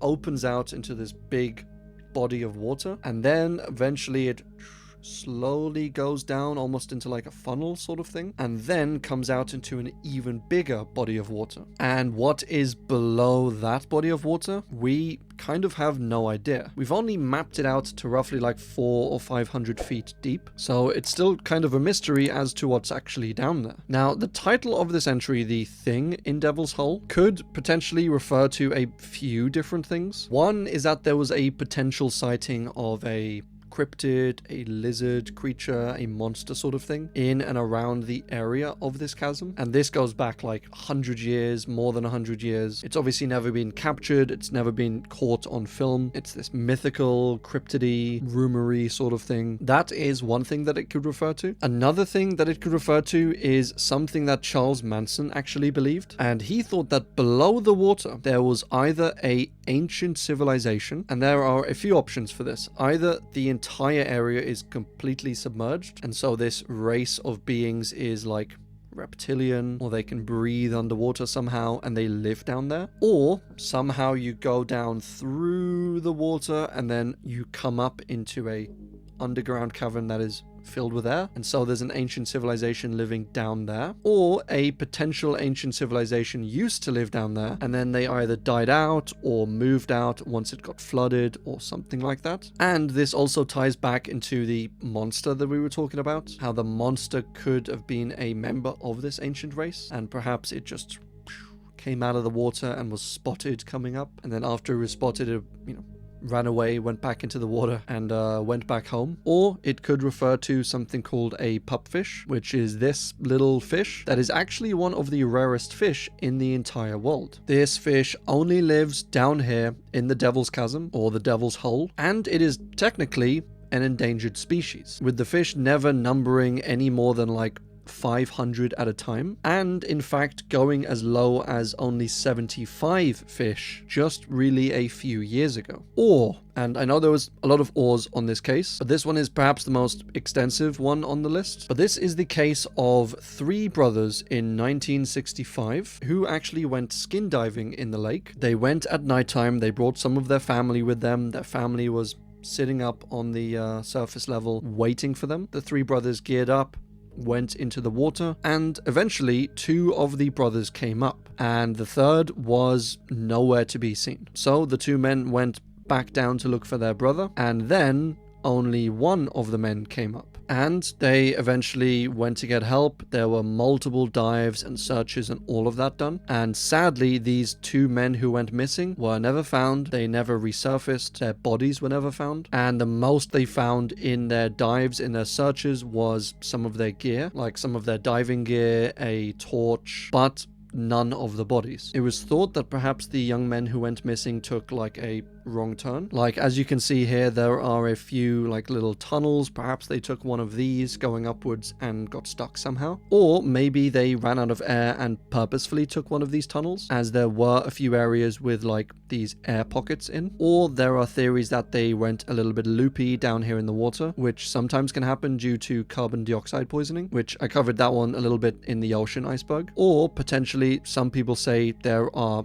creatures living down there, and these men were just attacked by these creatures. Since these endangered fish live down here, it's very hard to get any sort of permit to go exploring or to fully map out the chasm, so we haven't really done that yet. Hopefully it gets done eventually sometime in the future, but yeah, sadly we never found these missing brothers. We have no idea, not really, what's actually down there, and that is a terrifying thought. The Tsavo man-eaters. So these were these 2 huge man-eating lions that killed several dozen people, potentially up to 100 people, in Kenya in the late 1800s. They would stalk them, they would hunt them down, sneak into camps, take the bodies, and some of this happened in like the dead of night. So you're sleeping in a tent maybe in the dead of night, and then a huge bloody lion attacks you, rips you out of your tent. Like, this was just a thing of nightmares. And this sounds similar to, something like cryptids or even hoaxes. And some people at the time thought that it was just rumors or something to scare the people, and they didn't know whether it was real or not real. But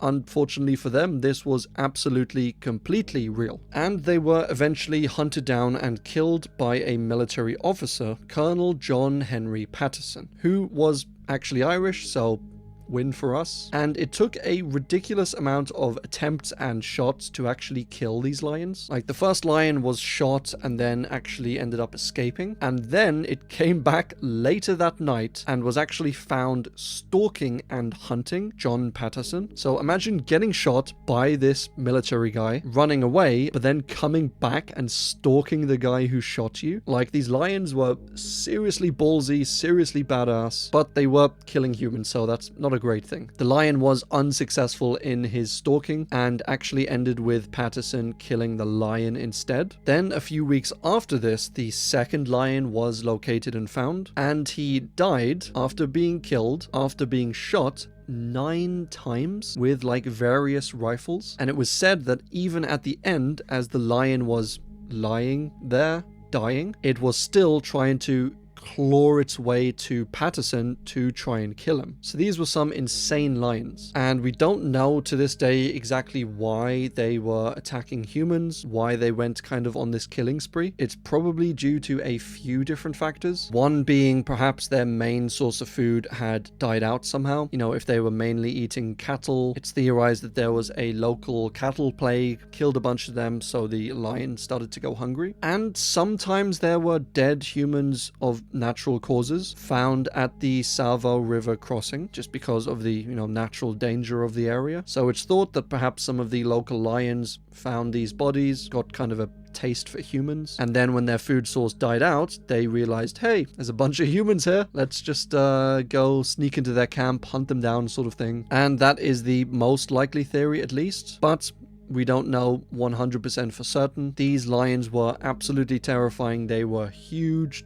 10-foot long lions, and their carcasses, after they'd been killed, took 8 fully grown strong men to carry them back to camp. So yeah, it must have been a absolutely terrifying time to be around that area, around that time, and during this killing spree. The Tiamen Maniac was this Russian serial killer who killed at least 8 children in Tiamen, Russia, between 1997 and 2009. Now, these cases, as with a lot of these cases on this list this week for some reason, are a little hard to go through, quite honestly, but I'll just touch on the names quite briefly. A lot of them were attacked and were abused in some horrible ways, but for my own and your sanity, I won't go much further into the details on that. There was firstly 2-year-old Nikolai Ivanov, who went missing in 1997, but there's not too many more details on this particular one, and I'm just putting it out there that most of these names are Russian. I don't speak Russian, and I might get some of the name pronunciations wrong. But the same year, we have 17-year-old Lyubov Simonova, who went missing while out walking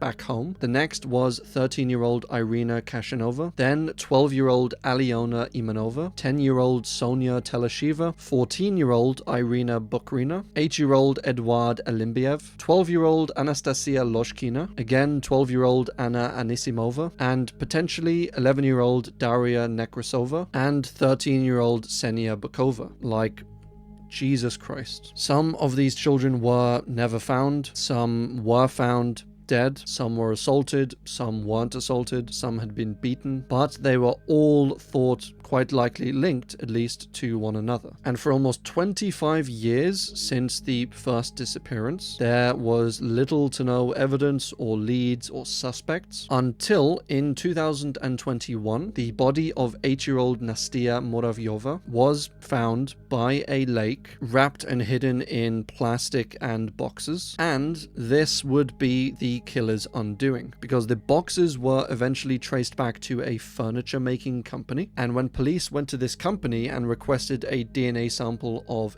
everyone who worked there, pretty much everyone agreed to hand over their DNA, except for one worker by the name of Vitaly Bereshnoy. And this obviously drew suspicion from the police, and not long after this, his apartment was searched, and he actually admitted to killing Nastia. But he didn't know how it happened, he said. He said that one night he was drinking, he was just blackout drunk, he couldn't remember anything, and when he woke up, Nastia's dead body was just there in his bathtub, which it's like, why can't you just admit to it, just own up to it, take some responsibility for it, for Christ's sake? He said, you know, oh, I was as shocked as you are. I didn't know how it happened, I didn't know where she came from, and so in a panic I wrapped her body up and dumped her by this lake. He said he didn't kill any of the other children, but then again, how would he know if he's, you know, blackout drunk and he can't remember anything? But since there was no further evidence, he was arrested for the killing of Nastia, but he didn't confess to any of the other killings, and so they are all either just unsolved missing persons or unsolved murders. But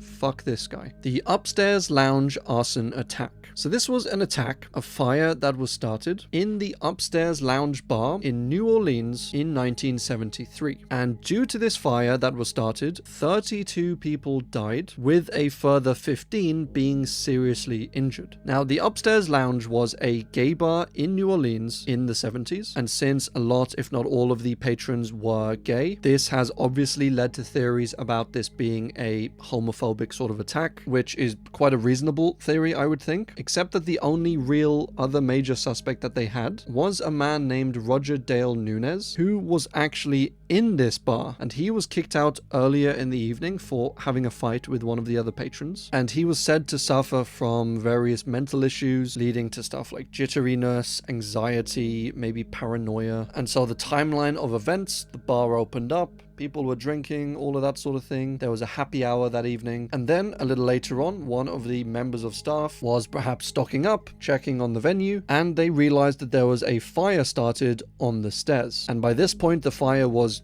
blazing quite strongly. So in a hurry, they got a bunch of the patrons, at least some of them. They took them up the stairs to the roof and crossed over to the adjacent building. And these people made it out. But there was a fair few more of them stuck inside of the building. And one of the other major ways that people tried to escape from this was by smashing the windows and trying to go out that way, because it was only on the second floor. So it's not super likely the drop would have killed you. But one of the problems with this was that there were actually security bars put on the window to purposefully stop people falling against the window, smashing it, and falling out of it. And so now these bars were actually keeping them inside of the venue, trapped with the fire. There were some people who were able to squeeze through the bars. You know, some of the slimmer people, there were some people pushing, squeezing other people out through the bars, who then dropped down onto the street below. But yeah, a lot of them just succumbed to the fire, succumbed to the smoke. And as I said, when all was said and done, 32 people ended up dying. Now, apparently this Nunez guy told a friend on several occasions that he had started the fire, that he was kicked out of the bar, he was mad. He came back, he bought this like lighter fluid from Walgreens or Walmart, and he went back there, sprayed it on the stairs, lit a match and threw it at the fire or at the fuel. And this is how the fire started. And also by his friend's testimony, he said that Nunez said that he didn't think the fire would,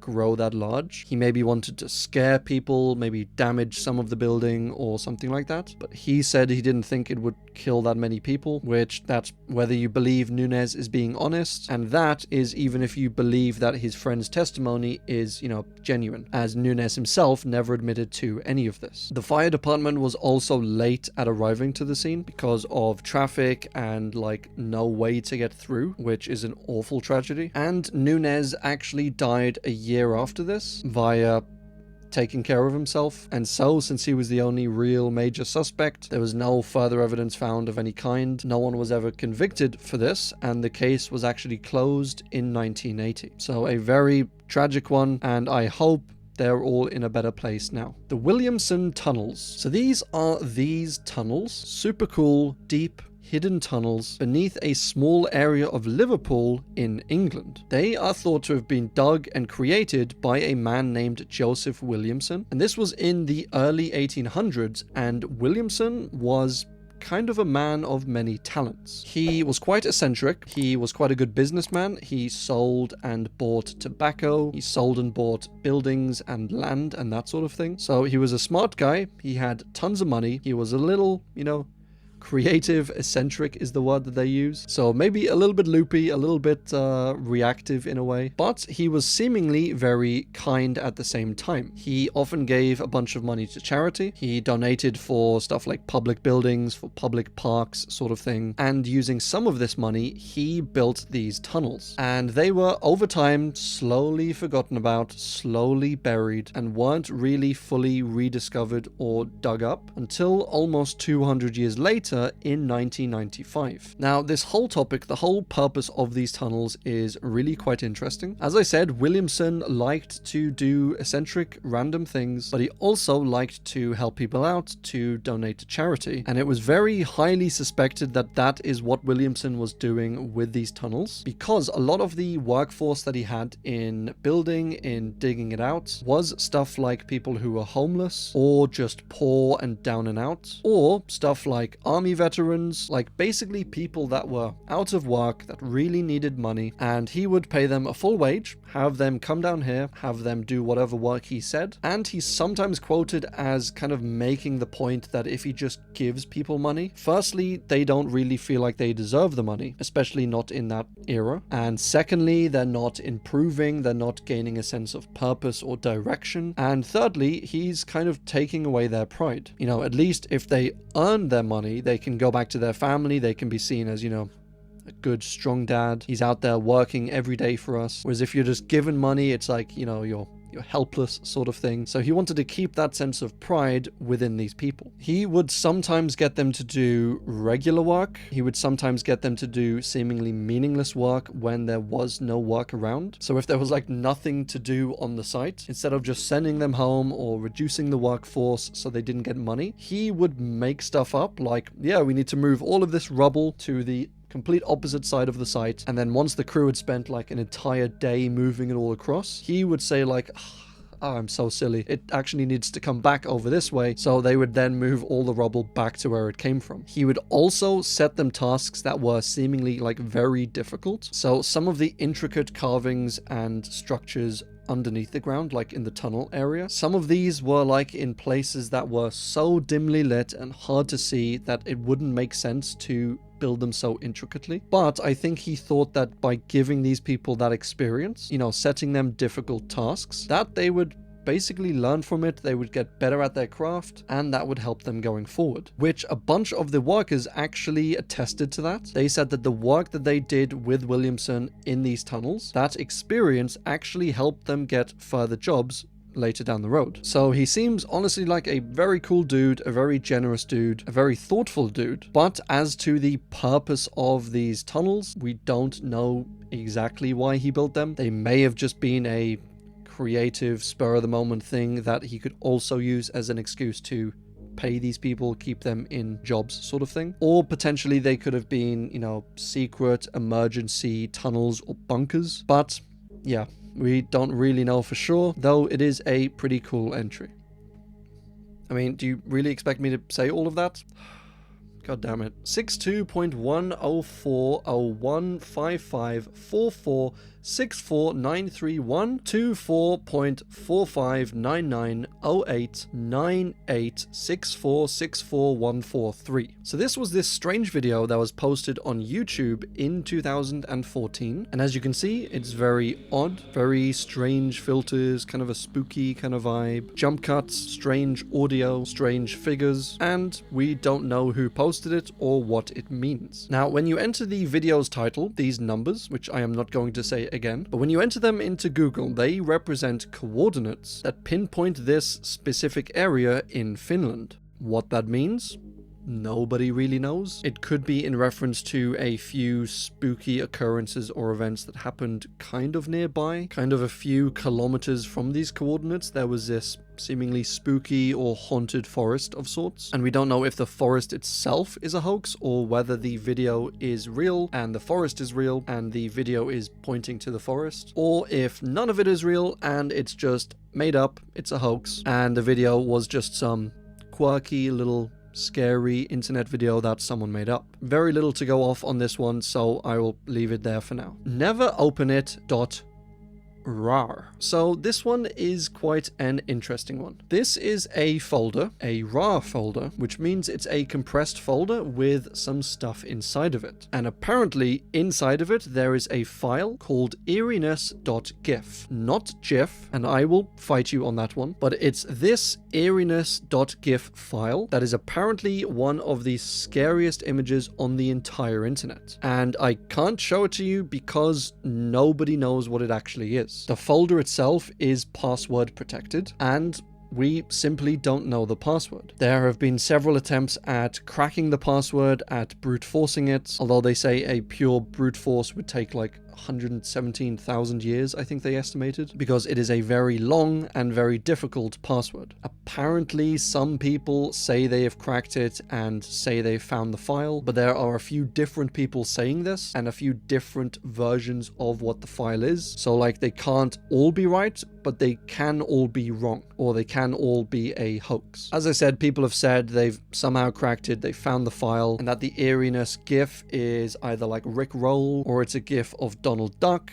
or a girl being injured, or a creepy face with a creepy smile, and we don't know if any of these are the file or whether none of them are. So yeah, it's a very strange one. It's reminiscent, I think, of like the early internet kind of spooky pasta, creepy pasta sort of days, and it's thought that it might be potentially that, a hoax, or that it could be a purposefully insanely difficult password to crack, and that whenever someone does actually crack this and shows proof of the file inside the folder, then this whole thing will be revealed as like a hacking recruitment or something. Like they will go to the person who hacked the folder and be like, that was a fantastic job, you did incredible in that hacking. I don't know what hackers talk about, but they'll basically recruit that person to, you know, do some ethical hacking. At least that is one of the theories. But as of right now, it is still a pretty strange, pretty scary, pretty unknown internet mystery. Zalim Bakayev was a man who went missing in 1992 from Grozny in Chechnya. Now, Zalim was a singer, he was a dancer, and he was quite popular and fairly well known around the time in areas like Russia, in Dagestan, and obviously in Chechnya. Now, a very important part about this case, a very important point, is that Zalim was apparently openly gay. And in recent years especially, the Chechnyan government has had sort of like a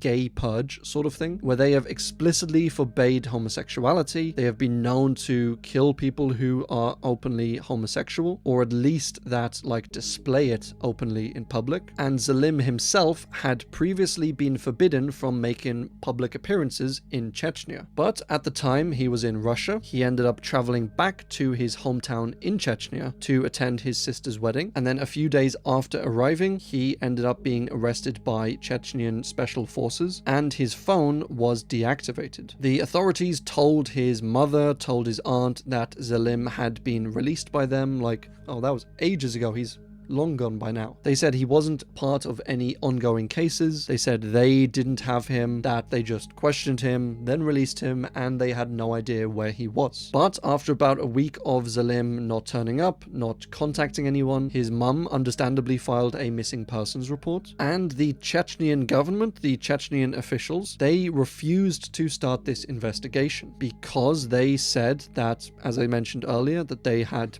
released him, that it wasn't a mystery, he had probably gone back to Russia, and they weren't going to waste their time starting an investigation or looking for him. And many people think that this is obviously because they didn't want to investigate themselves, because after Zalim was captured, the theory says that he was tortured, he was interrogated, and he was eventually killed for being gay. His mother pleaded and contacted some American human rights organizations, and she made a public inquiry directly to the president of Chechnya, saying to let her son go, or at least if they killed him, to let them know that and give them back the body so they could bury him, they could, you know, mourn him. But these investigations didn't really go anywhere. The Chechnyan authorities in particular never started a investigation into, you know, a missing person, that being Zalim. And to this day, what happened to Zalim, where he went, if he was killed, who he was killed by, is technically a mystery. As I said, there's some evidence and some strong suspicions,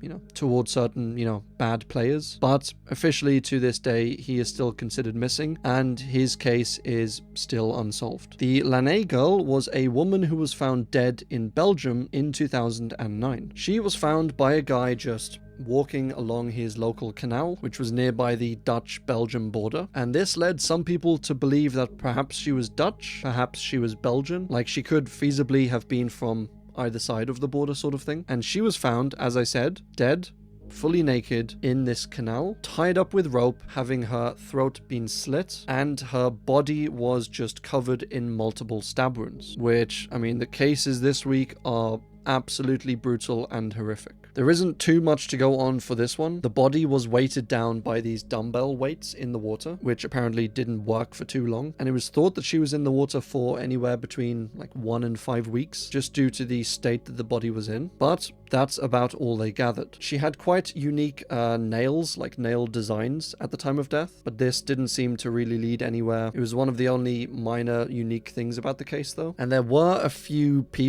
men seen kind of nearby, driving a truck somewhere in and around that, 1 to 5 week time frame, but it was quite a vague sighting. The men were never identified, the van was never identified, and so nothing really came of that. And so to this day, we don't know who this woman was, where she came from, why she was killed, who she was killed by, and why she was attacked in such a brutal manner. I hope this case does get solved soon enough, at least sometime in the future, and that this girl, whoever she was, wherever she was from, can get some sort of justice. And that is all we have time for. I really hope you enjoyed exploring the 7th tier of the Unsolved Mystery Iceberg with me. Feel free to check out each new episode as they're released, or you can just watch these tier videos, or you can just watch all of them, I don't really mind. But if you would like to watch every single mystery covered so far, there are some playlists that I will leave down below in the description, so you can turn them on, watch them, fall asleep to them, work to them, whatever you want to do, but they are there for your convenience. I hope you are having a lovely day or night, and as always, thanks for watching.